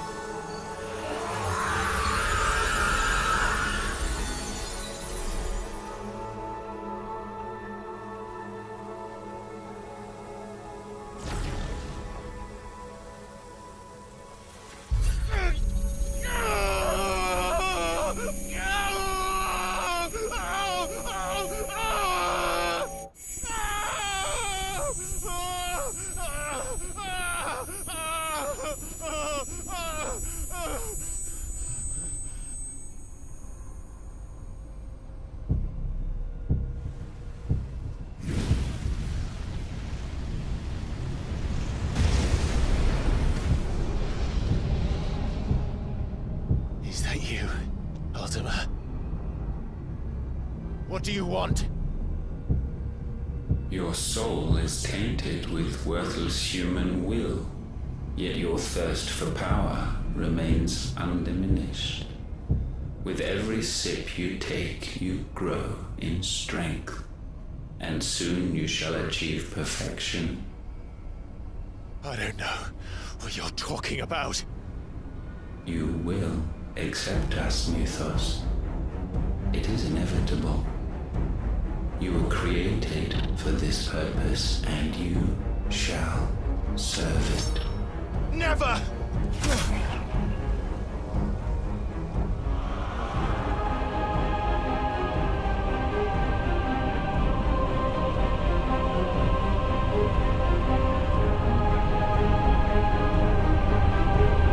Fight it, Clive! Don't let him in! Consciousness. We see now. Human will is so insubstantial it cannot exist in isolation. You mitigate its weakness by interweaving it with your consciousness. We believed we had merely to purge you of your will to claim our vessel. It appears we first have to sever every thread of the consciousness that supports it. No matter. The time to build a new world is not yet upon us. We will contemplate.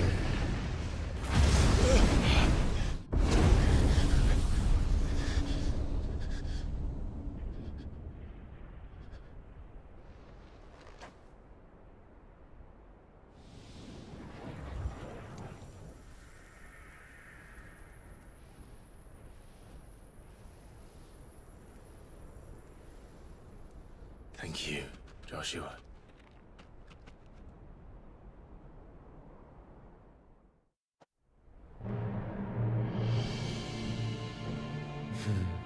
One can no more command the power of ether by drowning in its flood than one can constrain the tides by standing in the sea. I had thought Hugo wiser than this, but it seems his head was full of rocks after all. Titan was strong. Your Majesty. But Mythos is stronger. For 5 years, that man lived only for revenge. Clinging fast to a fiction, even as it swept him into the abyss.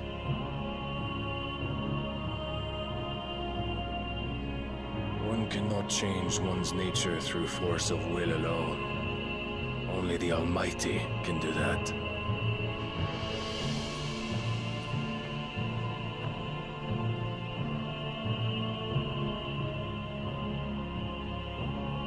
Hugo Kupka, the man who gave his life for a woman's head.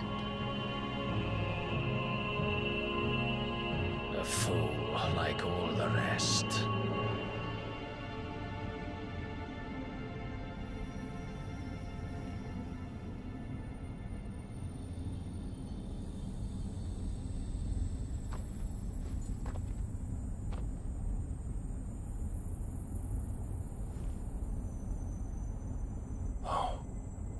That the death of a mother crystal should be so beautiful.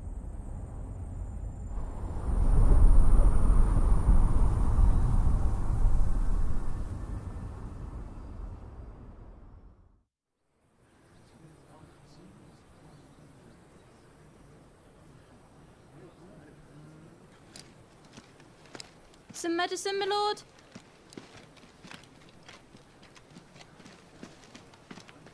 I have salves, potions, anything you need. Stop bothering me, urchin, or you'll feel the back of my hand.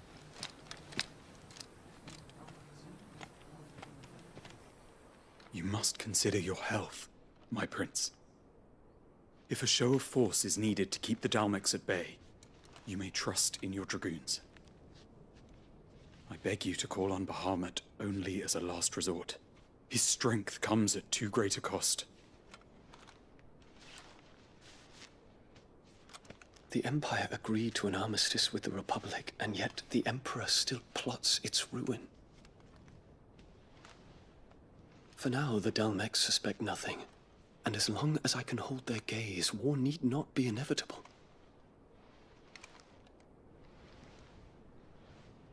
But more than that, Bahamut is the champion of the Empire. When our people look to the heavens, the sight of him gives them hope.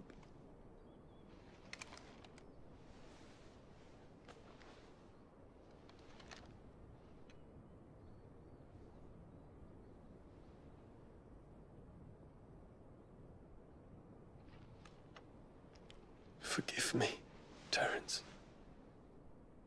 Would that you were my master. But alas. I will always be your loyal servant.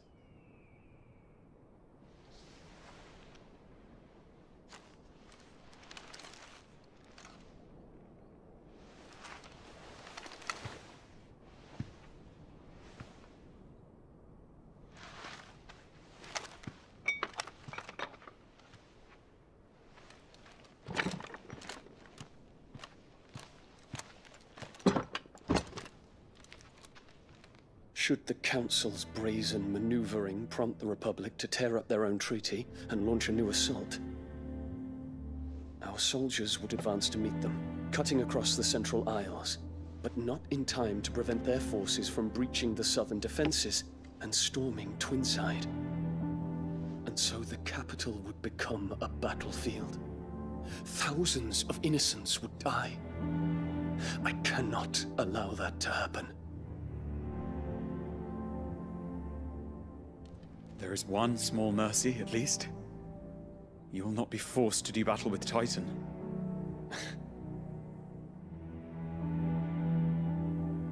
Would that I could avoid doing battle at all. 1,000 pardons, Your Highness. What is it?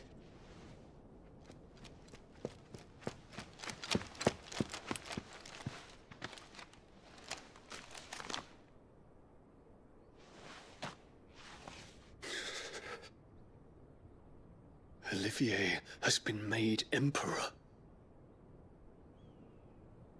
What is the meaning of this? My father's orders. What were they? Quickly! Yes, Your Highness.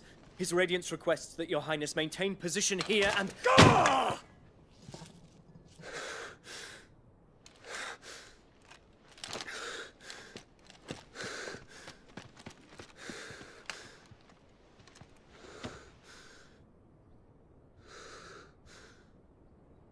Terence. Yes, my prince. I must go to the palace. I'll ready your steed.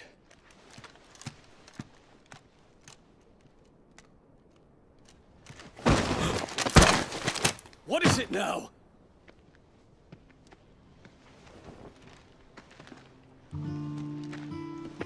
Forgive the intrusion, Your Highness. I know you. At ease. We stand in the presence of the Phoenix. You wouldn't want to get your fingers burned.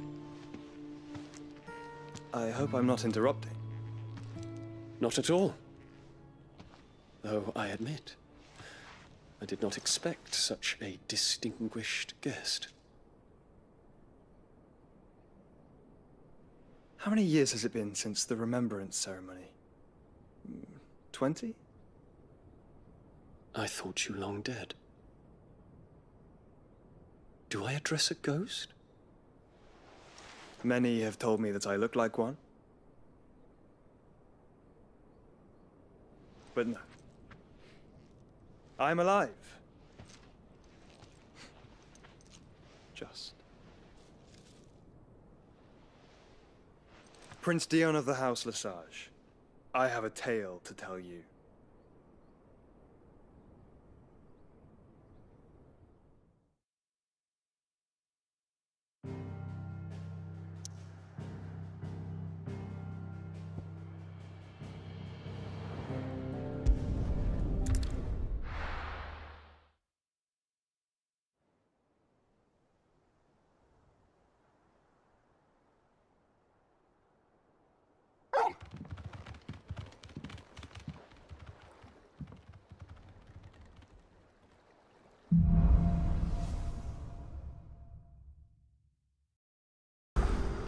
Better give Otto the good news.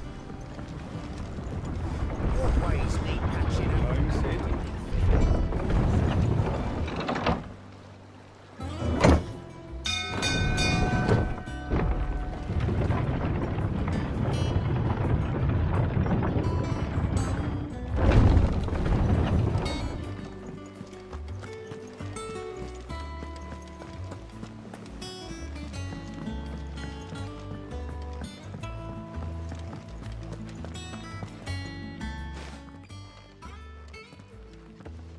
Clive, you're back. I am. And with glad tidings for once. Hugo Kupka is no more. Well, I'll be. All of our comrades who lost their lives back at Sid's place be smiling down at you right now. We had a stolus from Lubor saying Drake's fang had fallen. I expect that was your doing as well, was it? It's a long story. One for the history books, I'll bet. Welcome home, Clive. It's good to be back. You look better. I feel it. Which means I'm coming on your next little adventure. You're not leaving me behind again. Wouldn't dream of it. Otto. Any word on the Royalist movements since I've been away? Shouldn't you be putting your feet up? If you really want to know, go and have a word with Vivian. Thank you. I will.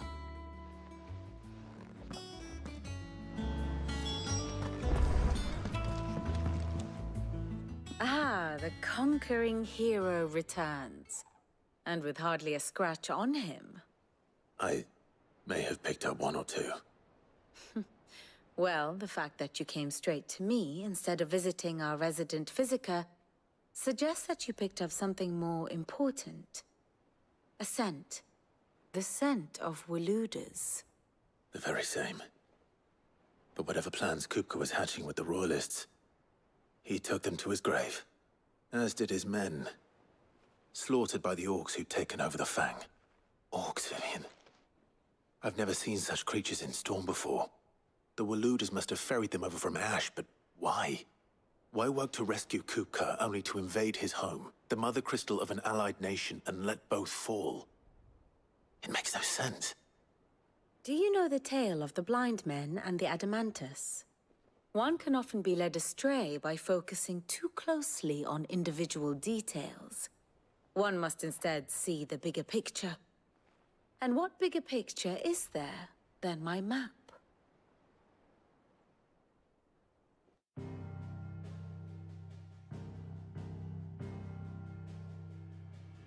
The Kingdom of Waloed claims dominion over all of Ash.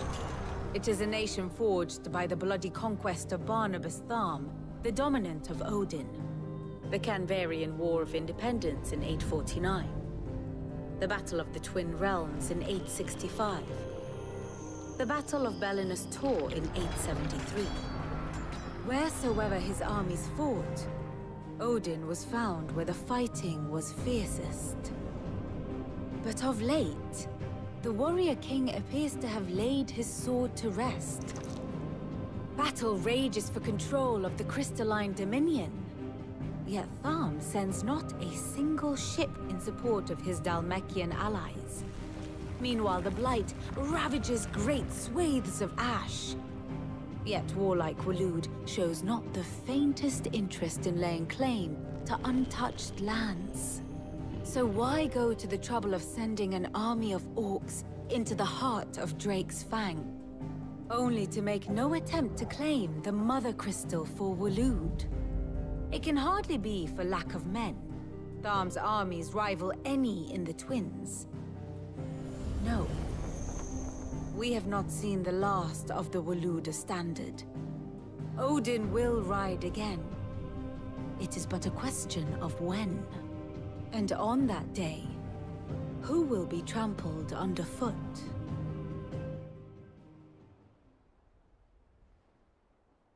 In summary, I know not to what end the Royalists betrayed Kupka. I know only that it is part of some broader scheme. A scheme tied to the ambitions of one man. King Barnabas. But there is no need to wallow in confusion. If one is to cure a sickness, one must first identify the symptoms. And your Lord Uncle has volunteered to do just that by keeping an eye on the Royalists' movements. He's really throwing himself into this. Indeed he is. Which means all that remains for us to do is await his reports. Well, not quite all in your case. The people of the Hideaway must hear the news. Justice has been done. Hugo Kupka is dead. The wounds he left that night are still raw. Especially for those who lived with Sid the longest. Tell them that those wounds might finally begin to heal. Consider it the price of today's instruction. I've never known you to be sentimental. What can I say? I am only human. And we are, all of us, sentimental animals at heart. I suppose we are. Very well. I'll go and spread the word.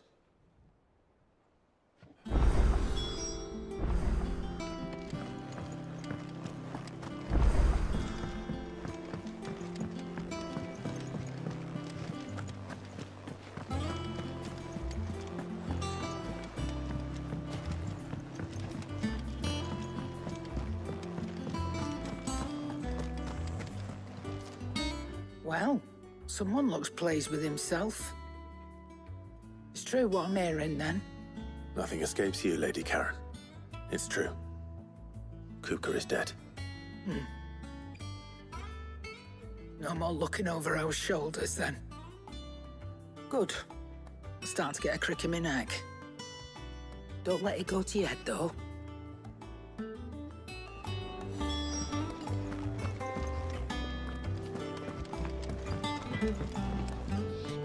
Blackthorn, do you have a moment? What is it? I'm busy.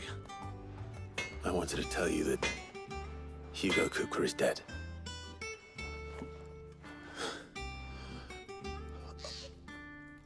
I can't tell you how long I've been waiting to hear those words.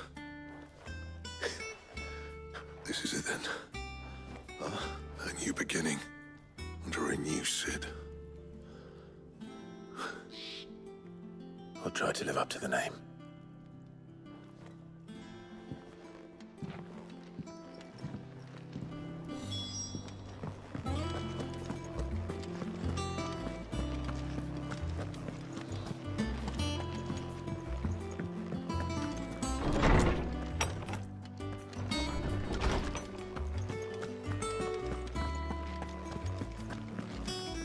Ah, Clive.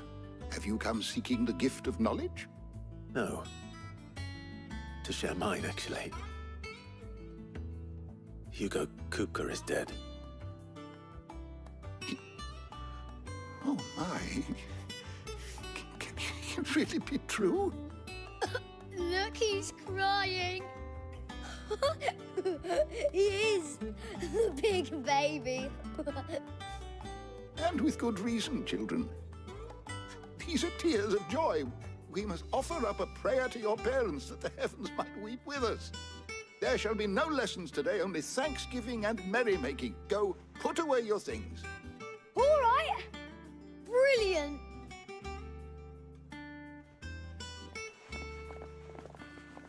Finally, a new dawn has broken. It has. Thank you, Clive. I cannot wait to share the good news. Hippocrates. After Kupka fell, Ultima came to me. I need to know what he is. Have you learned anything? Alas, no. And not for want of trying. I have scoured nigh every historical tome in our collection and found nothing. Not even the sort of conspicuous absence that might suggest a concealment of fact. One is almost tempted to conclude that such a creature never existed. But I saw him. With my own eyes. I don't doubt that you did. Alas, it seems you are the only one who has. To others, he reveals naught. We see only that which he leaves in his wake, like some terrible force of nature beyond the ken of mortal man. A bringer of death. Whether the Ultima you met with was the being itself, or merely another projection of its power, I know not. But until I do, my investigations shall continue. Thank you. It means a lot. Right. Let's see if Otto has anything else for me.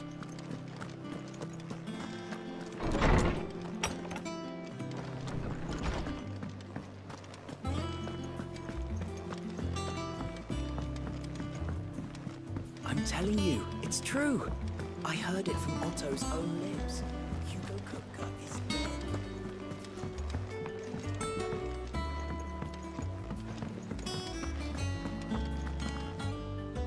You barely sat down since you came home. Vivian got you running errands or something? Just spreading the word.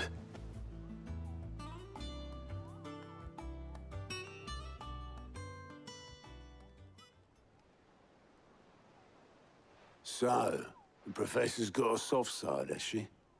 I'd never have guessed. No. She was right, though. Everyone was glad to hear the news. Ah, but you ain't told everyone. I can think of plenty of friends back at the old hideaway who'd sleep more peacefully for knowing. Not least of all Sid. You should tell him. You're right. I should. And I will. Well, when you do, be sure to take Mid with you. She's been going at it hammer and tongs down at that workshop of hers, trying to do her father proud. I can't remember the last time she visited the old sod's grave. Very well. I'll suggest it.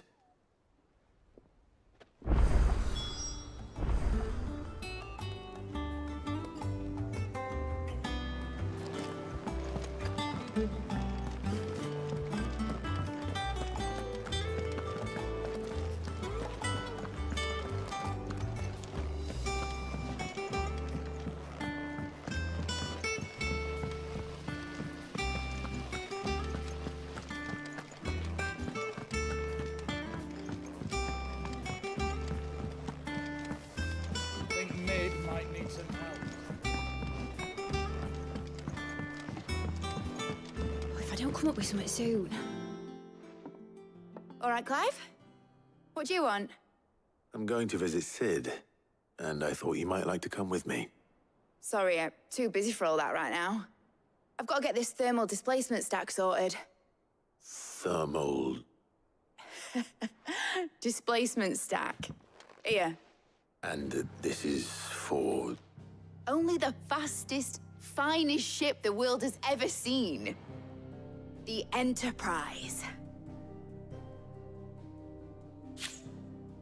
Me and my dad designed it together. Where other vessels rely on the fickle winds to drive them through the water, ours is fitted with mithril engines. And those things have got more push than a behemoth in a bad mood, and more heat than all the hells put together. Which is where the stack comes in. I may have already talked some tight-lipped shipwrights into putting the hull together for me in a little dockyard in Canva. But the stack's a bit more involved, so I'm building it here. Thing is, it's so involved that I'm running behind and it's starting to hold things up over at the shipyard. I'll come and see my dad, though, when I'm done. Whenever that is. Is there anything I can do to help? Good old Clive. I were hoping you'd say that.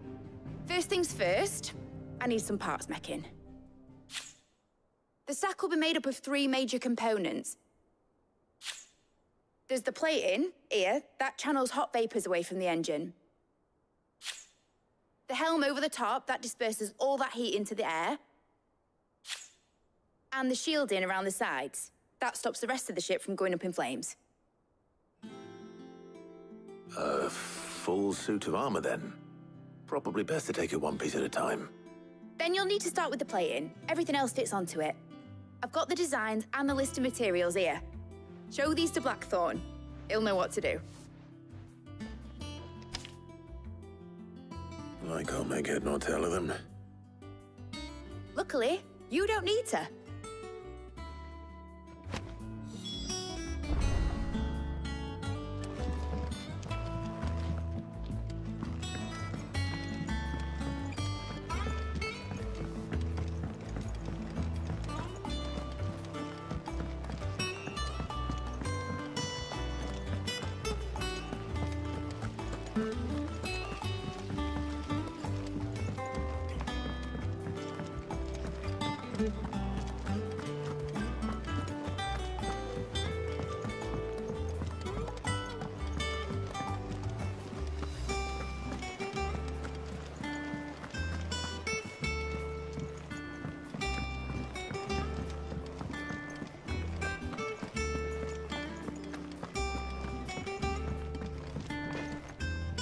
Blackthorn, can I ask a favor? Out with it. It's for Mid. This my last chance to say I'm otherwise engaged. I'd spare myself the arseache. Go on then. What is it this time? She said you would know. Here.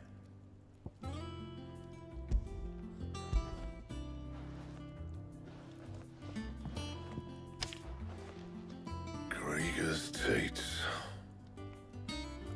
Well, I don't know what the hell you'd want this for, but I can make it. Won't be easy, though. And I'll need help. Get Gav and Otto in here, will you? All right.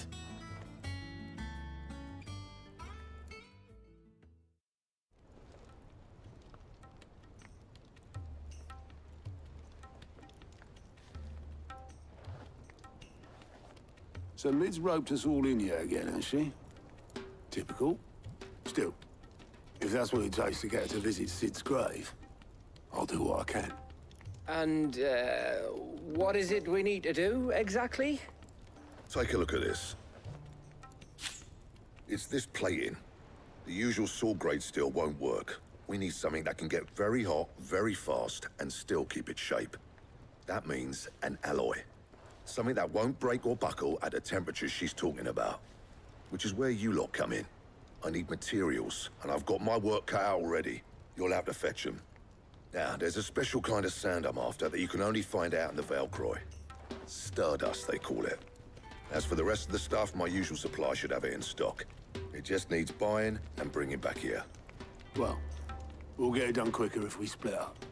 One of us should probably give you an hand coat in the sand. And the other can go and get the rest from this supplier. Right then. Well, make your minds up who's going where, and we can get this over with.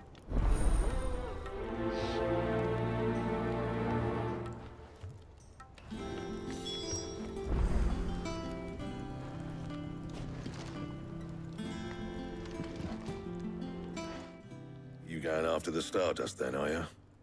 Which one of these two lucky souls is going with you?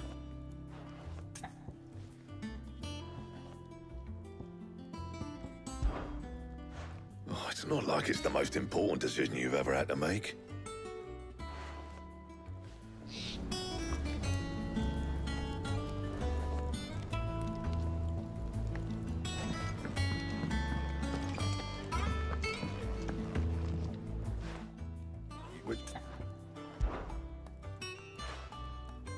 Otto, you're with me. All right, then. Where do we find this Stardust, and how will we know it when we see it? There's a river that runs through the southern reaches of the Valcroy. It's the black sand that washes up on its banks that you're after. And I'm guessing you'll be needing sag loads of the stuff. Might be worth our importers at the Dalimil Inn.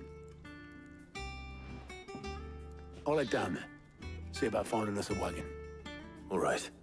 I'll meet you by the river. Yous two take care, eh? I'll go and see this supplier. Just don't let that bastard fleece you, eh? He wouldn't do that. He's Blackthorn's mate. Isn't he? Best of luck.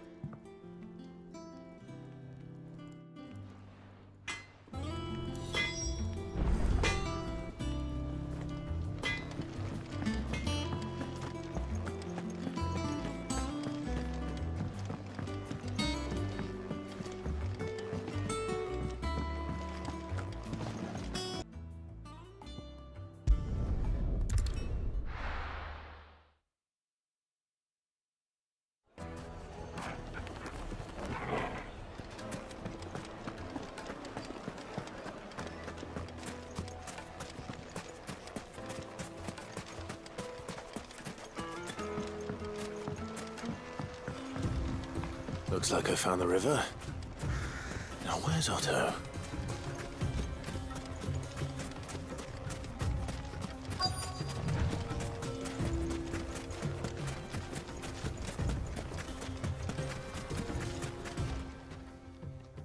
Otto, sorry I'm late. Oh, Clive. I had a quick scout about, and I reckon this area's our best bet. Seems Blackthorn's the only one who thinks smithing with his stardust stuff's a good idea. It's just lying here, waiting for any old fool to fill his boots. But unlike any old fool, you thought to bring a wagon. Well spotted. Now get filling.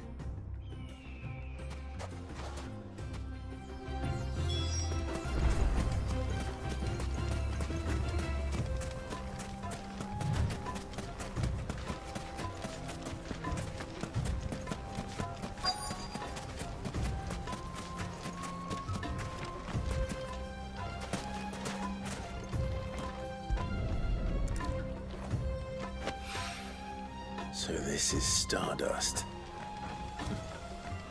It just looks like black sand to me.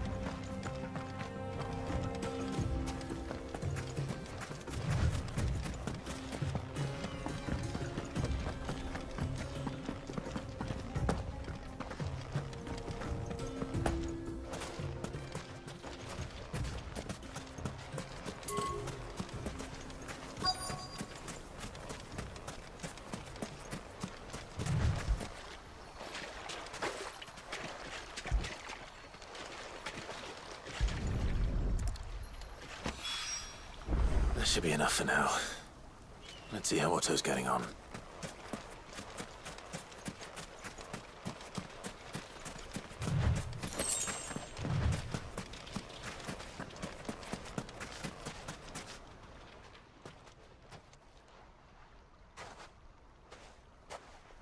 How much did you get?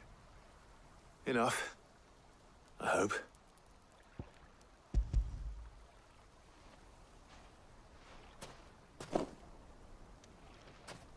More than me. Put it all together and I can't see Blackthorn complaining. Much. Here, Clive. Do you fancy a walk?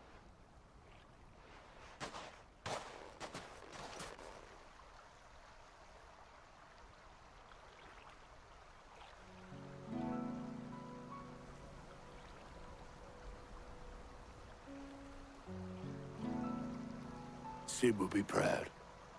Of what? Of you, you idiot. The way you've carried on what he started. When we first met, I had you down as a spoiled little puppy who enjoyed nothing more than biting the hand that fed you. But 5 years on, you're the one doing the feeding. So thanks for proving me wrong. You weren't wrong. But I changed. Thanks to Sid. And thanks to you. When I suggested taking on his name, you were the first to back me. And if you hadn't, no one else would have. I couldn't have done any of this without you, Otto. Yo, get over. You're making me blush.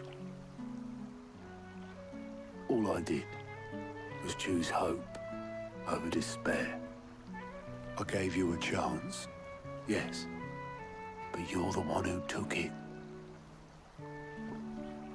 You took a rabble of homeless, hopeless outcasts and put them back on their feet. Gave them something worth fighting for, just like the old Cid did.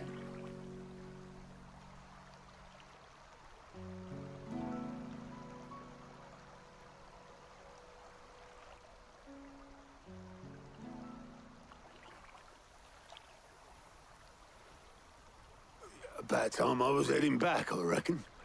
All this scrabbling about in the sand's taken its toll on the old pins. I'll see you back at the hideaway then. You can take a well-earned rest when you get there. Oh, I plan to. Believe you me. But I'll make sure Blackthorn gets his precious black sand before I put my feet up. He'll only moan otherwise.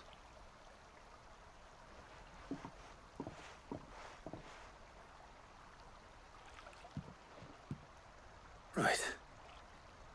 Ready to go home, boy?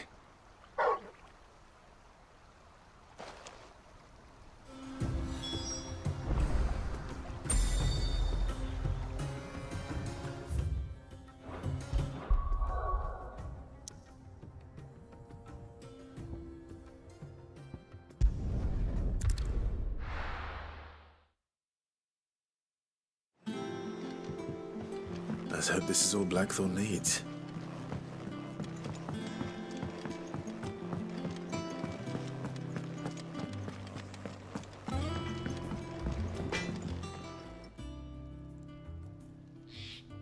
Blackthorn, got everything you need? Yeah. Yeah, I do. Cheers for the stardust. Should be enough to be getting on with. Nice to get out and about for once. Let's do it again sometime, eh? I'll make a start on putting this thermal plating together then. It will take some time, mind. So if you've got other things to be getting on with, I could do without you breathing down my neck. Thank you, Blackthorn.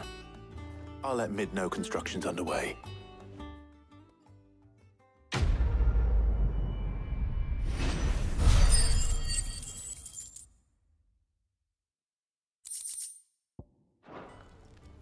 Suppose we'd better be getting back to work too. Give us a shout if you need anything.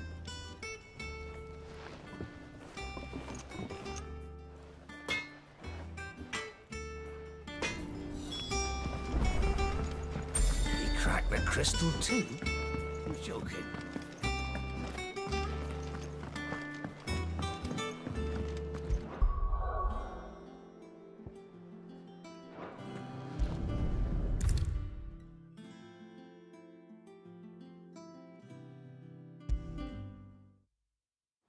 Come up with something soon.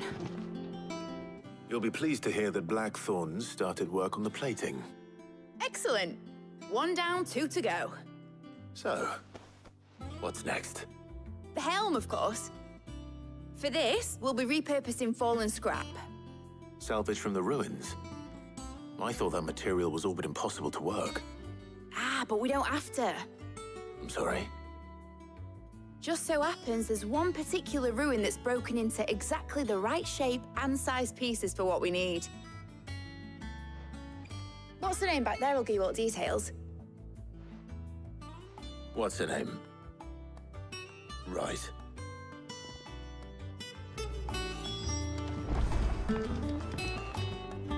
Oh, Cid, is this about the helm? Yes. Mid said I should speak with you. I'll show you the plans then. Here you see the mithril engine, in which mithril is burned to generate heat. That heat is then harnessed to produce motive force.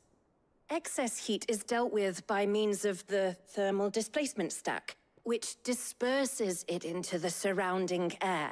Now, were we to rely on thermal plating alone to achieve this effect, the rate of excess heat buildup would far exceed the displacement coefficient of the plating. In other words, the reactor would overheat and eventually explode. This is where the helm comes in.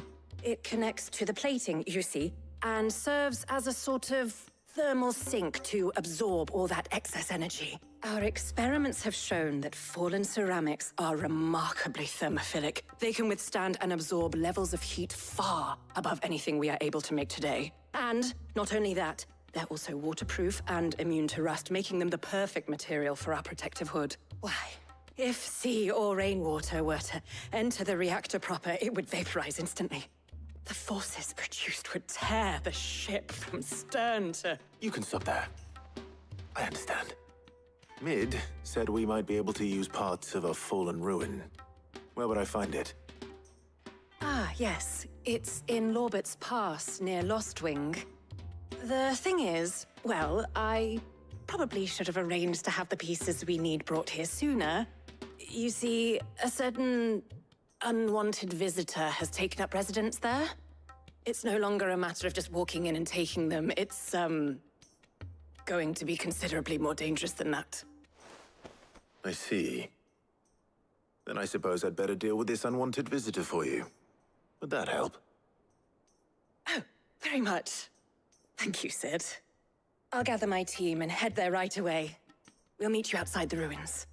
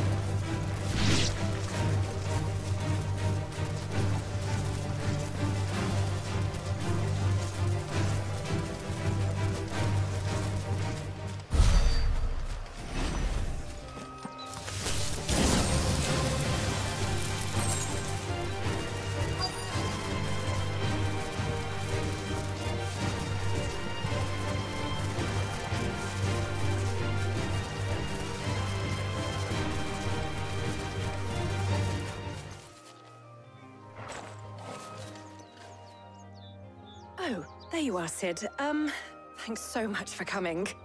The, ruins are just over there, as is the creature I told you about, I'd imagine. Would you mind? Of course. I'll be right back.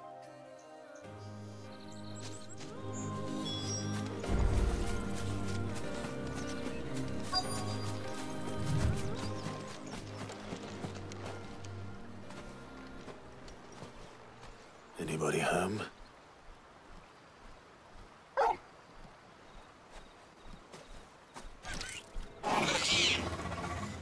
This must be our unwanted visitor. Time to go.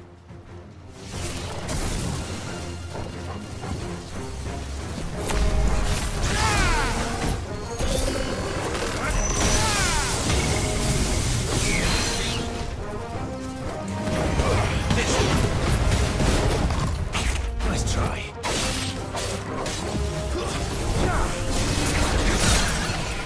Get him!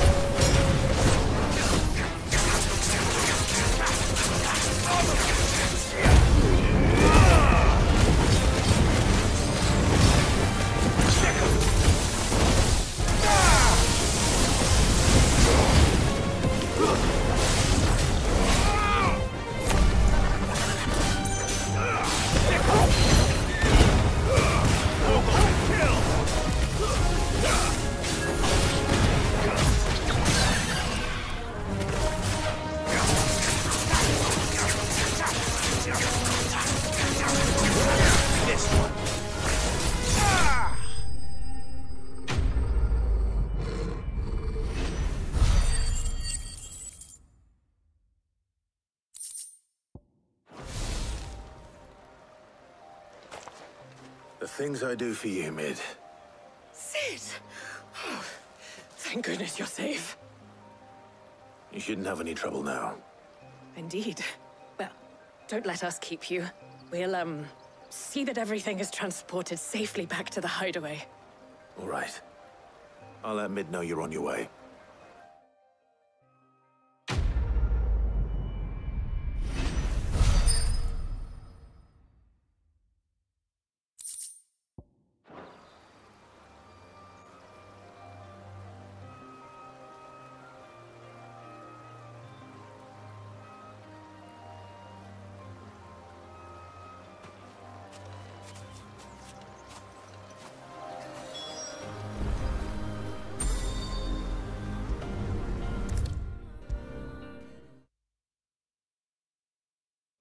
Come up with something soon. Mid. Helena has recovered the material for the helm. She'll be along shortly. Excellent. Another job well done.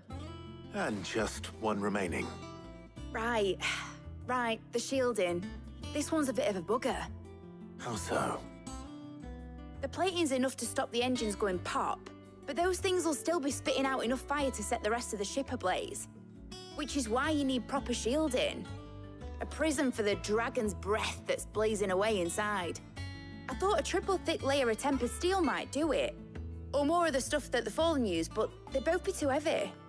The helm and the plating are bulky enough as it is. Add any more weight and the whole ship would be at the bottom of the briny before we'd even started. I need something light. But I've racked my brains and I just can't think what would do it. Well, if I were in need of obscure knowledge, I know whose counsel I would seek. Hippocrates. Tomes? Yeah, well, I'd thought of that, obviously. I've got all the details written down here. Can you take this to him, see what he makes of it?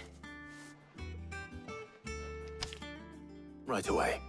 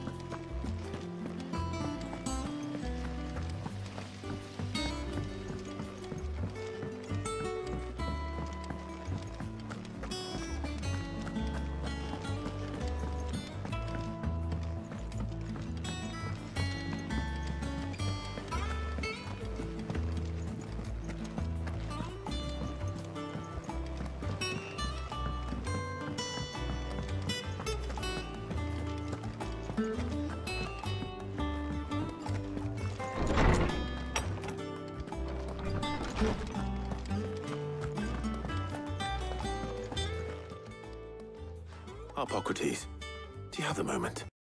You, Clive? Always. Well, actually, it's for Mid this time. Could you take a look at this?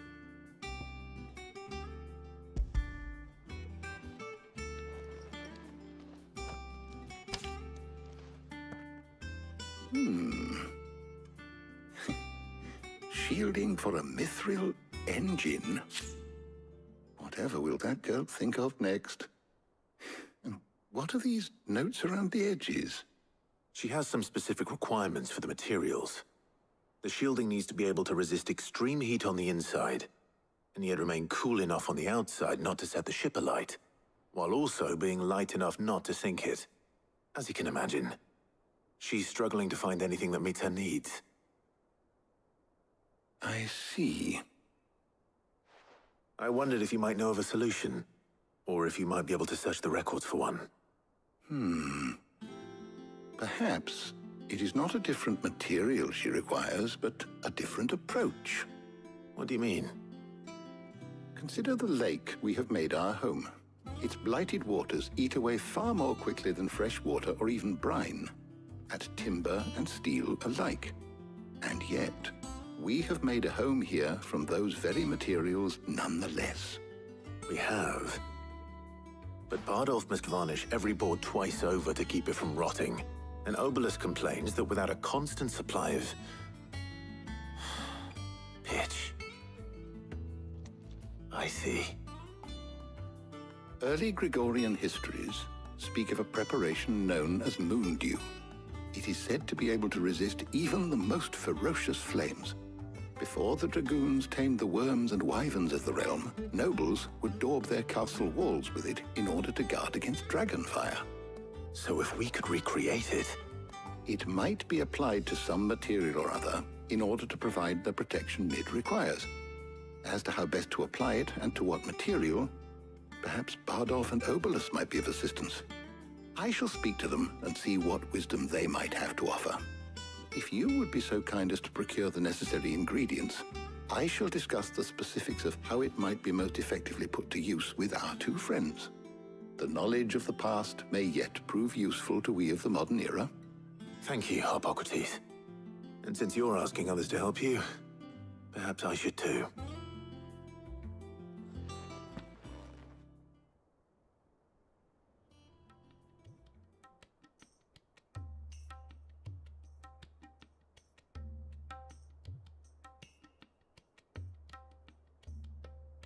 So you need a hand, do you? We do. I'll be heading to market for the ingredients we need. I could do with some help. And some company, too. The other can assist me in researching how best to prepare the shielding itself. Can we count on your aid? Always. Well, if Jill's game. Thank you. I am sure either of these fine young minds would prove indispensable in my research. I leave the decision as to who will go with whom in your capable hands, Clive.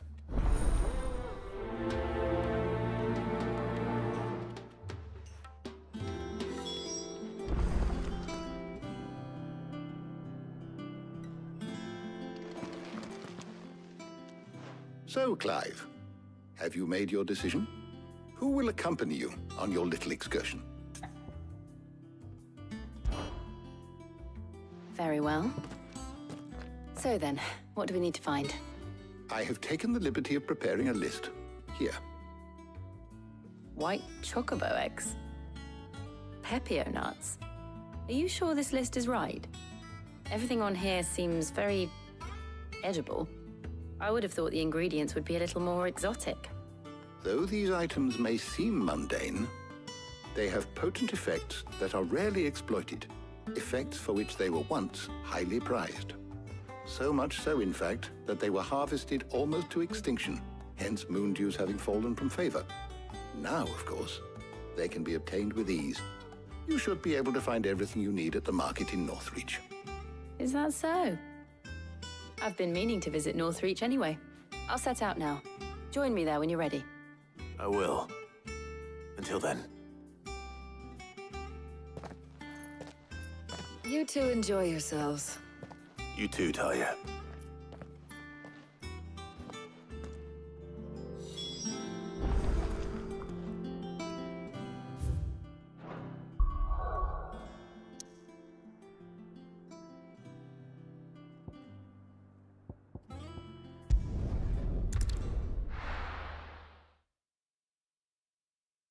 Now, where's Jill?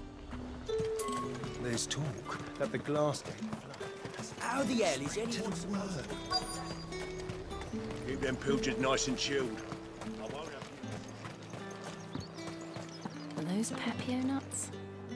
How goes the hunt for ingredients? I've only just started. I'm sure everything we need is somewhere amongst all these stalls, though. Why don't we split up and see? We'll take a couple of ingredients each. All right. What am I looking for? How about you look for the Pepio nuts and some garlic? I'll find the other things we need. We can meet by the gate when we're finished.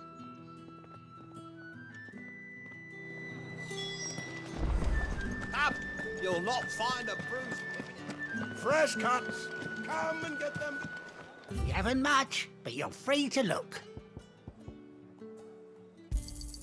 I hope it's to your liking. You're always welcome here in Lostwing.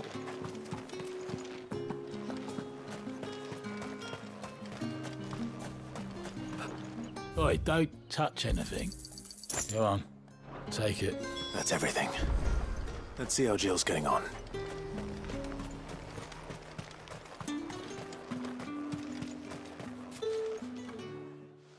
Did you find everything? I did. Here.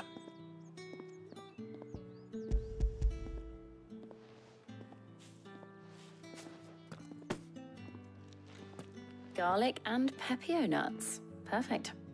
Now all that remains is for Harpocrates to somehow turn all this into what Mid needs to keep her engine cool.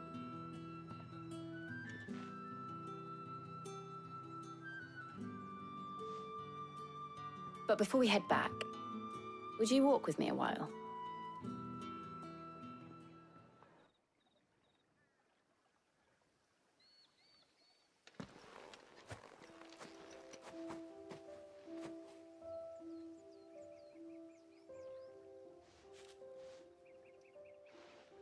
Thank you for asking me to help you today. It makes a nice change. It does. It's good to get away from all the battle and bloodshed for once. Just being here reminds me of when we were children. Do you remember? Walking down Market Street in Rosalith, taking in the sights and smells. How could I forget? What with Torgal's antics. Remember how his nose would prick up at the scent of sausages? He'd go racing away and we'd have to go running after him. We wouldn't catch you now, would we, boy? Was there anything you wanted to buy for yourself while we're here? There was, yes. Well, sort of. Molly in the kitchens told me about a place that sells particularly good pies. Thought you might like to share one with me. I would. Thank you. And I saw some bread.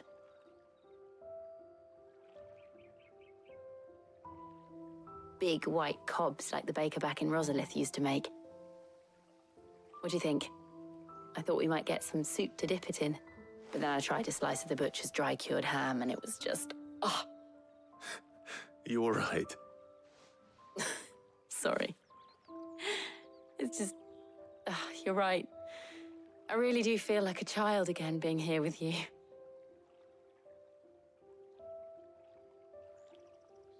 Clive. Is it wrong of me to enjoy this? No, Jill. This is how life should be. And it's how our lives will be when our work is finally done. When we can live on our own terms. I hope so. Thank you, Clive.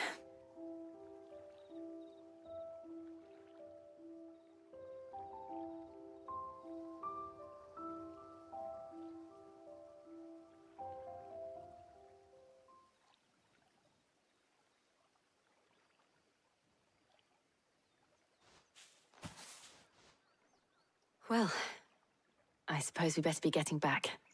I need to give these ingredients to Harpocrates and Talia. I'll see you at the hideaway. Take care. I will. You too.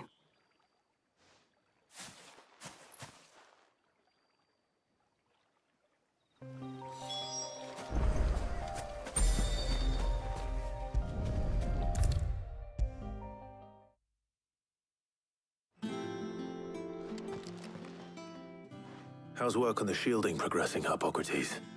Well, very well indeed. And thanks in no small part to your kind assistance. I was just explaining to Talia how we might best go about preparing the moon dew. And now that we have all the ingredients, we may begin. You can count on me. I've mixed more than a few mysterious concoctions in my time. I'm sure you have. What about the shielding itself? Work is underway, under the watchful eyes of Bardolph and Obolus. Apparently, it'll be ready soon. Thank you. All of you. Right then. Jill, would you join me in the infirmary? Many hands make light work and all that. Of course.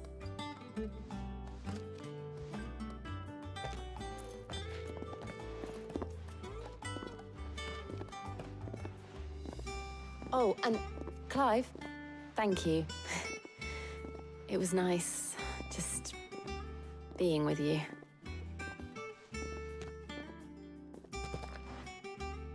It appears our work here is almost at an end.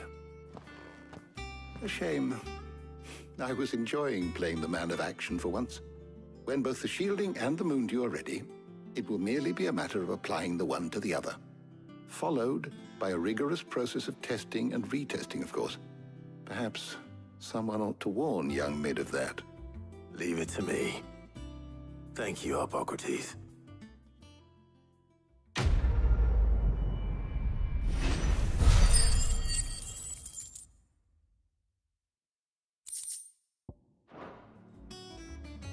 Well, I'd better go and give Mid the good news then.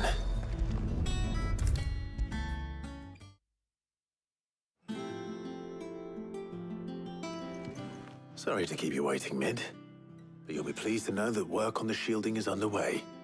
You found something for it? In a manner of speaking, Hippocrates knew of a substance that's highly resistant to heat, a coating that should provide the protection you need. He's super of the shielding as we speak. Brilliant! I knew you wouldn't let me down. Don't thank me. I'm just the errand boy. Right then, better start working out how to bolt all these bits together. To the Black Hammer!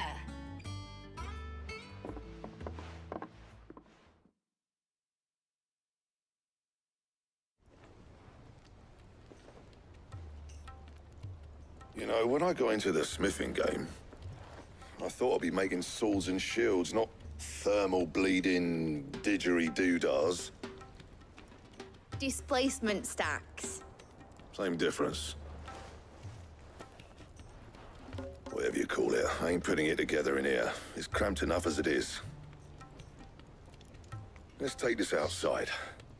Mid, you get all the parts lined up on the deck. I'll take care of the rest. On my way! Oh, and bring me the biggest hammer you can find. This is gonna require some precision walloping.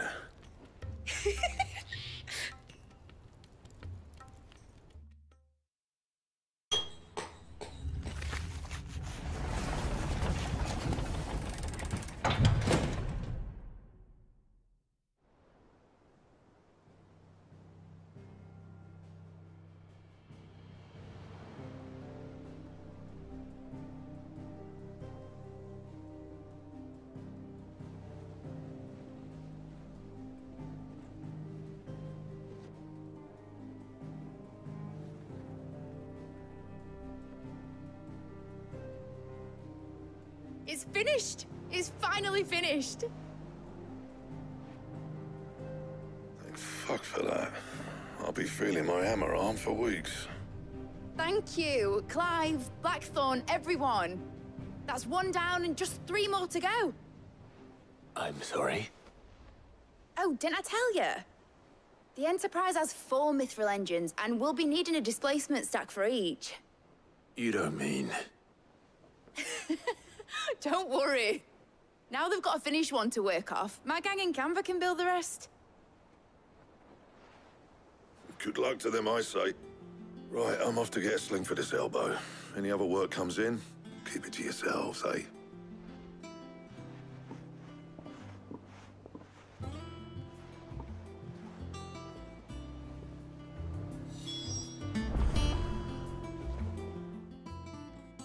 What's the matter?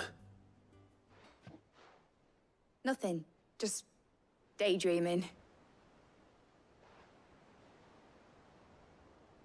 Thinking about the Enterprise sailing off over the horizon to shores unknown. Searching for a land untouched by the Blight. Just like me and my dad planned. So if the worst came to the worst and every scrap of soil in the Twins turned black, we might still have a chance. That's what she was meant to be. You see, one last chance just in case we needed it.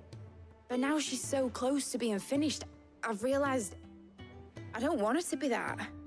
I don't want her to be just a lifeboat for us to cling to if things get desperate. I want people to sail aboard her by choice, not from the lack of it. In a world where we're not just trying to survive, but where we can actually live. I'm working on that. And I'll do everything I can to get you what you want. Don't you always? All right. My mind's made up. As soon as the Enterprise is fit to sail, I'm putting her under your command. Sod our plans, I'm trusting in yours. Are you sure about this? Something tells me it's what my dad would have wanted. He'd be proud of you. You were gonna visit his grave, weren't you? I was. And you can come too, now that your little project is finished. Right. There's just one thing I need to finish up first. Won't be a mo. All right. I'll let Otto know you're coming. Meet us in the mess when you're ready. Aye, aye, Captain.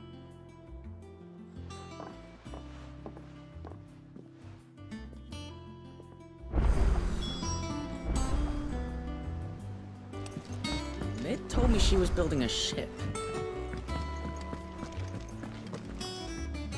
All right, Clive. Asterix.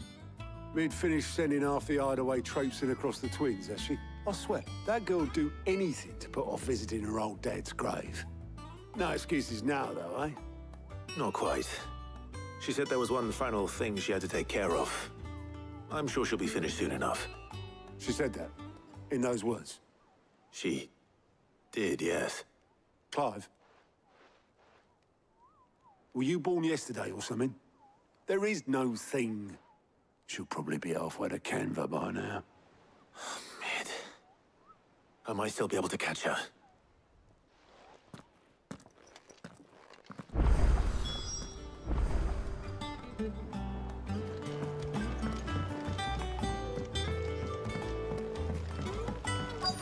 Is that the thing Tomes helped? Obolus, have you seen Mid? Yep.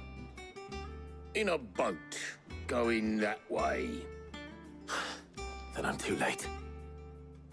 You in a hurry at all, are you? Oh, I offered to take her across, but she wouldn't wait.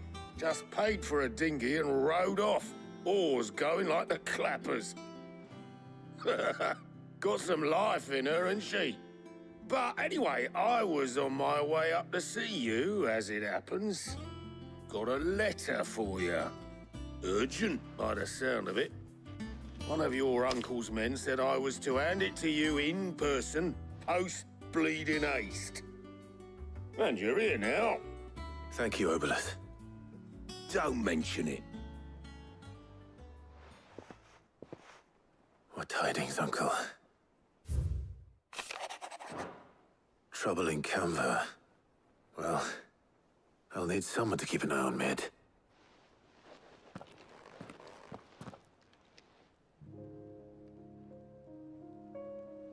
So what? Mid got us to do all the dirty work and then just sailed off into the sunset? It, seems that way. Well, nothing we can do about it now. But next time you plan on visiting Sid, you might want to tie her to something before you suggest it. Ah, don't be so hard on her. Gotta admit, the dirty work was kind of fun. Everyone pitching in, all that bollocks. Just like when we built this place. You're right. Anyway, we all set to head to the old hideaway. I could do with getting to Canva pretty sharpish. Wouldn't do to keep Lord Rosfield of the Seven High Houses waiting now, would it? Not after he asked for me personally. Gav will be leaving with me. Will you mind the place while we're gone? You can count on me. Just be sure to give Sid and the others my regards. All right. Oh, by the way, Jill will be joining us too. She's got some things to take care of, but she'll meet us there. I hope she's telling the truth at least.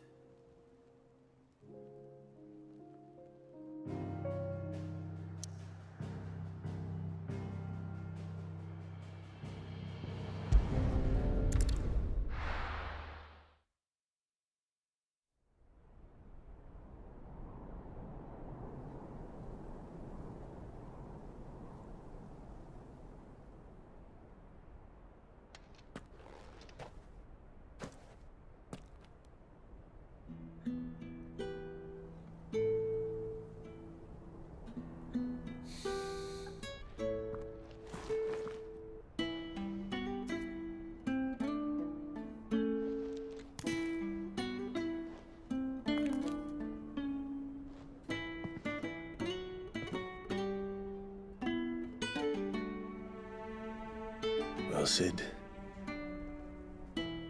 I remember what you told me. But If no one is listening to what you have to say, you may as well not say it.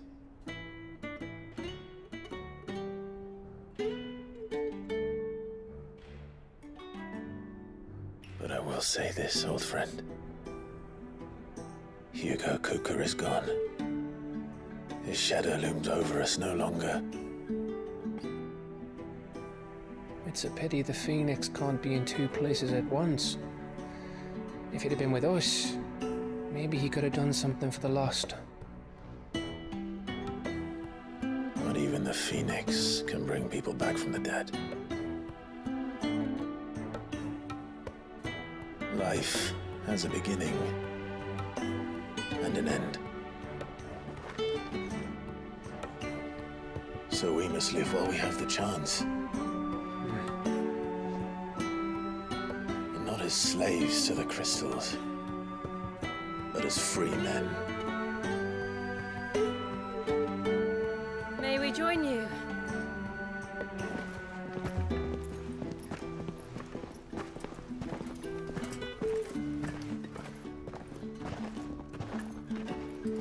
Lady Karen, what a pleasant surprise.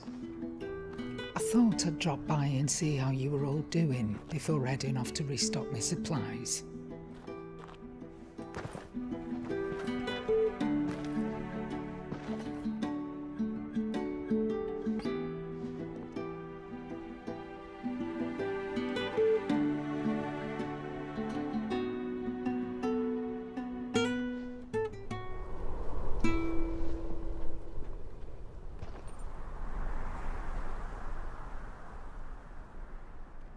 It wasn't the most scenic view back then, but it were never as bad as this. I know. The blight marches on. And soon, there will be no escaping sights like these.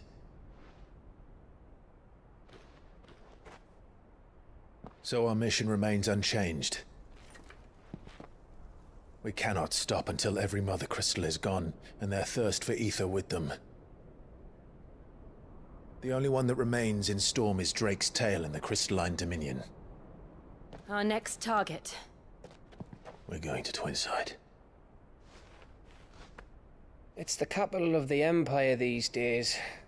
I wouldn't like to think how tightly guarded they've got the place. Not that that'll stop you. But we do well to scout it out before you go charging in. We would indeed. If you're off to the Dominion, you can take this great lump with you. Goods. Oh, I am sorry. Have you forgotten you're the most wanted man in the Twins? I thought you might like to disguise yourselves as the attendants of a travelling trader, assuming you've no better ideas. You wanted to buy yourself some tools, didn't you? Well, now's your chance. You're letting me go? With them? Oh, thanks, Nan! Stop that! You'll break me bones, you great galoot!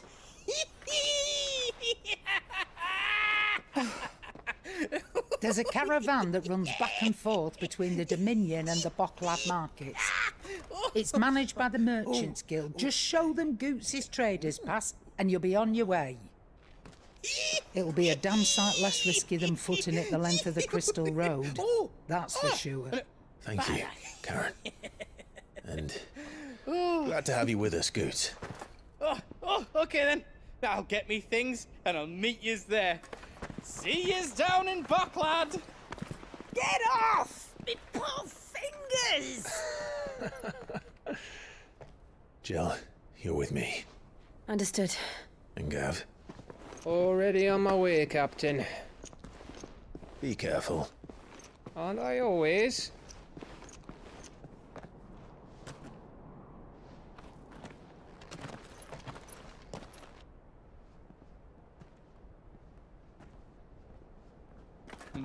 Do you see that, Sid? Your protégé's making a proper little outlaw of himself.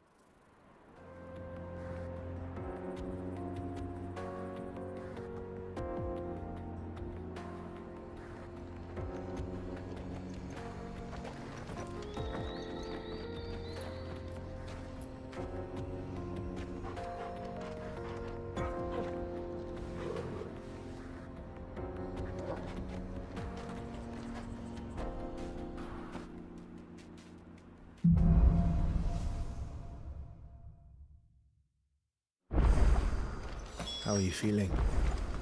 Better. Thanks to Talia. I'm glad to hear it. And Torgal helped too. Didn't you, boy?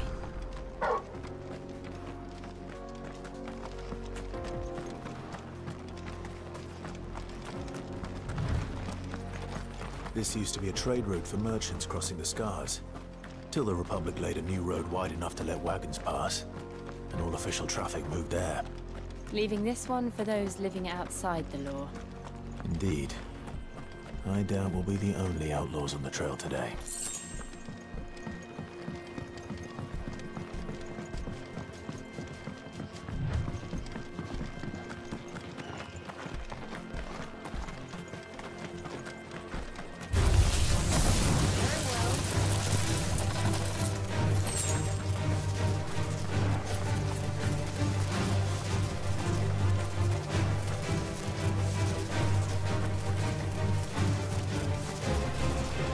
So what do you think? That we'd be lucky to make it out alive.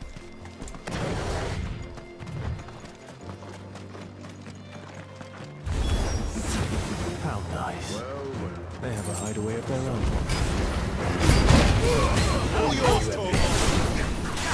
At the top.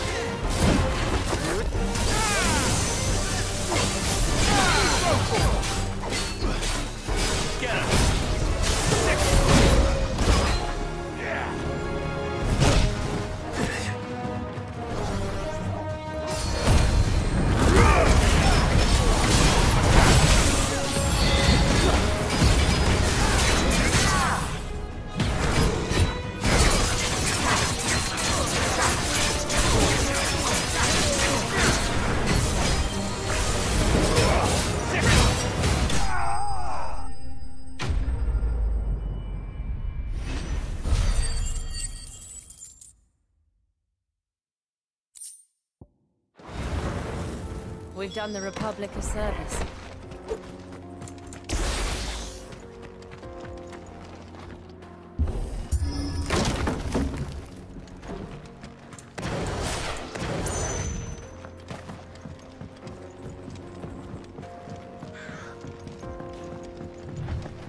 I see the Dalmex lag behind Rosaria when it comes to bridge building. The fallen ruin should hold, at least. The path continues on the other side.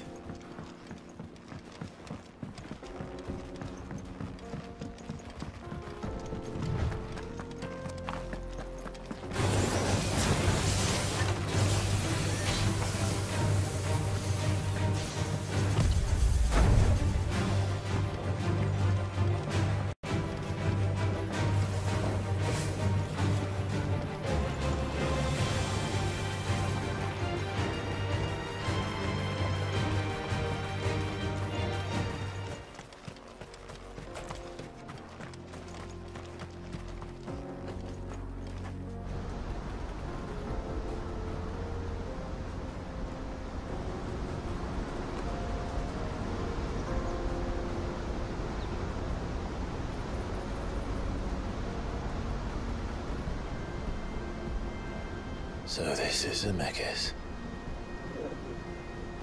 The land of the gods. It's even more impressive than I imagined. I remember being captivated by the story as a child. Long, long ago, man was overcome by avarice and challenged the gods in a bid to win their power.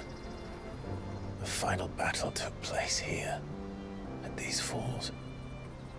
Or so the legend goes. If anyone ever manages to plumb those depths, perhaps we'll learn if there's any truth to the tale. That the gods emerged victorious. and punished man for his defiance by visiting upon him 2 curses. Dominance and bearers. To tell the truth, I always thought it strange that the dominant and the curse. Back home, the dominant inherited the throne. They were admired and exalted, not spurned. Whenever I got to that part of the story, I always assumed there must be something I'd misunderstood.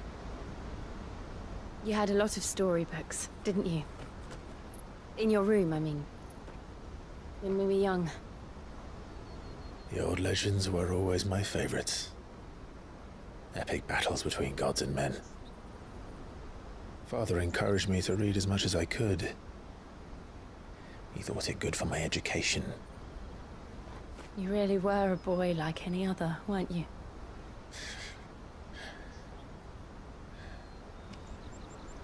Just look at this place. It's enough to make you believe the legends are true. I know.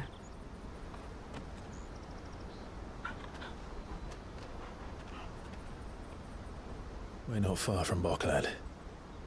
The road will be busier up ahead. Then we'll have to keep our wits about us.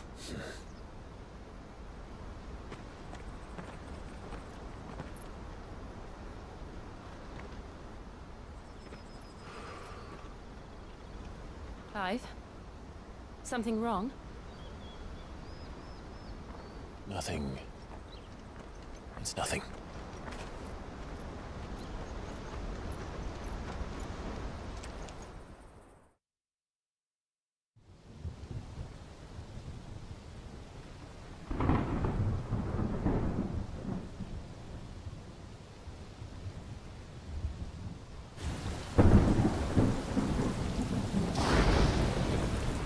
I see the reports are true, Father. You have surrendered the throne to Olivier. I have. Emperor Olivier shall rebuild the Holy Empire of Sanbreque.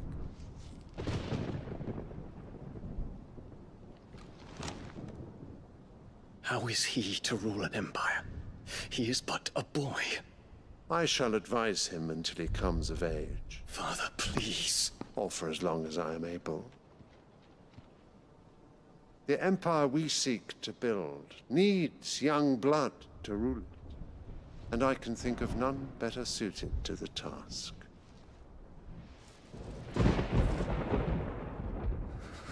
There is other news, Dion. Hugo Kupka is dead, and Drake's Fang destroyed. The pillars of the Republic have fallen. Ere long, the Imperial banner shall fly over every city in Storm. And then Valisthea. All shall bow before their Emperor. Father, these are the words of a tyrant. They are the words of a god. The Emperor whom I gladly serve.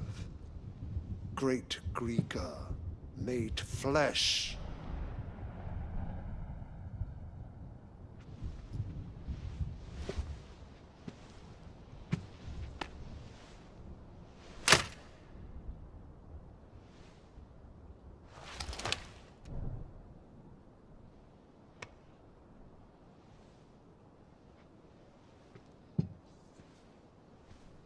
Return to your camp, Dion, and ready your forces. It is time to show the world the true power of Sanbreque.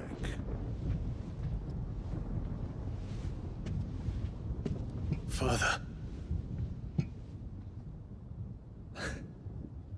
I find you much changed.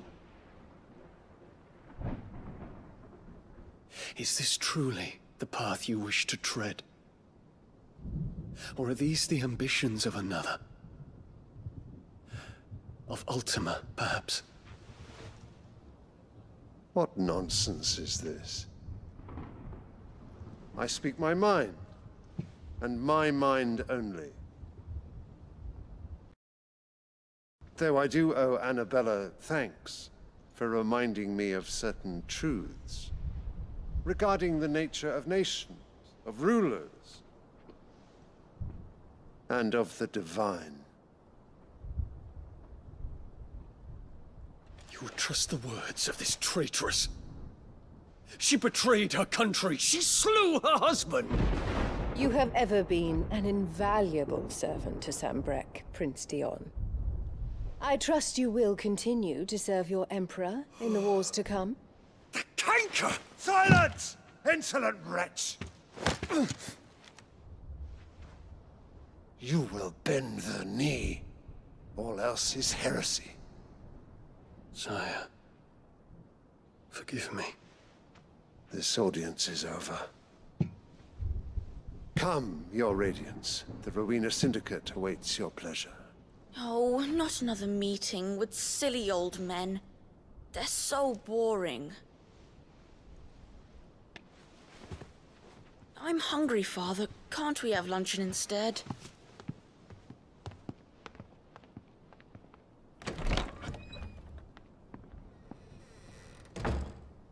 Does it pain you that you will not inherit your father's throne? I have suffered worse.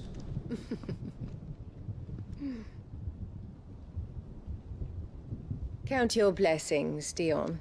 For a base-born child to be chosen by Bahamut is miracle enough. You have risen high on his wings, but you shall rise no higher, lest your impure blood stain the throne. What do you know of my blood?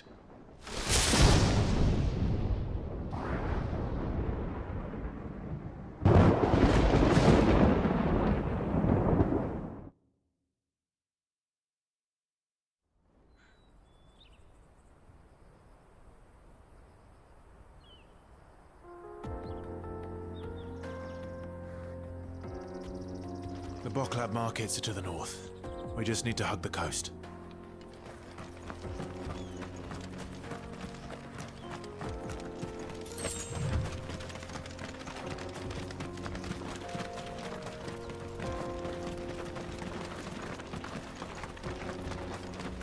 Infiltrating the Dominion won't be easy with the Imperials on high alert. No. His Radiance has lost one capital already. We can be sure Sylvester will do everything in his power to hold on to Twinside. His troops are well-trained and increasingly battle-hardened. But it's not as if we can wait for the siege to end.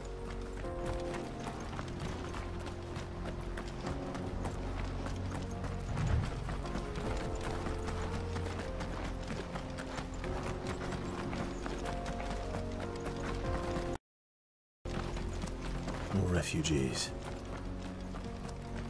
And they're all making for the crystalline Dominion. Because they don't know how to live without the crystal's blessing.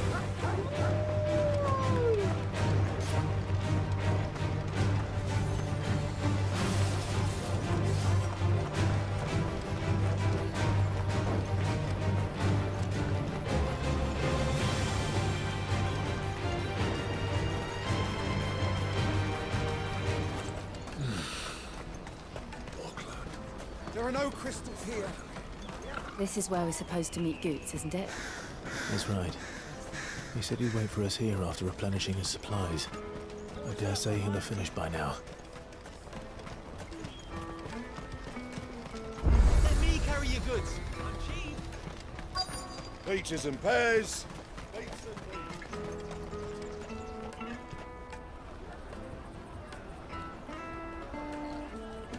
Wonders from across the water. Come one, come all. Feast your eyes.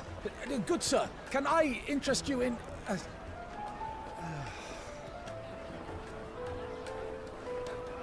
How much? For a measly crust of bread? You won't find any cheaper. Not nowadays. But you're more than welcome to look.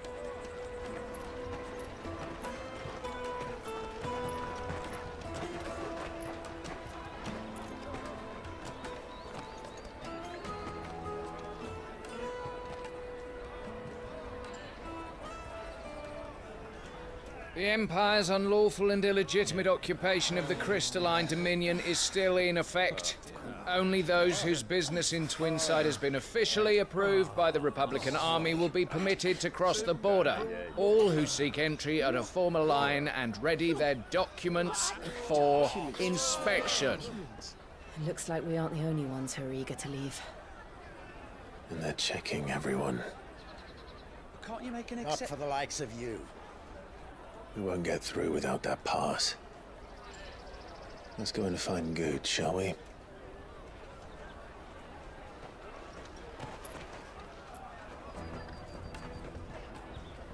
He must be around here somewhere.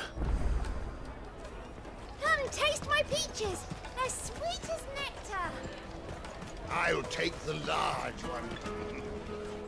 Ah, Good. There you are. Clive, I'm so sorry. Don't tell Nan, will you? Slow down, Good. Just tell us what happened. It's me trader's pass. It's gone. We cannot ride the caravan without it. We won't even be able to get through the flipping checkpoint. Do you remember when you last saw it? It was in my pocket a minute ago. Then a bairn bumped into me and... Yeah. You don't think that they might have nicked it, do you? It wouldn't surprise me. A busy market like this is prime territory for pickpockets. So, to get the pass back, we need to find this child. Where would we even start? I know where! I've got a pal in Bock lad who might be able to help us. No one knows more about what goes on round here than she does. Where do we find her? She's the owner of the Crimson Caravans, up that way. Sign's got a red chocobo on it. No time like the present. You two go on ahead. I'm gonna check the rest of my stuff, make sure naught else is missing. All right. We'll meet you there.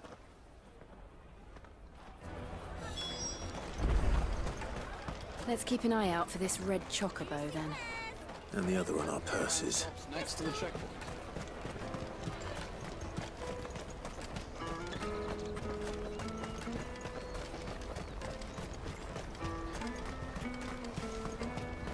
Out of my sight, wretch!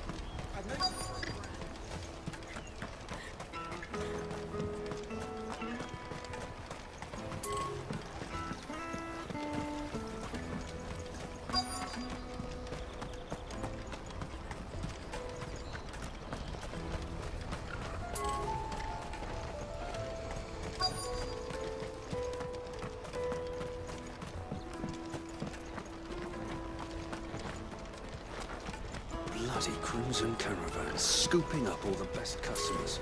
Leave some for the rest of us.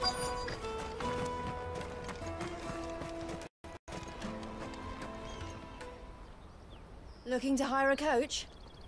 It's 10 million for a two-birder to the Crystalline Dominion. Take it or leave it. Oh, we're not here for that. Then I bid you good day. Oh, wait! Don't go, El!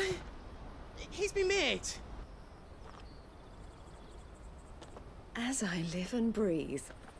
Goots, what are you doing back in Bocklad?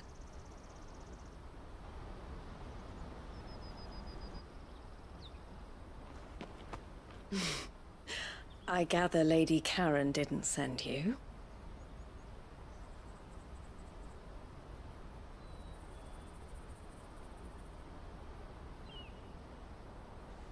So what trouble have you got yourself into this time? It's me trader's pass. It got stolen. By a little bairn. Of all the... You're the size of a marble. Honestly. Ugh. Goots told us that you know the markets well. Might you have an idea which little bairn could have done this? We don't intend to punish them. We just need our pass back. Then, we can be on our way. I see. So neither of you has a trader's pass either. Not that anyone would take you for traders, but I suppose that's why you came to me, correct? Now, I can't say for sure who took your pass. I know why they did it. Let me explain.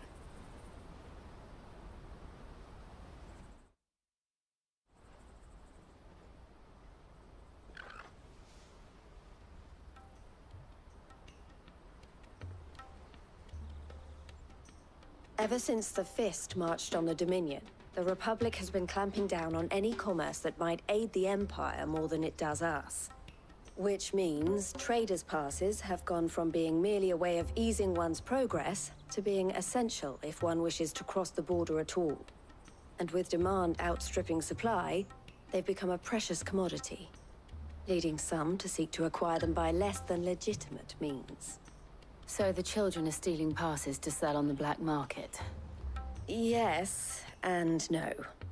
Passes are inscribed with the names of their owners, and yet none of the victims' names have appeared on the register of those passing through the checkpoint. Which means? That someone is doctoring the stolen passes. The same someone who is encouraging the children to steal them.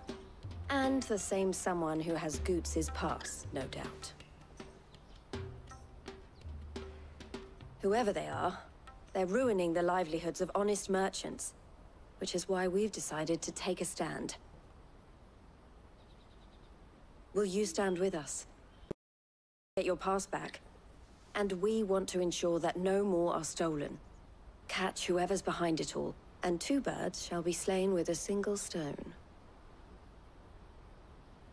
Is there any other way of getting to the Crystalline Dominion Goods? They won't let you in if you're not with the caravan. It's that, I don't know, try swimming across the strait. But the guards will definitely spot you if you try and do that. Like, we don't want to get spotted, right? So either we find the people who took the pass, or give up all hope of entering the Dominion. All right. We'll help. Thank you kindly. But I don't know your name. Eloise at your service. Clive. A pleasure doing business with you, Clive.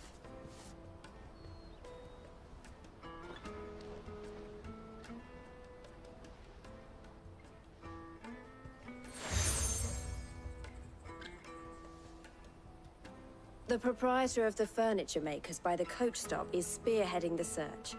Wear that, and he will know you for a friend. I suggest that you speak with him first. The furniture makers. Understood.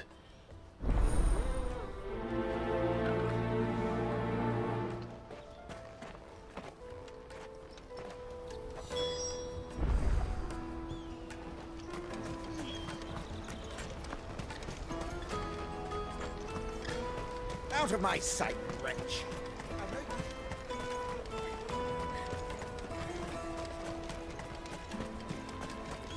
Come on! Jug of snake spit for the road? The caravan stops next to the check. Juicy pears! Slake your... Are you the furniture maker? Looking for something in particular? Ah, Eloise collared you too, eh? Then I expect you want to know more. She told me you were leading the hunt for the pickpockets. What have you learned?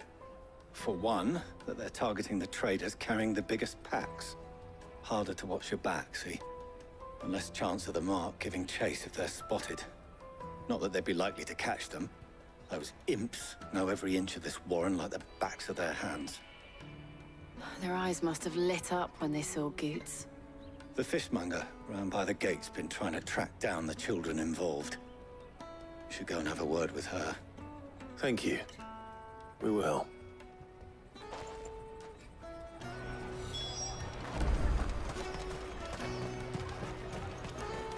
I'll take the large one. Come, taste my peaches. They're sweet as nectar. You should come with me to the Dominion. Life... Fish for sale! Fresh sorted and smoked!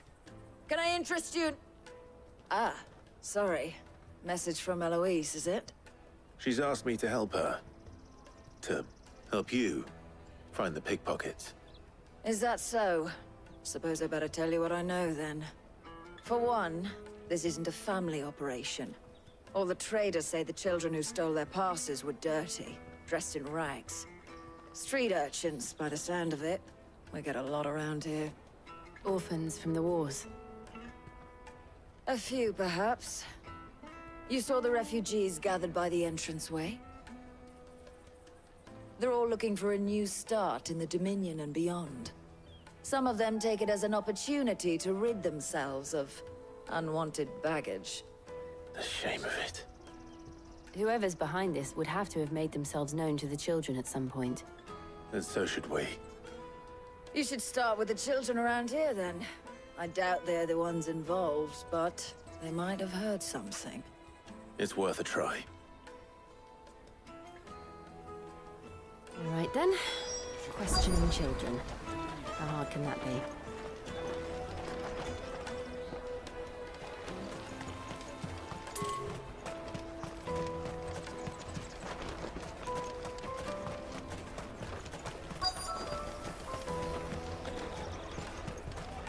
Taste my peaches! They're sweet as nectar! Excuse me. Do you mind if I ask you something? Can't stop you. I was just wondering if anyone has asked you to do anything out of the ordinary recently. Anything you grown-ups ever ask us to do is shut up and go away. So guess what I'm about to tell you to do? Sorry. I'll leave you alone.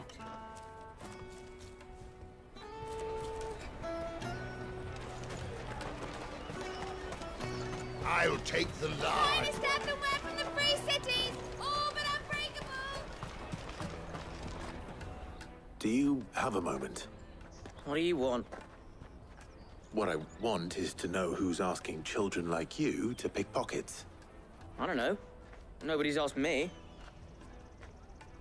What's picking pockets? Do you get paid for it? No, you get in trouble for it. So if they come calling, you know what to tell them.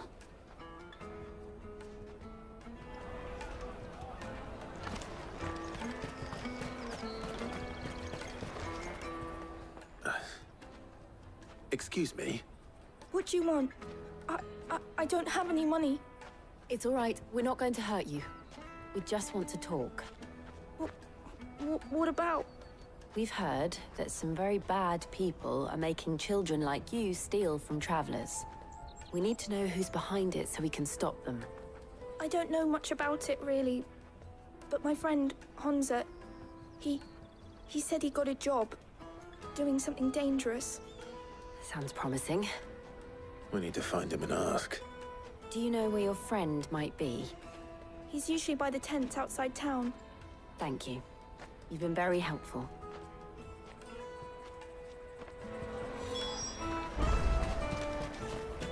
Come on, come on! Peaches and pears. Let me carry your goods. I'm cheap.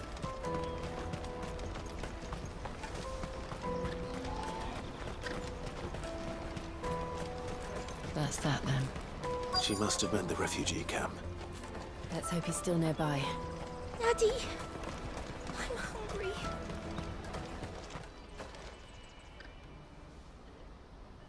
That big fat donkey was easy pickings. He wouldn't have noticed if we'd robbed his boots off him. Yeah. Wish we hadn't handed over the pass, though. Could use one of those things to get out of this dump. Chance would be a fine thing. The moment they found out, they'd string us up by our guts. Would they now? Perhaps you'd like to introduce us to these charming characters. Shit! We're in trouble now! What do we do? You two get caught if you want. I'm off. Hunter! Where are you going? So that was Hunter, eh? Jill, you watch these two. I'm going after him. All right.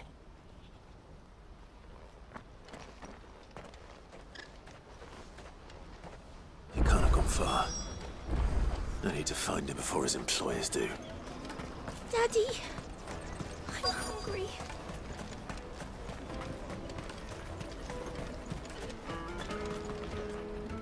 Did you see a boy run past?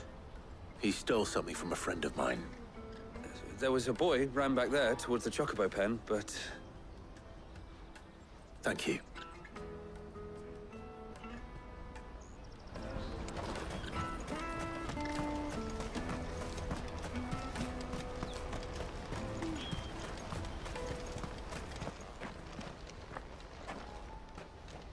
Shit. Cornered. It's all right, Hunter. I'm not going to hurt you. I just want to ask you some questions. Fine. Not like I've got a choice. I'm looking for the people who are making you steal for them. Who are they? Call themselves the Carstones. They said they'd give me a good gill if I did what they told me. I knew they were bad, but bread doesn't come for free.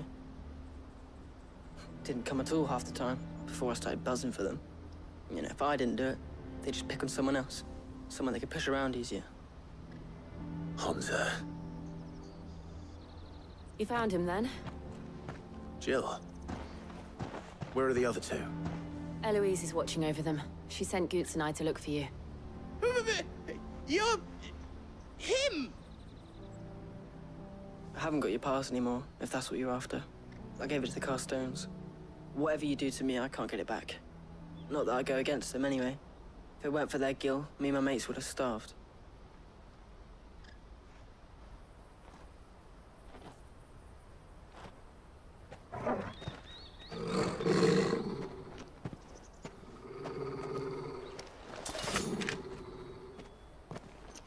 Cowards.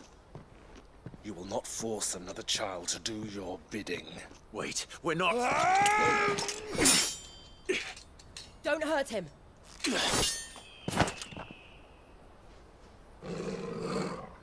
You're making a mistake. We're on the same side. Like hell we are. That brooch. Where did you get it? Master Theo? Goots. What are you doing with these people? Unless you're the ones my sister was talking about. Your sister?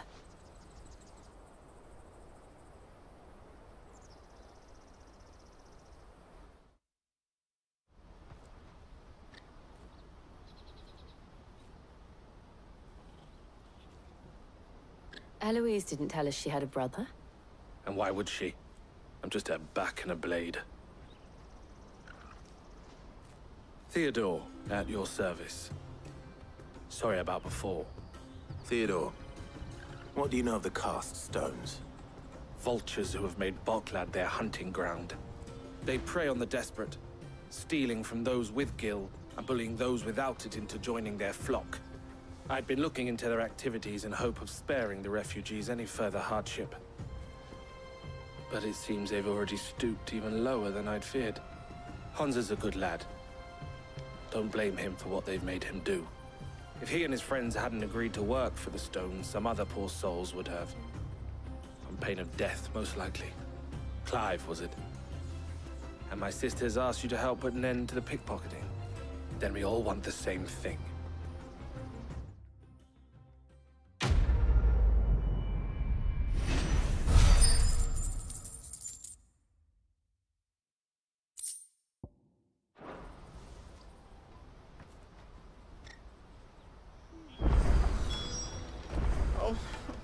So, what's the plan?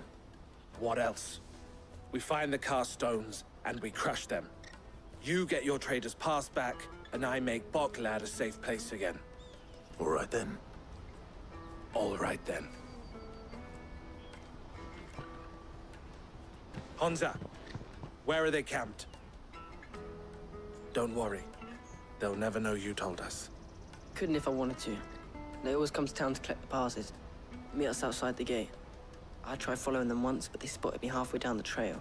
Said they'd string me up. We'll try it this time. Which way were they going? Back down the road towards Leighton's Cleft. To Leighton's Cleft, then?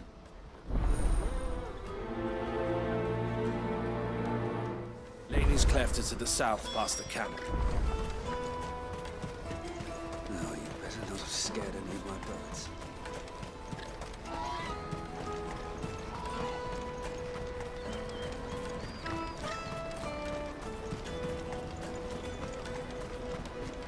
There are no crystals here.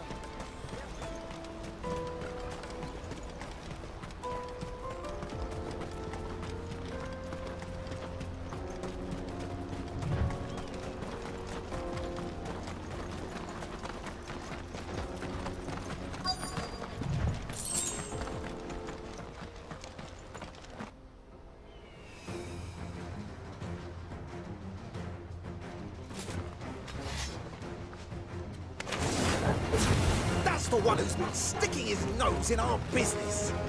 You should have minded your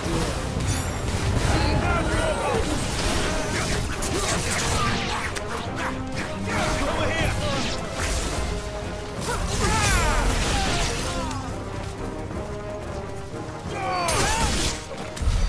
I doubt these were the ringleaders.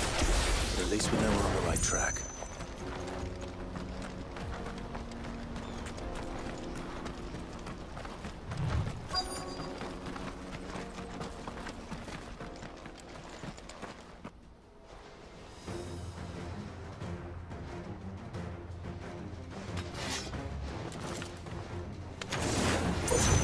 We got company! That's the lot of them. Over here! Get him!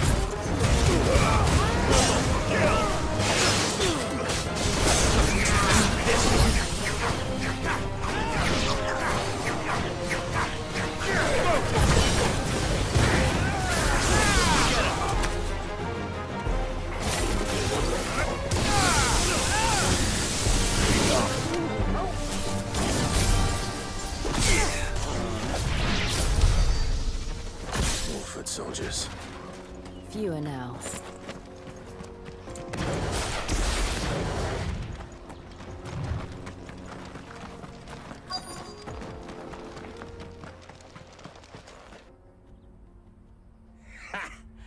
Not a bad haul today, eh? Aye. Some of our new recruits are natural-born ne'er-do-wells. Especially the little ones. That Hans has got nimble fingers, all right. It'll be a shame when they chop them off. But till then, let's make the most of it. Scum. The leaders of the cast stones, I take it. They don't deserve any mercy, Clive. I wasn't planning on showing them any. We're ready when you are, Theodore. Oh, I'm ready.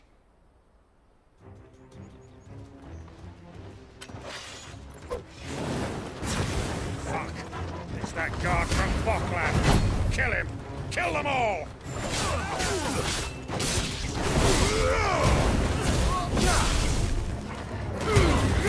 All yours, Torgal!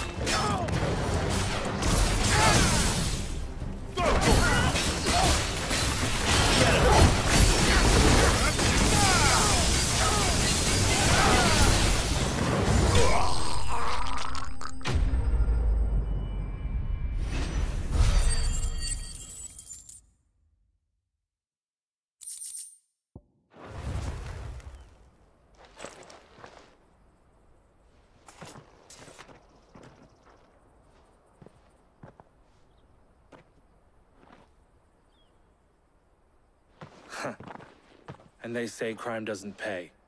Gold chains, rings, purses. And traders' passes. Dozens of them. Have the names been changed? Not yet. I recognize some of them. No doubt Goots's is somewhere among them. Now I just need to sort through it all and return everything to the people it was taken from. We should go and give Eloise the good news. Can we leave things here in your hands, Theodore? Of course. Oh, and, be sure to tell her of the part I played, won't you? We'll be glad to.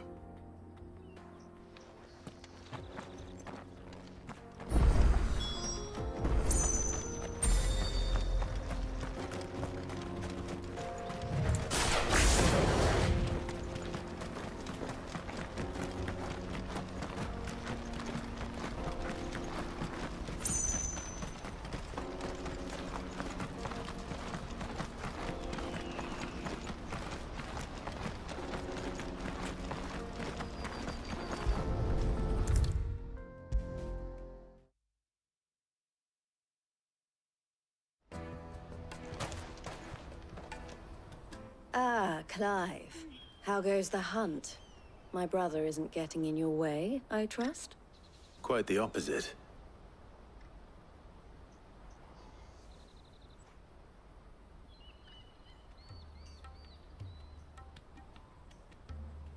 So it was the cast stones who were behind it all. Theo told me he'd been on their trail. And their demise solves 3 problems at a stroke. That of the pickpockets, the bandits pulling their strings, and the passes they were stealing. I only hope yours is among the items you recovered. Only time and Theo's return will tell. Speaking of whom, welcome home, dear brother. You are too kind, Eloise. Here, Clive. Goods' pass. Ask him to keep a closer eye on it from now on, would you? I will. Thank you. El, I've asked our boys to carry the rest of the goods back. Can I count on your help in sorting through it all? Of course. I'll make some space in the storeroom. I expect you'll soon be on your way then. But it wouldn't do to leave without introducing yourself properly. Would it now? Sid. Don't look so shocked. We're on the same side. I don't understand. As you now know all too well, we at the Crimson Caravans are always happy to help those in need. For a small fee, we will move anything that needs moving. Be that goods to market, or bearers away from it. I was the first my sister helped escape. If it wasn't for her, I'd have been branded as a boy. I had no idea. It just so happens that we are seeking to expand our operation. And who better to join forces with than the leader in the field? Wouldn't you agree, Theo? I would. It seems our purpose is the same in more ways than one. So what would you say to working together again? It would be our pleasure. And our honor. The honor is ours. Here, Clive. This is for you.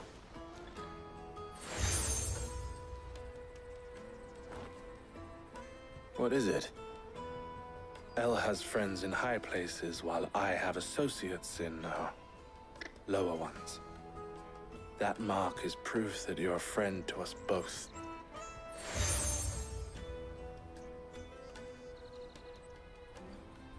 I shall bear it with pride. Well, all that remains is to wish you a safe onward journey. Goots' pass should secure you a place on the caravan, but if you encounter any difficulties, we would be delighted to provide you with a coach of our own. For a discounted price, of course. Say, 9 million?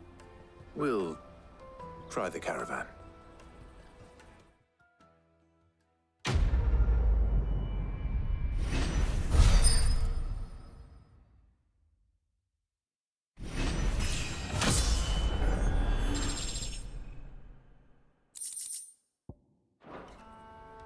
Right then. Let's get this back to Goots. And then it's on to the Dominion. Out of my sight, wretch!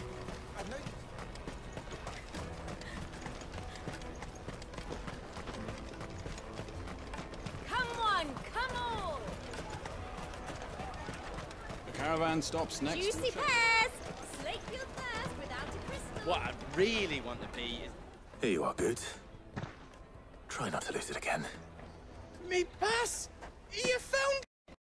Oh, thank you so much. Nan would have killed me if I'd come back without it. I'll have to say thanks to El and Theo, too. So should you, Hansa. You and your friends don't have to steal anymore. If anyone threatens you again, you know who to turn to. We do.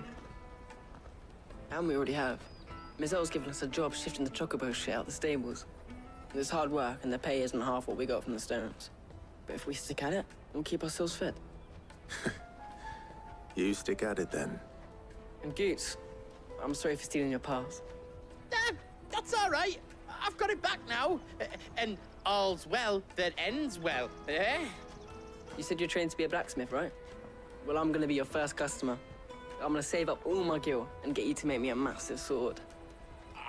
I'll do me best. Till then, eh?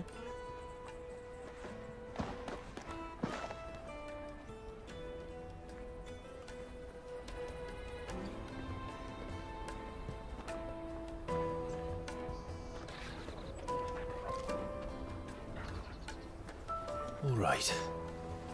We have a place on the wagon.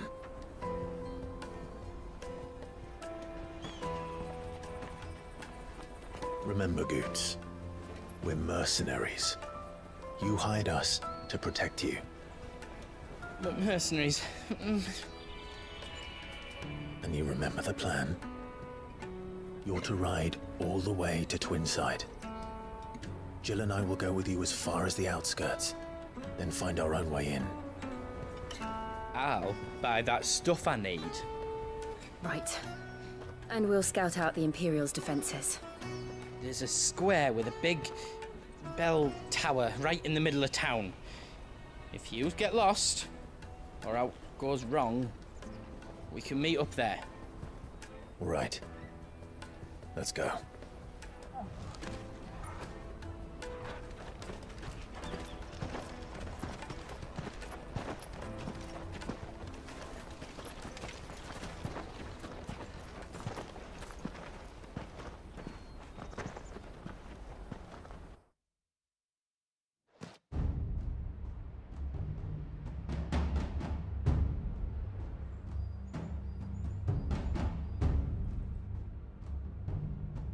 I see. And you're quite certain your father has no knowledge of Ultima? I am. I have no difficulty believing a sinister force has come to exert an influence on Sanbreque. But be that as it may, it is yet to claim my father. For better or worse, his radiance speaks his own mind. Then the fiend works from the shadows. I confess, when first you told me of this fiend, I had my doubts, and more than a few at that.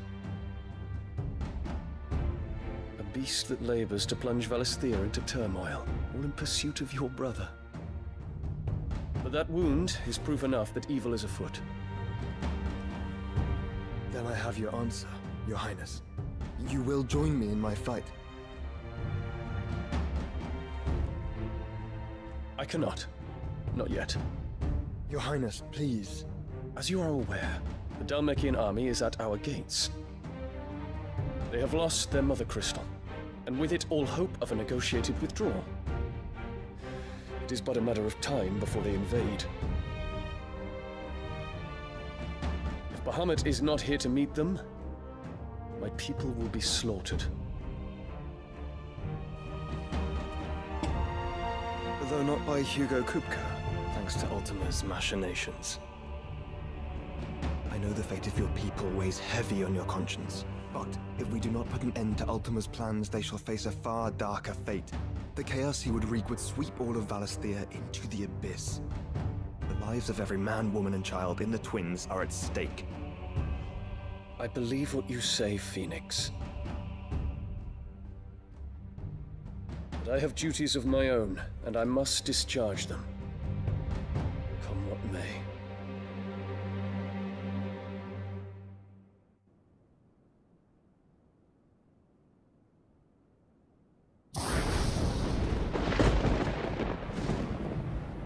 What do you know of my blood?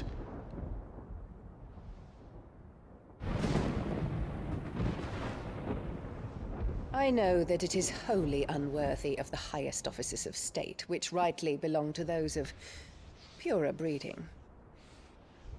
Alas. Your bloodline runs through the Oriflamme gutter, from a whore who weighed her child's worth in gil. Have you threatened my father? Of course not. I merely whispered in his ear that his mongrel son is plotting a rebellion. What? Sylvester listens to the words of his astrologers. And they have ears too. You have been feeding them your lies! Should you remain loyal to Emperor Olivier, his radiance may yet crown your head with laurel, and not with tar. Fork-tongued witch!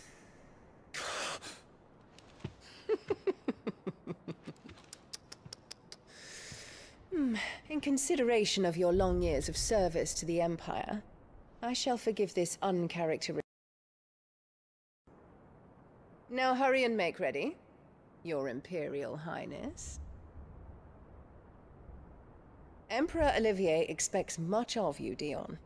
Or should I say, of Bahamut. May your fire reduce his enemies to ash,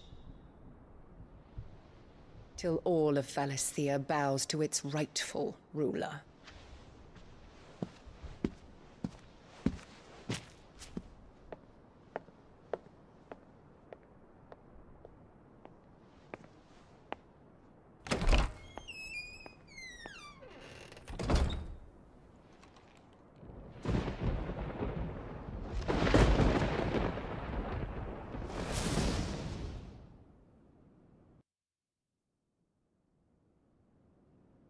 There is another darkness that has taken hold of Sanbreque. And until its grip is released, the flames of war shall spread ever wider, just as Ultima wishes. Forgive me. My family has caused you much grief. You are not her keeper, Phoenix. This is a matter for the Imperial household now, and as a member of that household, it falls to me to resolve it. At such time as that is done, what strength I have shall be yours.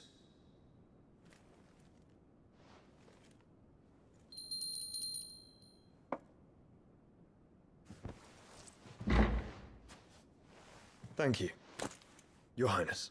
Let us take to the skies together, and bring a new dawn to Valisthea. I should like nothing more.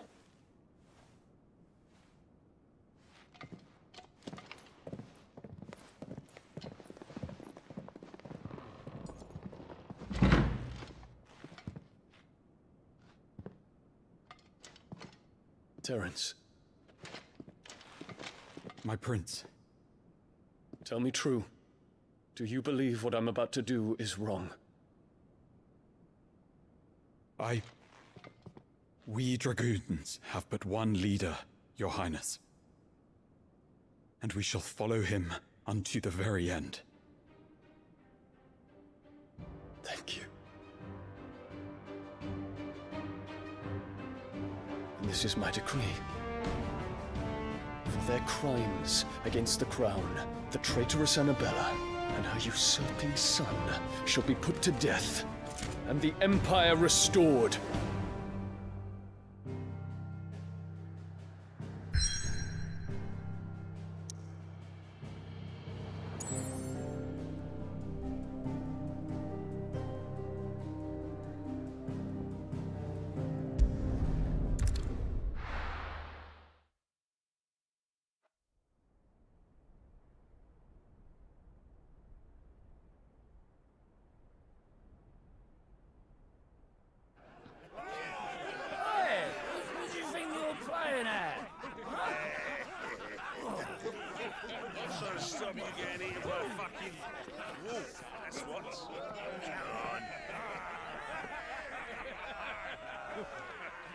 One would never guess that these people stood on the brink of war.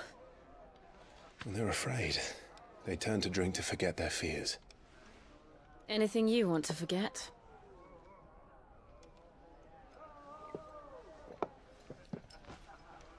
The harbor is empty, and half the market stalls too.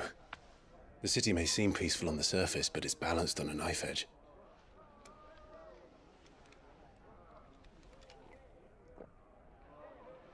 Were we to give it a nudge, it might be just the distraction we need to reach the Mother Crystal. I thought you might say that. We should send for Gav. We'll need someone to keep the fires we start from going out. And we can busy ourselves scheming until he gets here. I'll send a Stolas then.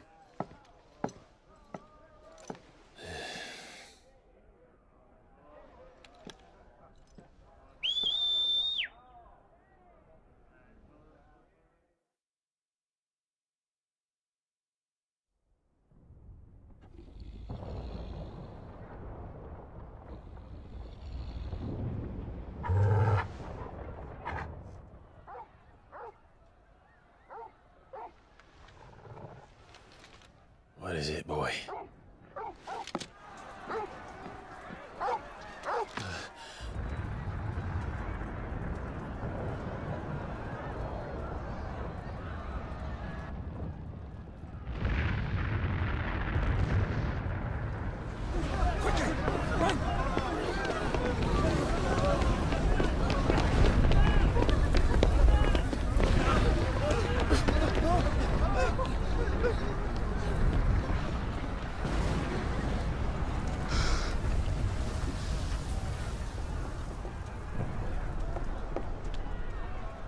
What's happening? I don't know. Torgal!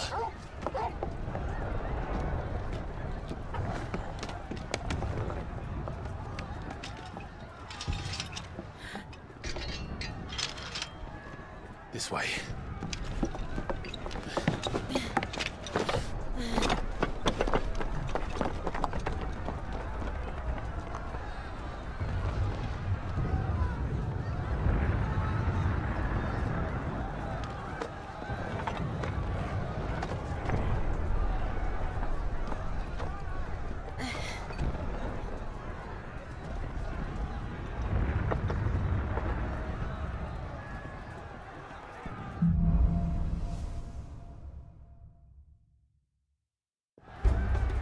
The city's on fire. I'm sure Boots is fine. He'll be making for the square. The one with the bell tower. In the middle of town, right?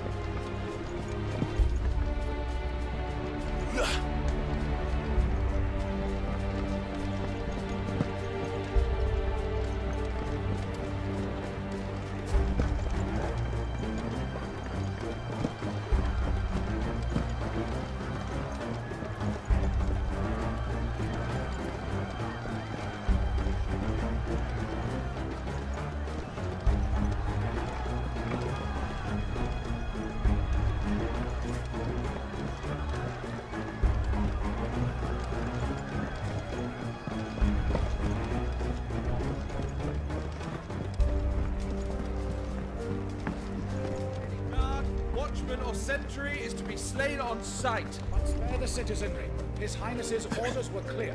The people are to... Those were Imperial Dragoons.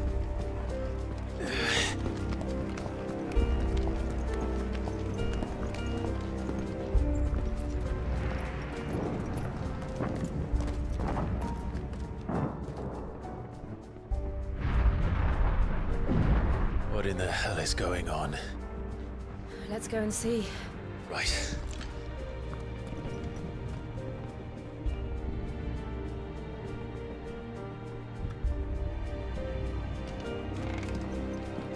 But first we find Goots.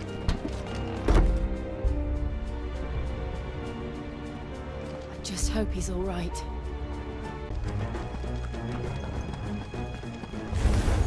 You there! Identify yourself! We have to.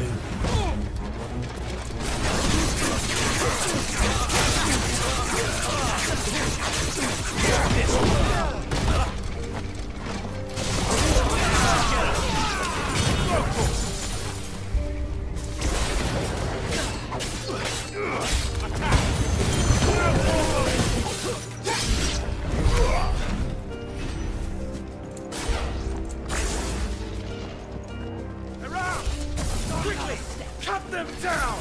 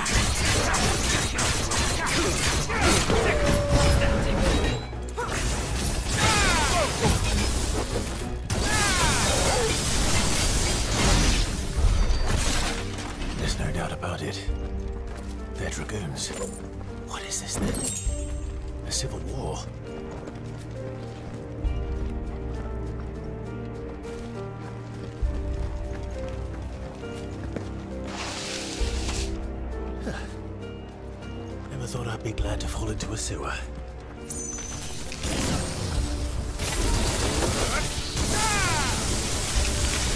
Oh well. This one.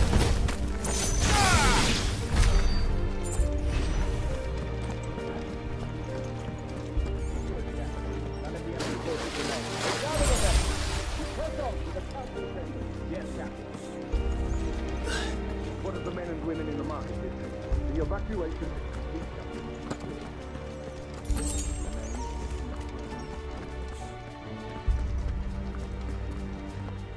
There it is.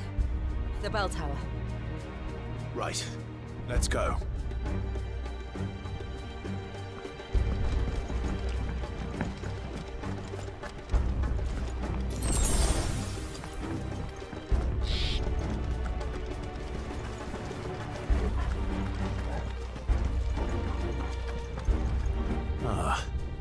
No goods left.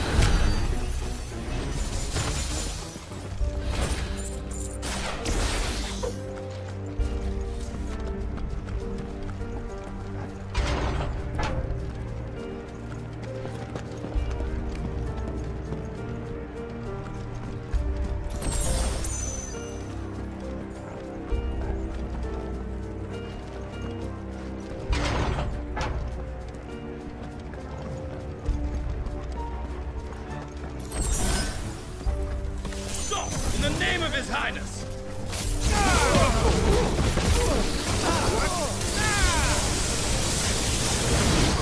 Get him! Too slow.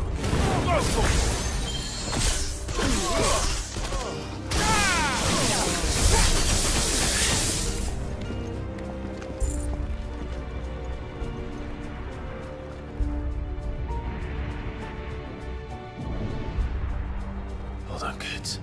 We're coming.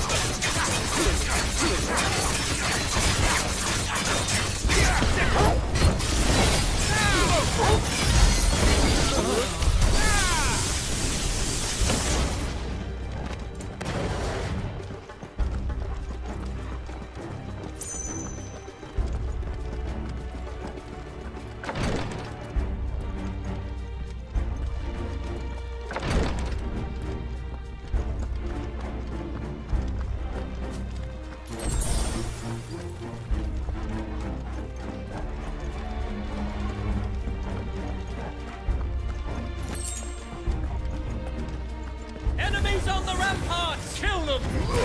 Get them!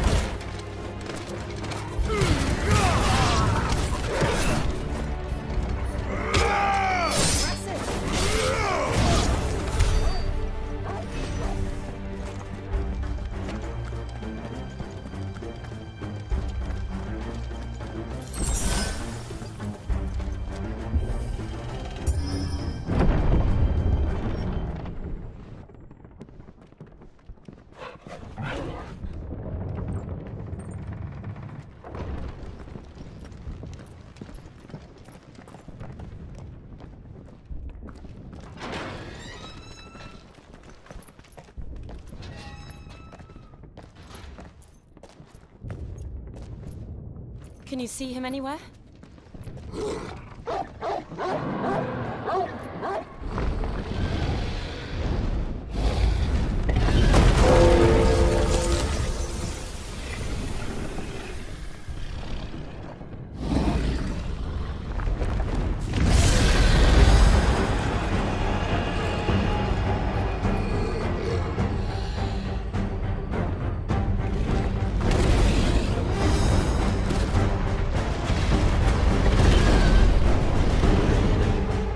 It must be one of the Dragoon's pets.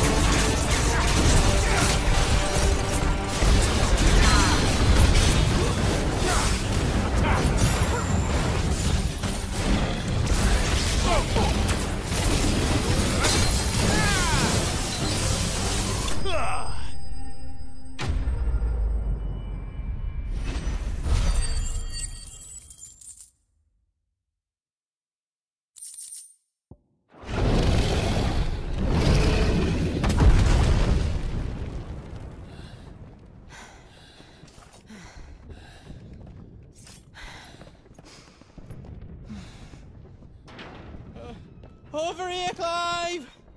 Are you alright? Goots, there you are. I didn't know there'd be a dragon. All right, let's get out of here. Oh! What now? Is that Mother Crystal's heart? What the hell is it doing up there?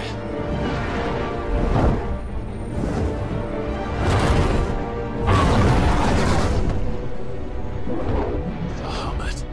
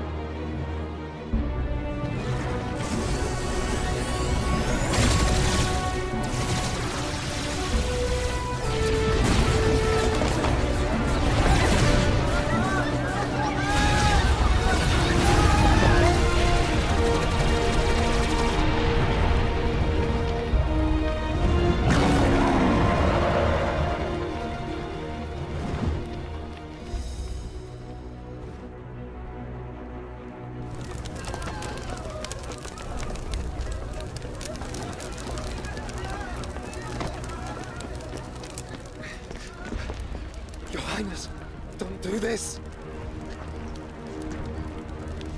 We must leave. Now, Your Grace. I beg of you. This is not what he wanted. Something's happened. Forgive me, Yoda. But I must put a stop to this. Your Grace!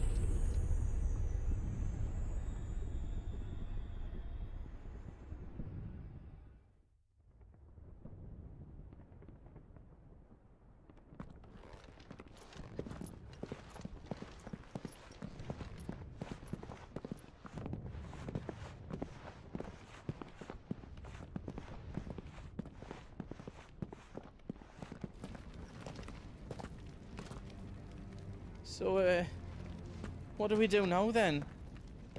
We destroy the heart. But he might come back! As soon as the flames die down, the Imperials and the Dalmex will move in. This may be our only chance. And Bahamut has gone for now. You should get as far away as you can, Goots.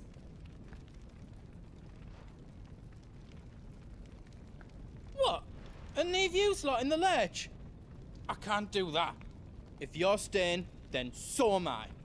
I packed everything up before I made a run for it, so if there's out yous need, just ask. But I won't be giving it away for free. Nana'd never forgive us if I did. Thank you, Goots.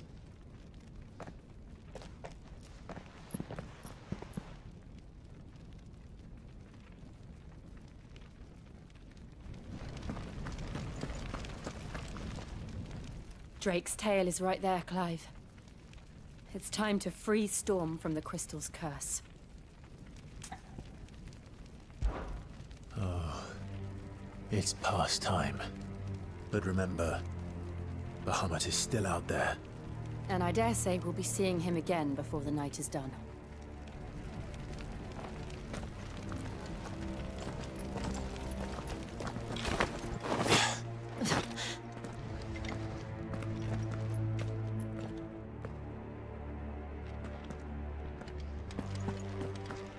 No more roads.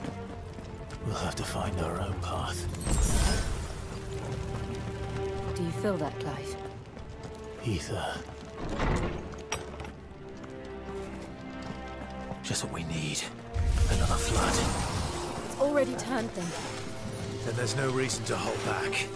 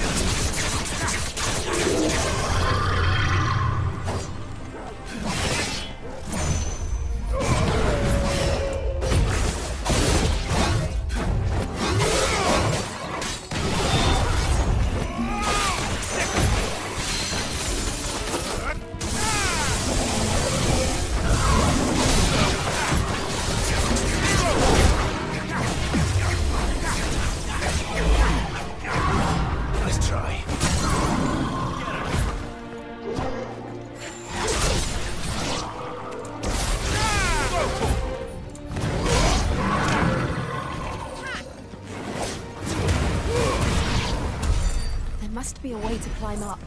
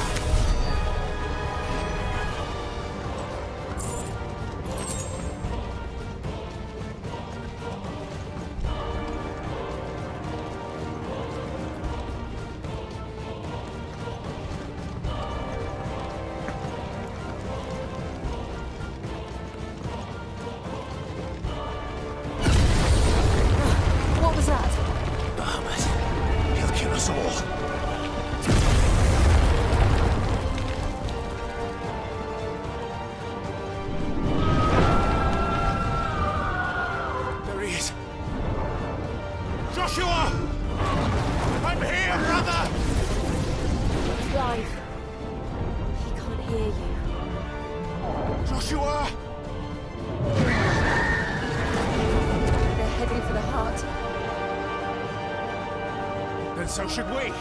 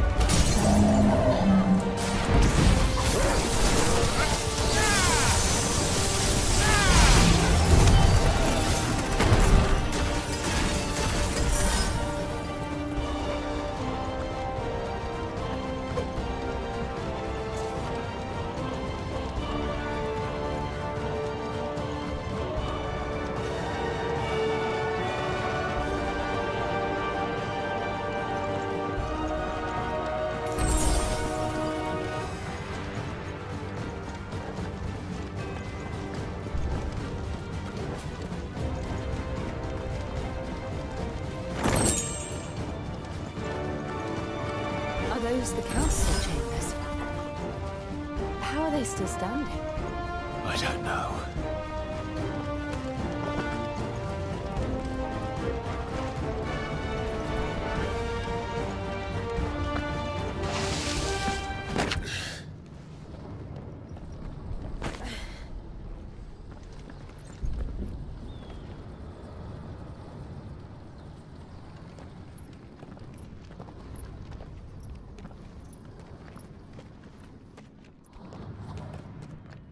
He'll be all right, Clive.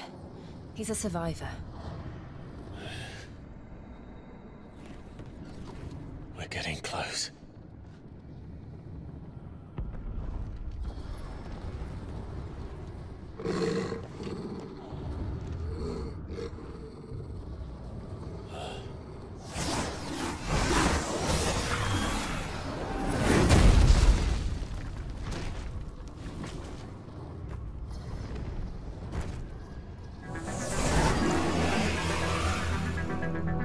It looks like somebody doesn't want us getting any closer. I don't care what it wants. Neither do I. Slow.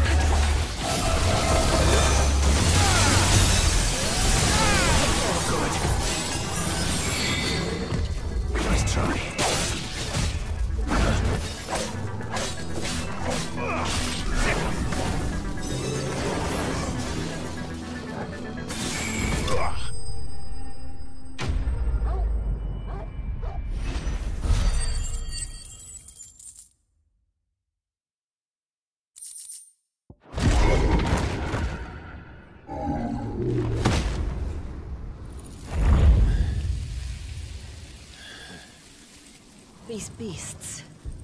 they're getting stronger. We can think about them later. Right now, there's only one thing we need to focus on. The heart.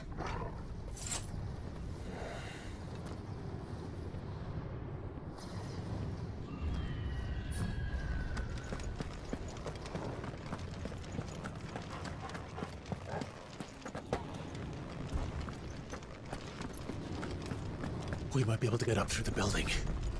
It's worth a try.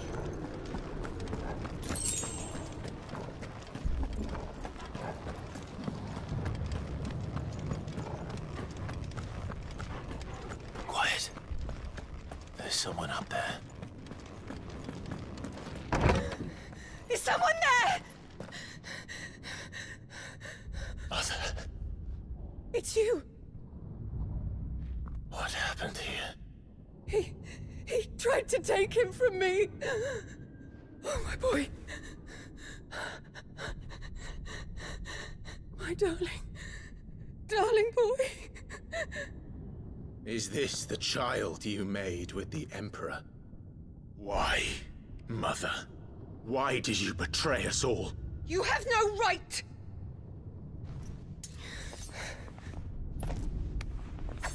Answer him. We took you in, savage. Show some respect for those who raised you.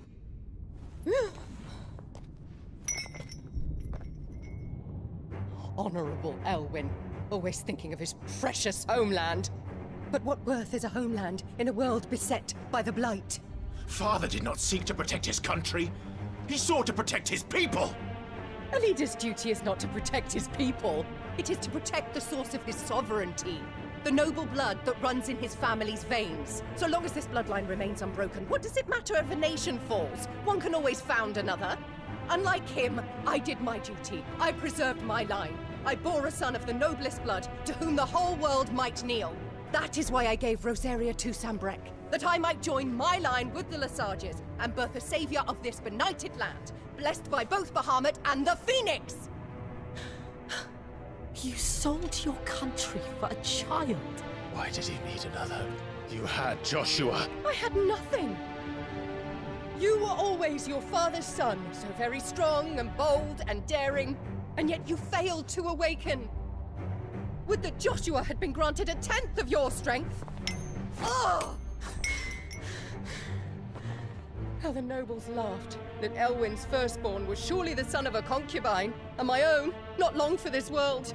The shame of it! The shame of being slandered by one's inferiors! How could you ever know how that feels? It should have been you! Why didn't the Phoenix choose you?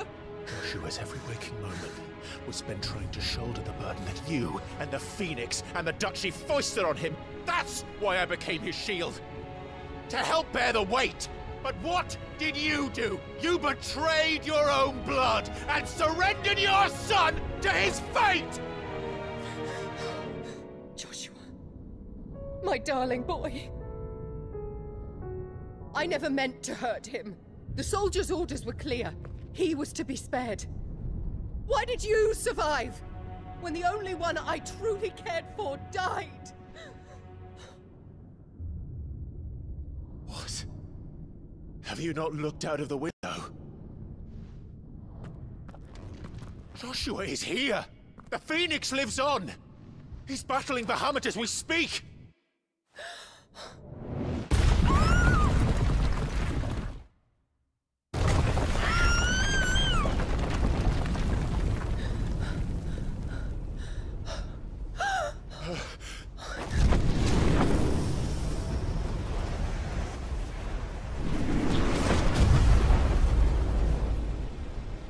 Joshua!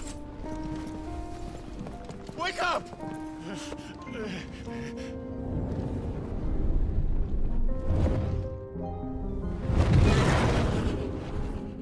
I am a shield of Rosaria.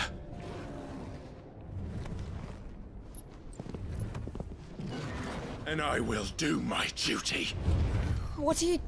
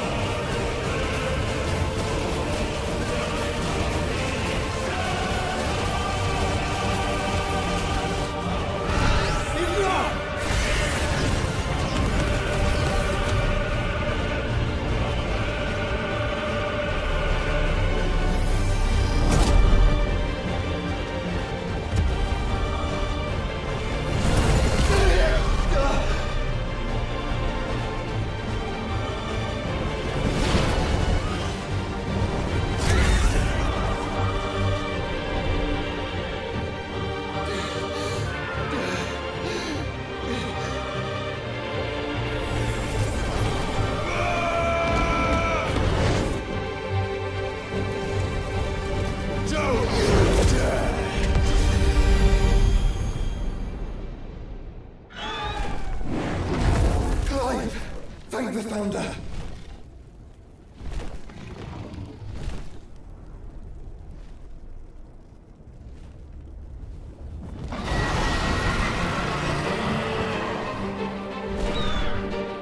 It's now or never, Joshua.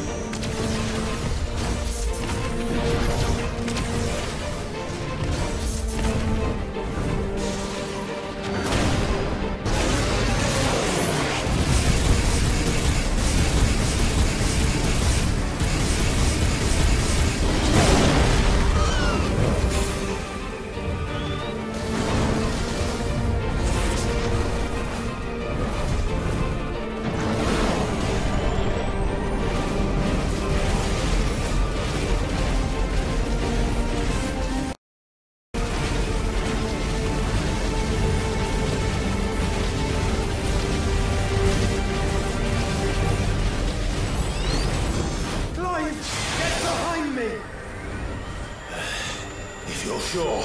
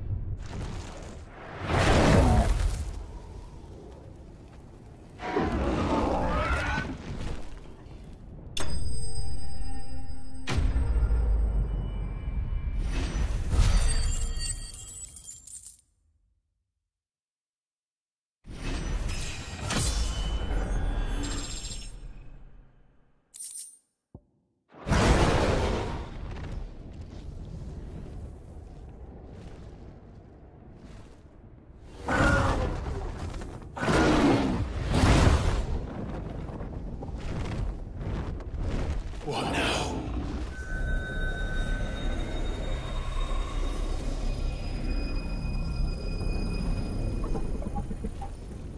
This is drinking the ether. We have to stop him.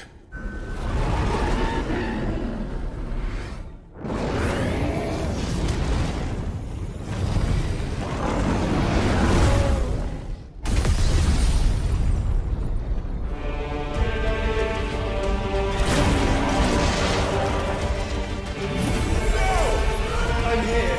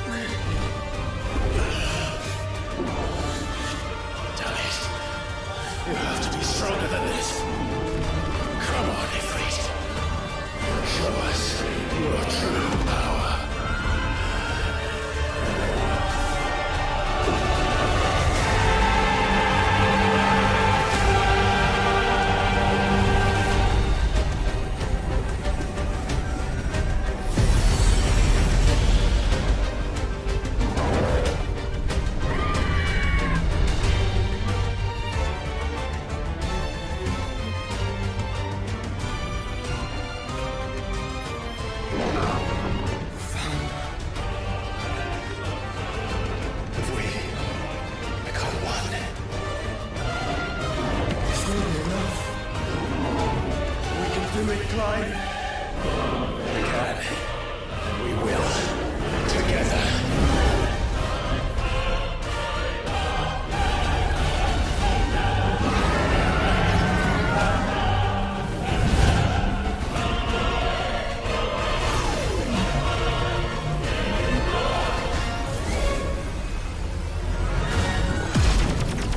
Are you ready? Ready!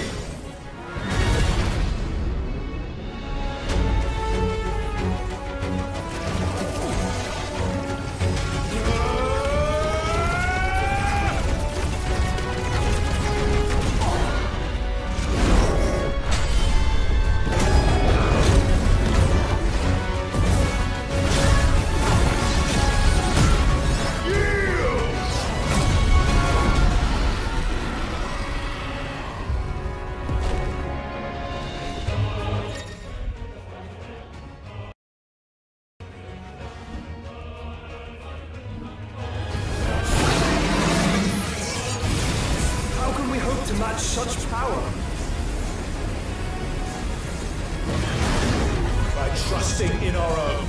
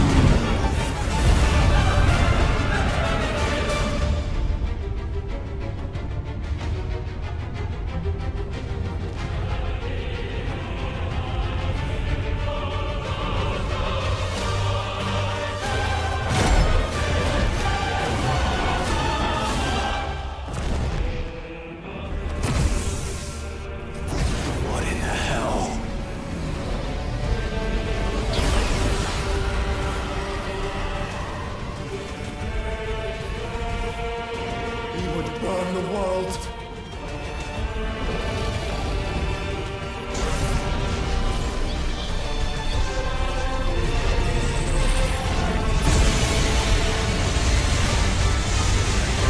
Not today. Come on, Joshua.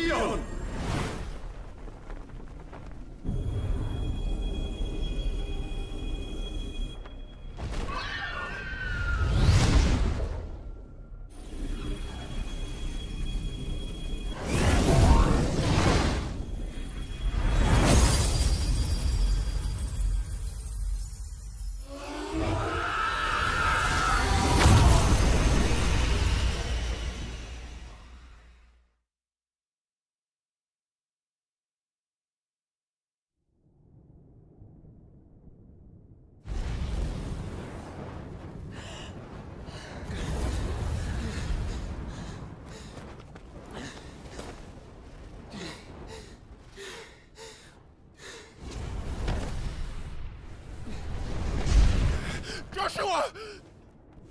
Clive!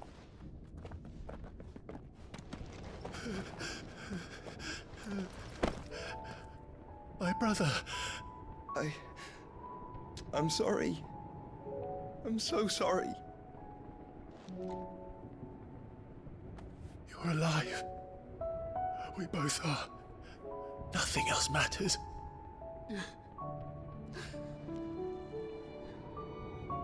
I never dared hope that I would see this day.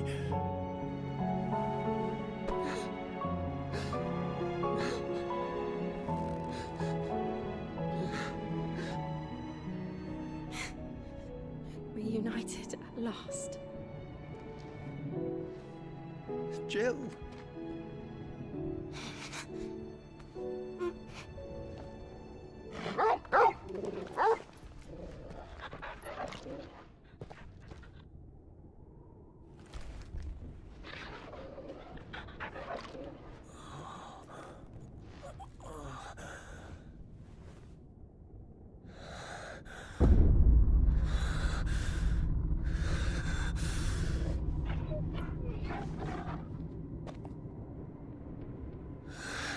This is for my father!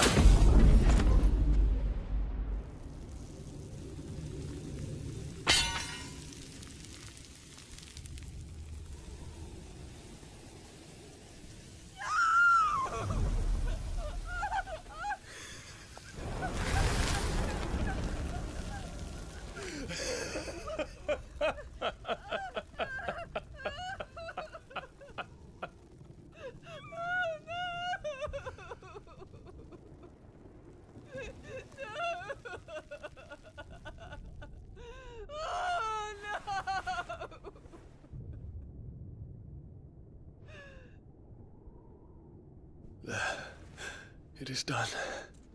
The demon that would tear our house apart is no more. Father.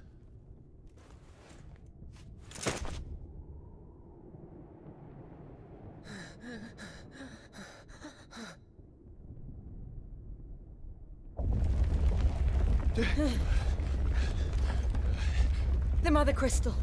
It's collapsing. Right. We need to leave. No. Wait.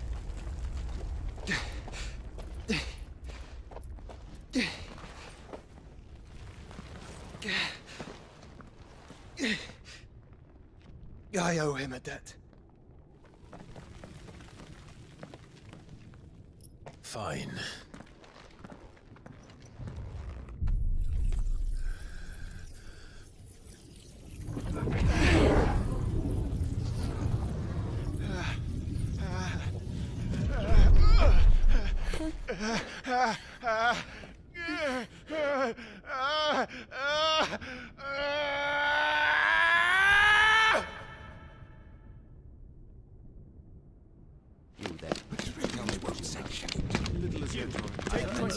Don't reinforce the walls. Situation. Report, Captain. Can nothing be done to call them off? I regret not, Your Radiance. The Dragoons answer to none but His Imperial Highness. The Council is powerless to intervene. We're hearing reports of rebel Madness is this, Dion. throughout the neighboring districts. Focus all efforts on extinguishing the fires around the capital. The city can wait. What about stocks of weapons and armor? Don't dally, man. Go! Your Radiance. Are the doors locked? And I want you to find out Make sure the doors are locked. next movement. By the light. Dion. Have you taken leave of your senses? Call off the Dragoons at once. Fear not. The populace will come to no harm at their hands.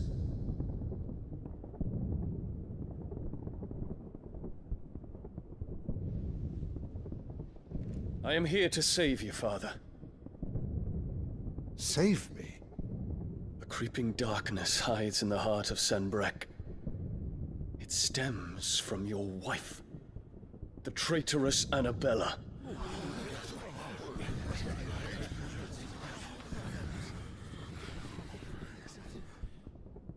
Not another word, Dion. Father, though you may not see it, the darkness has taken hold of you. It has made you forget yourself. But I bid you remember, there was a time when you ruled not with cruelty, but with compassion. Why now do you turn your back on your people? Why now do you seek to stoke the fires of war? You too have borne witness to this change, Your Eminences. And you know, as well as I, who is responsible for it. A puppet now sits upon the throne, but cut his strings, and the master loses the power! What? Dion, you bear steel before your Emperor? Guards! Take him!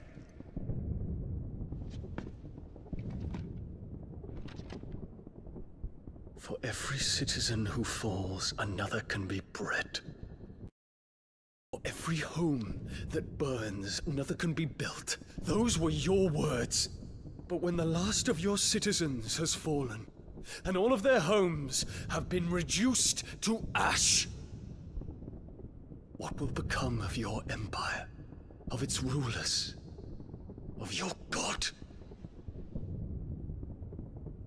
As the Mother Crystals crumble one by one, and the Blight sweeps in to claim all that we hold dear, our people look to their Emperor for protection. Yet he labors not to secure their futures, but to seize what is left of the twins for himself! Even if it should come at the cost of everything his loyal citizens have labored to build! Dion, you must understand. A small price to pay, is it not? You've been blessed with great power, Dion. Enough to win me the world. So go, claim Valisthea for me, brother.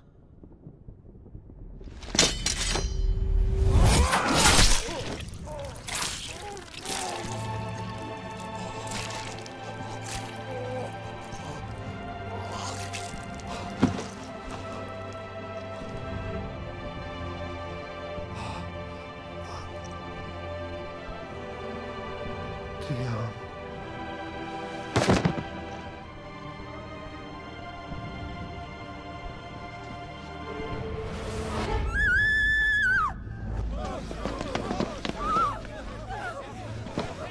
Gods! Gods! Father. Poor father. How he doted on his children. That he would die to protect me was plain. It was but a matter of when. You planned this? You did well to endure so long. But you broke in the end, as I knew you would. And now Muthos approaches. Put him to the proof. I would see if he breaks. Go, Bahamut. Kinslayer.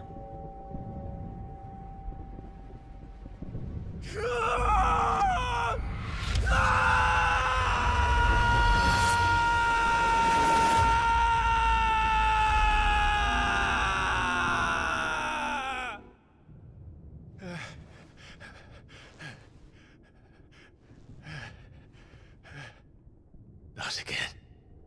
Brother?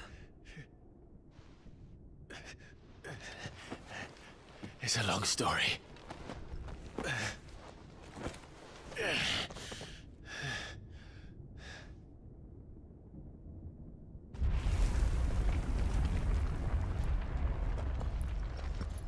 You cannot stay here, Mother. Come. Take my hand.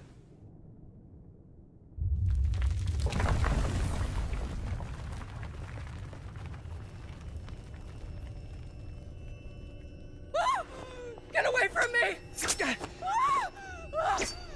This is all just a dream, just a bad dream!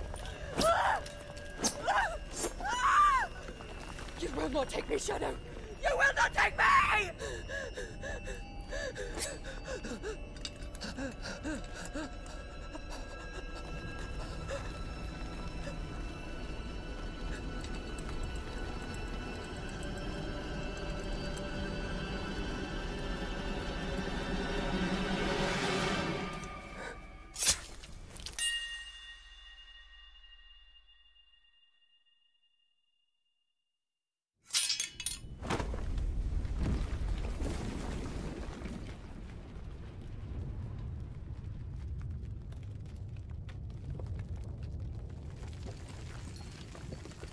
Mother.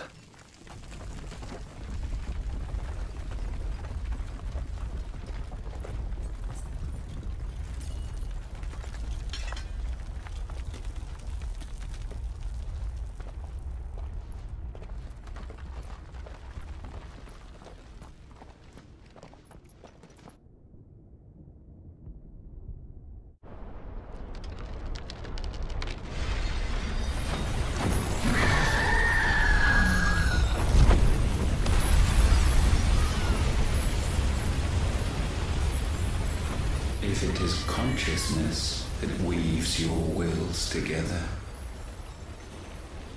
consciousness that blurs the boundary between your own will and that of others, then we shall set you apart once more. The ties that bind you shall be severed, and humanity return to its proper place.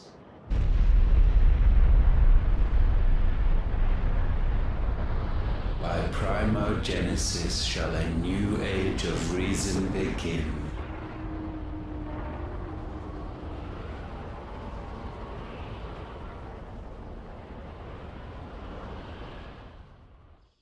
Relax, Your Majesty.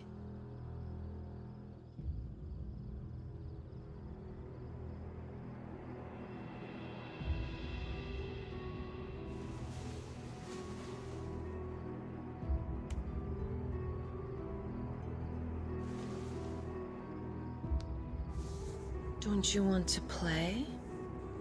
It's been a long time. That is your wish.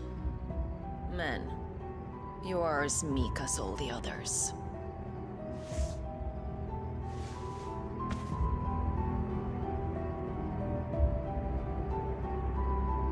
Such feeble creatures.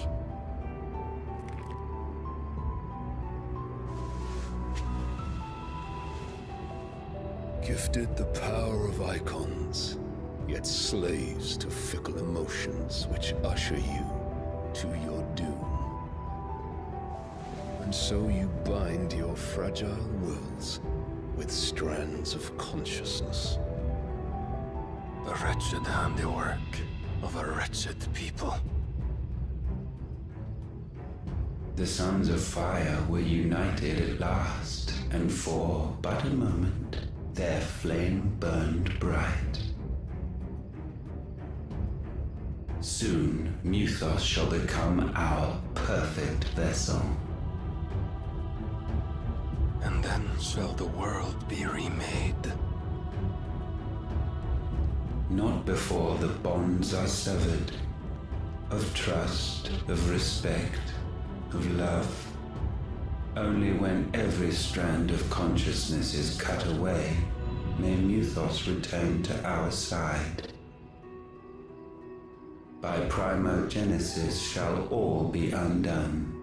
Mankind shall be rid of his wretchedness, and Mythos of his will.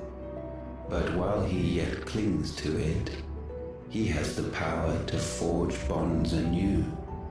And so we bid you, find Mythos, and sever every one. To destroy that which has no physical form, you ask the impossible. There is nothing your black blade cannot cut, Odin. We shall unite with Mythos, and bring forth a new world. So long as our vessel remains unclaimed by humanity. It shall be done, Master. My will is yours.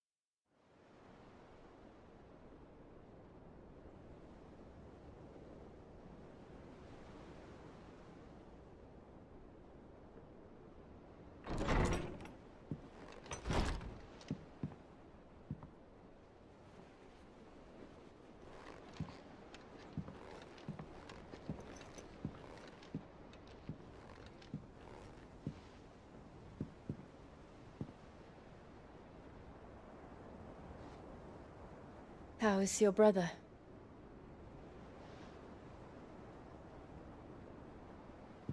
Asleep since I returned from the Dominion. Taya says he should be back on his feet soon enough. For a while, at least. She discovered something on his chest. A swelling, circled in stone.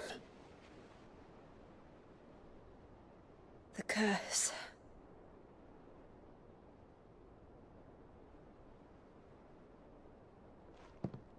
For every mountain we climb, another rises up to greet us, doesn't it? It's never ending.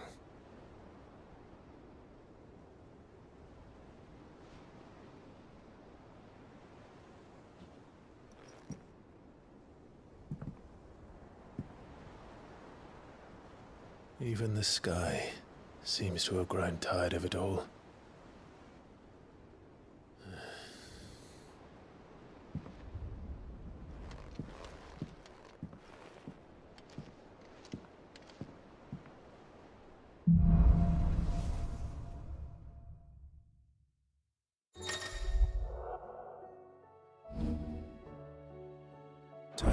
happy if I disturb Joshua. While he rests, I might as well see what Otto has to say.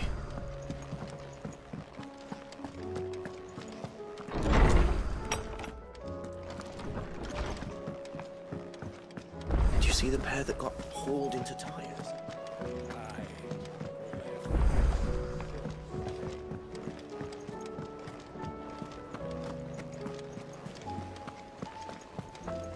Did you see that?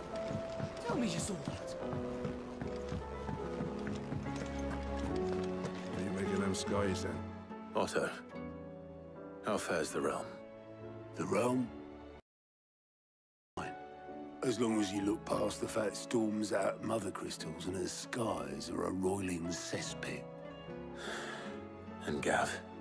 He's with your uncle in the Free Cities, helping Mid with her project. Sent an owl their way the moment the winds turned foul. Still waiting on a reply, though. Do you have any good news? Well, that depends on your definition of good. All right, fine. What do you suggest we do? Oh, no, I'm just the messenger. I'll leave the scheming to those more suited to the task. Could be that Lady Vivian and Old Tomes have their own thoughts on the current state of things. Could be that they don't. It certainly can't hurt to ask. I suppose not.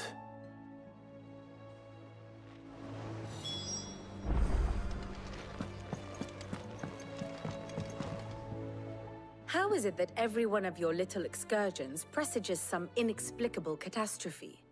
Not that you are to blame for the Dominion's fate. No one could have predicted the actions of the Crown Prince. I'm sorry I couldn't save your home. Countrymen are stronger than you think. A few toppled clock towers won't break their spirits.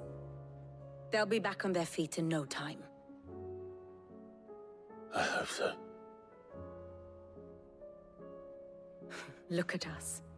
Bluer than a pair of bog crabs. Tempting though it may be, sulking will not help us find a solution to this mess. You believe there's one to be found? I don't know.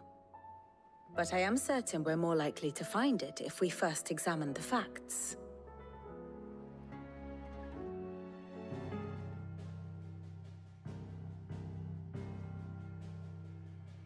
Beneath these darkened skies, fear and confusion reign over Valisthea.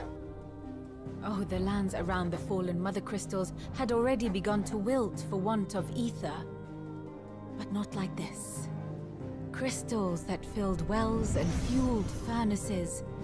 Now nothing but pretty shards of rock.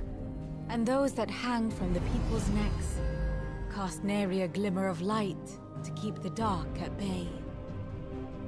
It is only a matter of time before the common folk convince themselves that the end of days is upon us. Yet I fear a swift end is more than we can hope for. While most of the world thirsts for ether, the remainder drowns in it, spawning Akashic in droves. And amidst the hordes of mindless beasts, with magics as like to fail as function, even the strongest nation would falter. Rosaria and the Iron Kingdom teeter on the brink of collapse, while the tragedy in Twinside has all but paralyzed the Holy Empire. Dhalmekia fares little better. Rumor has it the ministers fled the capital after the fall of Drake's Fang, leaving their beloved republic to crumble. Waloed, meanwhile, moves in earnest. The Einherjar has been sighted off Storm. The world, in short, is in chaos. It would seem our civilization was nothing but a castle of sand, to be washed away at the whim of the waves.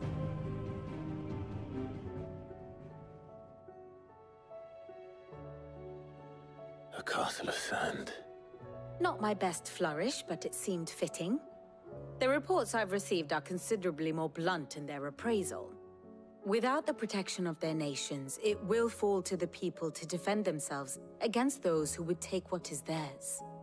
Which is only ever going to end one way. Defending a farmhouse against a band of chocobo thieves is one thing, but pitchforks and palisades will do little to stall an army's advance. Should the King of Waloed deign to invade, there would be none to stop him. None but us.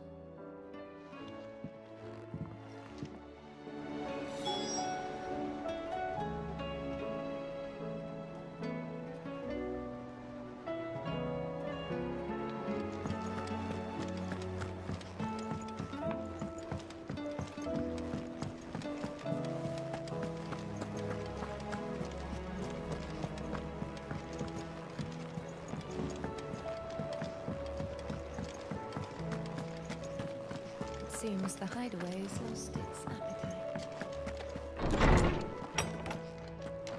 Is a storm coming, Sid?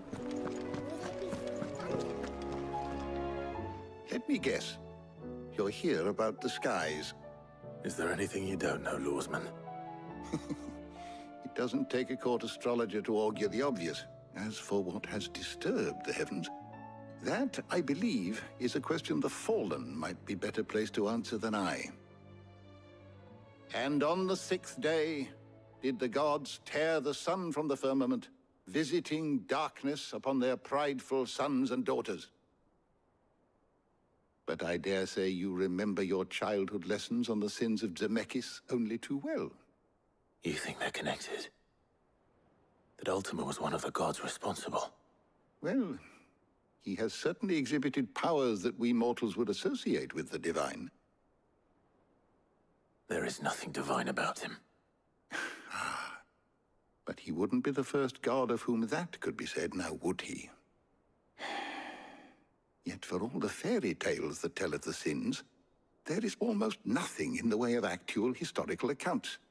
Had I the Journal of Moss the Chronicler, I may have been able to tell you more, but alas, I fear all remaining copies have been lost to time. You will forgive me, I hope? Certainly not.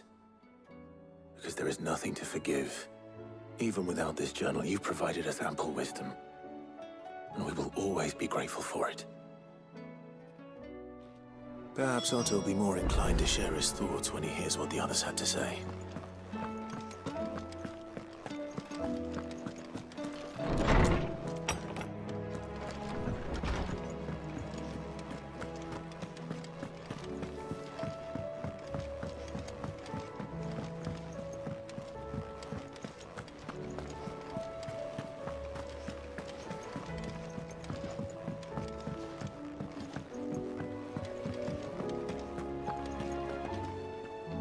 Clive, we have a problem. Only one. That would be a first. It would. Actually, there are 3. We had as many owls arrive while you were at the shelves. Martha's got a Akashic at her gates, and talk of monsters roaming the hills outside of Northreach has put the wind up Isabel and her lot. And don't forget Dalimil. Lubor says the village was raided by bandits. When it rains... It fucking pours. The curse breakers are spread thin, taking stock of the damage in the Dominion. And even if I could get word to all of them, I doubt they'd get here in time to make any real difference. Which means there's only 2 people who can. Jill and I. Let them know we're on our way.